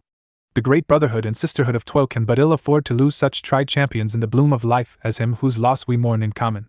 But though able counselors and tried leaders are not overabundant, we find consolation in the knowledge that there are others in your ranks willing and able to serve you in his stead and with the same zeal and devotion. We are reassured that your present session will select the right men for the right place and make arrangements that will enable you to continue the great struggle without any interruption and ensure its end success. Workingmen's.Advocate, September 18, 1869. The Labor Movement, 1866 to 1872 Union. This, said Cameron, was understandable too, light of the institutions and state of society in Europe, which are a legitimate offspring, the inevitable offshoot of despotism. In America the situation was altogether different. Here the evils were due not to the nature of the government, but to bad administration. In Europe a revolutionary change was necessary, while in America all that was required was a just administration of the fundamental principles upon which the government is founded. Hence the methods employed by the International, though necessary in Europe, could not and did not apply to the state of affairs existing in our country. 11. Silvas had also recognized that conditions in Europe were quite different from those in America. But he knew that essentially, the war of poverty against wealth was the same the world over, that the proposals of the International Working Men's Association for cooperation with the National Labor Union were based upon issues which concerned American workers as much as those in Europe. He believed, therefore, that affiliation with the International would strengthen the National Labor Union. The closest the National Labor Union came to joining the International was a resolution passed at the 1870 convention which asserted, "The National Labor Union declares its adherence to the principles of the International Working Men's Association, and expects to join the said association in a short time." 12. The expectation was never realized. The first International in America. American sections of the International Working Men's Association were organized by socialist groups in this country. In October 1867, the Communist Club of New York, founded by F. A. Sorg, Conrad Karl, and Siegfried Meyer in 1857, became a section of the International in America. By 1872, there were about 30 sections and 5,000 members of the First International in the United States. Sections were formed in Chicago, San Francisco, Washington, D.C., New Orleans, Newark, Springfield, and New York City. Among the New York sections, one was French, one Bohemian, 4 German, and 2 Native American. The majority of the membership in America, observed F. A. Sorg, were plain wage workers and handicraftsmen of every possible trade. F. 13. For an interesting analysis of similarities between the International and the National Labor Union, see George Wilkes, The Internationale, Its Principles and Purposes, New York, 1871, page 5. The records of the Philadelphia section give an interesting picture of its membership composition. This section was formed on October 9, 1871, by a few of labor movement in the United States. In 1869, the powerful German General Working Men's Union became Section R of New York. Founded in this city in October 1865 by 14 Lassalleans, its first constitution stated that its founders regarded Ferdinand Lassalle as the most eminent champion of the working class, for the purpose of reaching a true point of view on all social questions. In keeping with his philosophy, the Constitution declared that the effective and intelligent use of the ballot will eventually lead to the emancipation of the working people from the yoke of capital. Evidently, the Union took its Lassalleanism lightly, for it was criticized by the General Workingmen's Union in Germany, a Lassallean organization, for being too Marxist. In 1868, the Union and the Communist Club merged, and the Social Party of New York and vicinity was formed. Sorg became its president. Early in 1869, the Social Party was admitted to the National Labor Union as Labor Union No. 5 of New York. Its delegates were present at those who toil by day for food, raiment, and shelter for themselves and families. Among the founders were a shoemaker, a weaver, a clerk, a teacher, a photolithographer, 2 tailors, a machinist, a manufacturer, a doctor, a civil engineer, a seamstress, and a milliner. The members of the section from its organization to January 1873 consisted of 7 machinists, 5 shoemakers, 6 physicians, a civil engineer, a coachmaker, a medical instrument maker, a harness maker, an architect, a manufacturer, a tailor, a dentist, a brass worker, 2 law students, a sculptor, 2 carpenters, a house painter, 80 years old, a purifier of oil, a stonecutter, a bookkeeper, an artist, a hatter, a pyrotechnist, 2 dealers, a watchmaker, a teacher, a housekeeper, a cabinet maker, a builder, a photographer, 2 printers, a seamstress, an attorney at law, 2 bricklayers, and a shoe tool manufacturer. Minute Book of Section 26 of Philadelphia of the International Workingmen's Association, October 9, 1871, January 1873, MSS Wisconsin State Historical Society. Ferdinand Lassalle, German socialist labor leader, played a prominent part in the founding of the Allgemeine Deutsche Arbeiterverein, General Association of Gorman Workers, organized on May 23, 1863. In his open letter to the Workers' Committee of the Leipzig Workers' Association, which he had written in February 1863, Lassalle laid down the 2 main demands of the association: universal suffrage and state credits for producers' cooperatives. His absorption in political action and his theory of the iron law of wages, namely, that the worker receives, on the average, only the minimum wage, because there are always too many workers, led him to ignore economic struggles and the trade union organization of wage earners. Political action, he believed, would solve the problems of the working class, for through it the workers could compel the government to help them by granting them capital or credit with which they might organize producers' cooperatives. Lassalle's historical service, wrote Marx, was that he reawakened the workers' movement in Germany after its 15 years of slumber. And Lenin observed that Lassalle's main contribution was that he converted the working class from an appendage of the liberal bourgeoisie into an independent political party. But Marx, Engels, and Lenin showed that Lassalle was forced into serious concessions to Prussian reaction, and weakened the trade union organization of the working class. See Karl Marx and Friedrich Engels, selected correspond. Ince 1846 to 1895, New York, 1942, pages 82 to 83, 146 to 52, 193 to 97, 250 to 51, 332 to 39. The Labor Movement, 1866 to 1872. The 1869 and 1870 conventions, but after the latter Congress the organization withdrew in order to concentrate on the American sections. 14 In December 1870, 3 New York sections formed a Provisional Central Committee for the United States, with F. A. Sorg as its secretary. A few months later, in May 1871, 10 sections were represented in the Central Committee, 8 from New York and 2 from Chicago. The committee, officially called the North American Central Committee of the International Working Men's Association, issued several addresses to trade unions and labor societies in the United States inviting them to affiliate. To become affiliated, the trade union or labor society had to acknowledge and defend the principles of the International Workingmen's Association, and remit annual dues of 2 cents per member for the General Council and 5 cents per member for the Central Committee. The program stressed the fact that the economic emancipation of the working classes was the great end to which every political movement ought to be subordinate as a means. The failure hitherto to achieve this end was due to the want of solidarity between the manifold divisions of labor in each country, and from the absence of a fraternal bond of union between the working classes of different countries. Not many trade unions responded to these invitations to affiliate. Replies came, however, from middle-class reformers, a fact which fostered internal dissensions within the American section of the International, and forced the Central Committee to devote much time to their solution.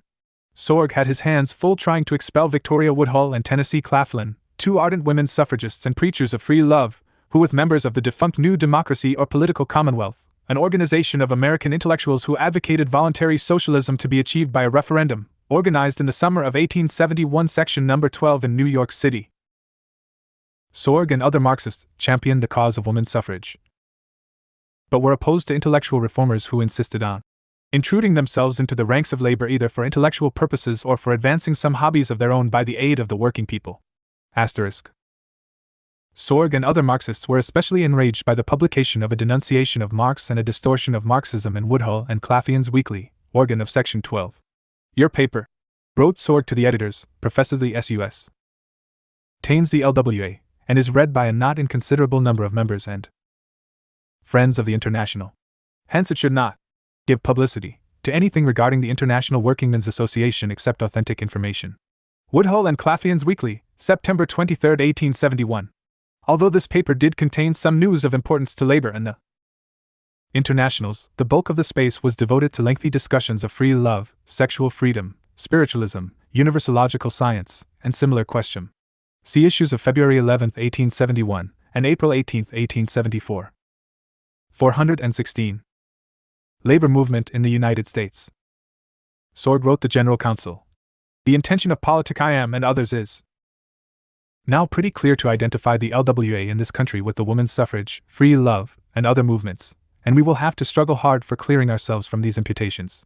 16. Due to Sorg's skillful leadership, Section 12 and other American sections dominated by middle-class reformers were expelled by the General Council in London.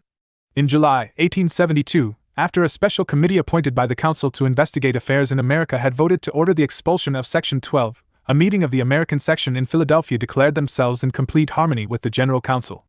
The expulsion of the intellectual reformers put new life into the American sections.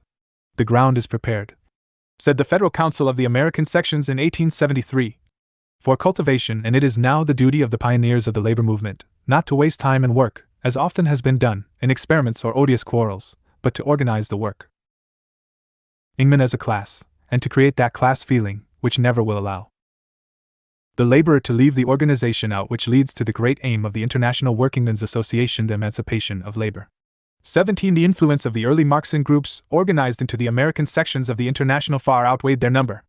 The Provisional Central Committee established close relations with the New York State Workingmen's Assembly and with the Miners' Benevolent and Protective Association of Pennsylvania. Section 1 of New York appointed a special committee in October 186G to organize trade unions among Negro workers, and several weeks later gained the admittance of these Negro labor unions to the Workingmen's Union, the central labor body of New York City. 18. The American sections organized mass meetings to welcome the Fenian leader Zero Donovan Rosa, when he came here in 1871 to organize support for Irish freedom. They sponsored demonstrations in support of the Communards in Paris, and after the Commune was defeated extended their welcome to the fugitive Communards. When the International marched in the 8-hour parade held in New York on September 13, 1871, they were greeted everywhere along the line with cries of "Vive la Commune!" On December 18, 1871, a number of leading trade unions in April 1873, the Federal Council of the American Federation of the International Workingmen's Association sponsored a meeting of trade unions in New York to devise steps for the enforcement of the 8-hour law. The meeting, attended by 15 unions, set up the 8-Hour Enforcement League. See call for the meeting in papers of the Philadelphia section of the American Federation of the International Workingmen's Association, Mrs. Wisconsin State Historical Society, and New York Sunday, April 23, 1873. The labor movement, 1866 to 1872. New York joined in a demonstration with the American sections to protest the execution of 3 prominent communards. On these occasions, Negro workingmen marched in a contingent of the International. 19 During the unemployed struggles after the Panic of 1873, as we shall see below, the International was the organizing center.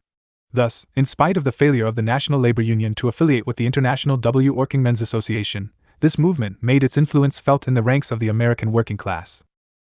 The cooperative movement. At the early conventions of the National Labor Union, the 8-hour day, organization of Negro workers, women's rights, and international labor unity were the important issues. But as the employers' offensives during and after the Civil War increased, a number of leading trade unionists, including William H. Silvis, concluded that the newly arisen trade unions could not by themselves solve the problems of the working class. Trade unions, they argued, could not halt the increasing use of machinery which was displacing skilled workers. Nor could trade unions maintain wage standards, for employers were constantly reducing wages, and the unions were forced just as constantly to strike. But strikes, went the argument, did not solve the problem. Even when they were successful, strikes only provided a temporary relief since employers soon robbed them of their gains.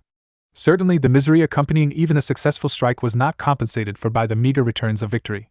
Neither trade unions nor strikes would enable workers to halt their degradation under the wage system or to attain permanent security. 20 A new weapon had to be found that would enable workers to meet the counteroffensive and put an end to labor's degradation by opening the way for its elevation to its rightful place in society. That weapon was cooperation. As the printer's circular emphasized, cooperatives were the only true protection which the working man has against the overshadowing influence of capital. 21 As in the 40s and 50s, 2 types. The disastrous setbacks suffered by the molders in I-867-68, when many strikes were lost, stimulated the movement for cooperatives. If this outstanding American trade union could barely survive the ferocious assaults of organized employers associations, what could less powerful unions do? So, at least, many workers reasoned. Disillusionment with strikes as a major union tactic caused men like Silvis to become disillusioned with trade unions altogether, and to reach the conclusion that no permanent reform can ever be established through the agency of trade unions. Working Man's Advocate, December 12, 1868, February 13, July 3, I-869. One should not overlook the influence of the Lassallean socialists, who were not at all concerned with the building of strong trade unions, in causing several American labor leaders to change their objectives. 418. Labor movement in the United States. Of cooperative enterprises were advocated, consumers' cooperatives and producers' cooperatives. Of what value were wage increases when the rise in the cost of living robbed the workingmen of their wages and forced them to borrow money to feed, clothe, and house their families? Only cooperative stores could solve this question. With the profits made through the cooperatives, associations of workingmen could buy cooperative workshops and factories. Great importance was placed on these producers' cooperatives. Successful producers' cooperatives run by the trade unions would give them the necessary funds with which to meet the offensives of employers. They would be yardsticks for industry, and the employers would be forced to adopt the decent working standards instituted by the cooperatives. Moreover, they would prevent employers from discriminating against workers who were active trade unionists, for they would find it futile to persecute men who could find in cooperatives cities of refuge. Thus would the cooperative become the workers' mailed fist, and employers could be told, in the language of one worker, That if they did not change their policy, they would be supplanted as manufacturers by the very men they had proposed to starve into submission. 22 Cooperation, ran the theory, was more than a supplement to trade unionism. It was the lever through which the workers could be rendered independent of the capitalist employer and the present iniquitous system of wages that conceded the laborer only so much of his own production as shall make comfortable living a bare possibility, and which made life a ceaseless degradation, a daily martyrdom, a funeral march to the grave, would be abolished. It would bring in a new civilization in which reason directed by moral principle would prevail and a universal brotherhood of man would flourish.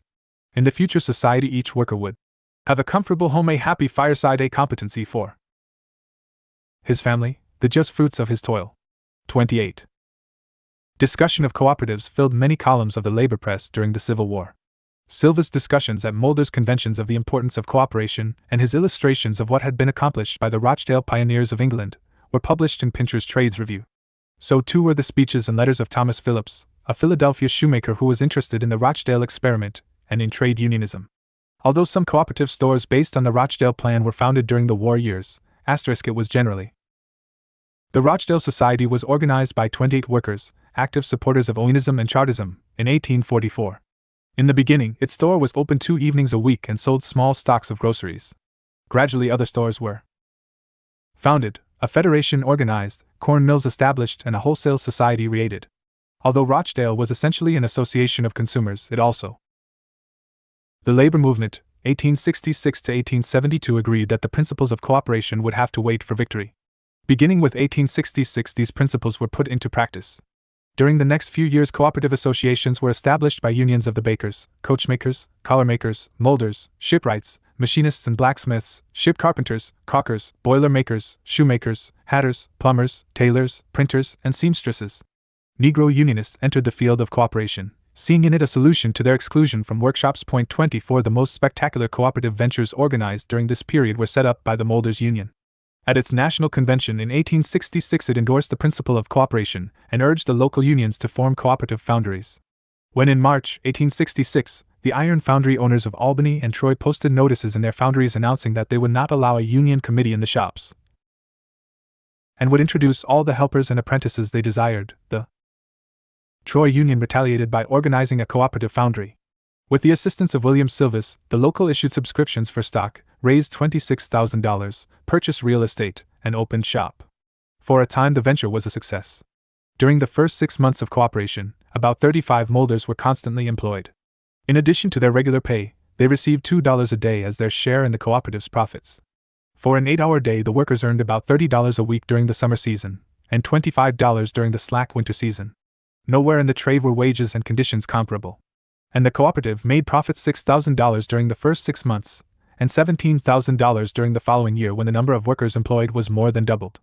The success at Troy inspired Silvis to call for similar cooperatives in all parts of the nation so that peace and prosperity will reign among the molders throughout the land. He looked forward to the day when the blaze and smoke of 1,000 foundries, organized by the Union, would afford havens for the storm-tossed toiler. 2 years after the establishment of the Troy Foundry, 11 cooperative foundries existed in the United States and more than 20 others were in the process of organization. Silvis was determined that most of the energy of the Molders International Union be used in creating a chain of foundries all over the country. Thus, the International Cooperative Association of Pittsburgh was organized. At its 1868 convention, the union changed its name to the Iron Molders International Protective and Cooperative Union of North America. 2. Owned factories, workshops, mills, steamship lines, and other industries. The society operated on the basis of a plan devised by Charles Howarth, whereby profits were divided among purchasing members according to amount of purchases. 420. Labor movement in the United States. The Molders soon discovered that in order to exist in a competitive world, cooperative foundries had to abandon cooperative principles. Stockholders demanded more and more profits, and to meet these demands the cooperatives were forced to reduce wages, lengthen working hours, and abolish union standards. Instead of becoming yardsticks for private capitalists to follow, many cooperatives served as models for employer offensives against labor. 26 Cooperatives organized by the carpenters, printers, and other unions were short-lived. They were denounced in the press as examples of French communism. Industrialists sold at a loss to prevent them from developing a market. Often poor management added to their difficulties. But the chief difficulty was the securing of capital. Cooperatives had to persuade men with money to invest in enterprises whose object was to abolish the wage system. Naturally, the bankers asked for a high rate of interest, and soon the entire cooperative movement degenerated into joint stock companies more interested in making profits than in emancipating labor. Monetary reform. The less thoughtful did not see in the failure of the cooperatives proof of the bankruptcy of their theories. It was not the theory but the inability to get capital that caused the failure of the cooperative ventures. While the control of credit and money remained in private hands, laborers could not, by any system of combination or cooperation, secure their natural rights. It was necessary to restore the nation's monetary system to the people. Once this was achieved, capital at a reasonable rate of interest. However, not all cooperatives were failures. A cooperative shoe factory set up by the Knights of St. Crispin in Philadelphia was said to be in a very flourishing condition in 187R. A cooperative established by the Coopers Union of Minnesota in 1870 soon owned 7 shops which produced most of the barrels for the flour mills of the city. See Philadelphia Public Ledger, January R. 1871, American Economic Association, Publications, Volume 1, pages 129 ff. T. Silvis reached the conclusion that state aid was essential for successful cooperatives. At the 1867 convention of the National Labor Union, he proposed the following plan, which the delegates enthusiastically adopted. Whereas the Congress of the United States have from time to time made appropriations of large sums of money and grants of public land for the social benefit of railroads and other monopolies, be it resolved that we respectfully petition Congress at its next session to appropriate $25 million to aid in establishing the 8-hour system, cooperation. Boston Daily Evening Voice, August 27, 1867. Silvis was unconsciously echoing LaSalle's statement to the German workers. The state must come to your rescue. The state ought to regard it as its holiest duty to assist in making certain the possibility of your self-organization and association. Ferdinand Lassalle, Open Letter to the National Labor Association of Germany, translated by Hone Einem and Fred Bader, Cincinnati, 1879, page 22. The Labor Movement, 1866 to 1872. 421 would be available for cooperative enterprises, and the workingmen would be able to secure the bulk of what they produce. Thus did the failure of cooperatives help the labor movement lose itself in the wilderness of monetary reform. The initial ideas of the post-Civil War advocates of currency reform in the ranks of the labor movement were largely derived from Edward Kellogg, a prosperous dry goods merchant in New York City. Losing his fortune in the Panic of 1837, Kellogg began to study the evils of the monetary system. His first treatise, Currency, the Evil and the Remedy, was published in 1843 in the New York Tribune. 6 years later he published his major work, Labor and Other Capital. The monetary laws of the United States, wrote Kellogg, were responsible for labor's degraded status. These laws allowed bankers to create and loan money, and by simply withholding capital, bankers could bring about a scarcity of money, which, in turn, would give them the high interest rates they were concerned with. The results of these laws were disastrous to the people of America. Kellogg believed that workers were powerless to improve their living standards as long as they ignored the fundamental reform, the lowering of the interest rate. To achieve this fundamental reform, he proposed that the government should establish a national safety fund, with one or more branches in every state. This fund would be used to issue paper money based on real estate and bear a fixed rate of interest of 1%. By lending money, this governmental lending institution would force private agencies to lower their interest rates. It would mean that all agriculturists, manufacturers, mechanics, planters, in short all who wished to secure support by honest industry, could get all the capital they needed at a low interest rate.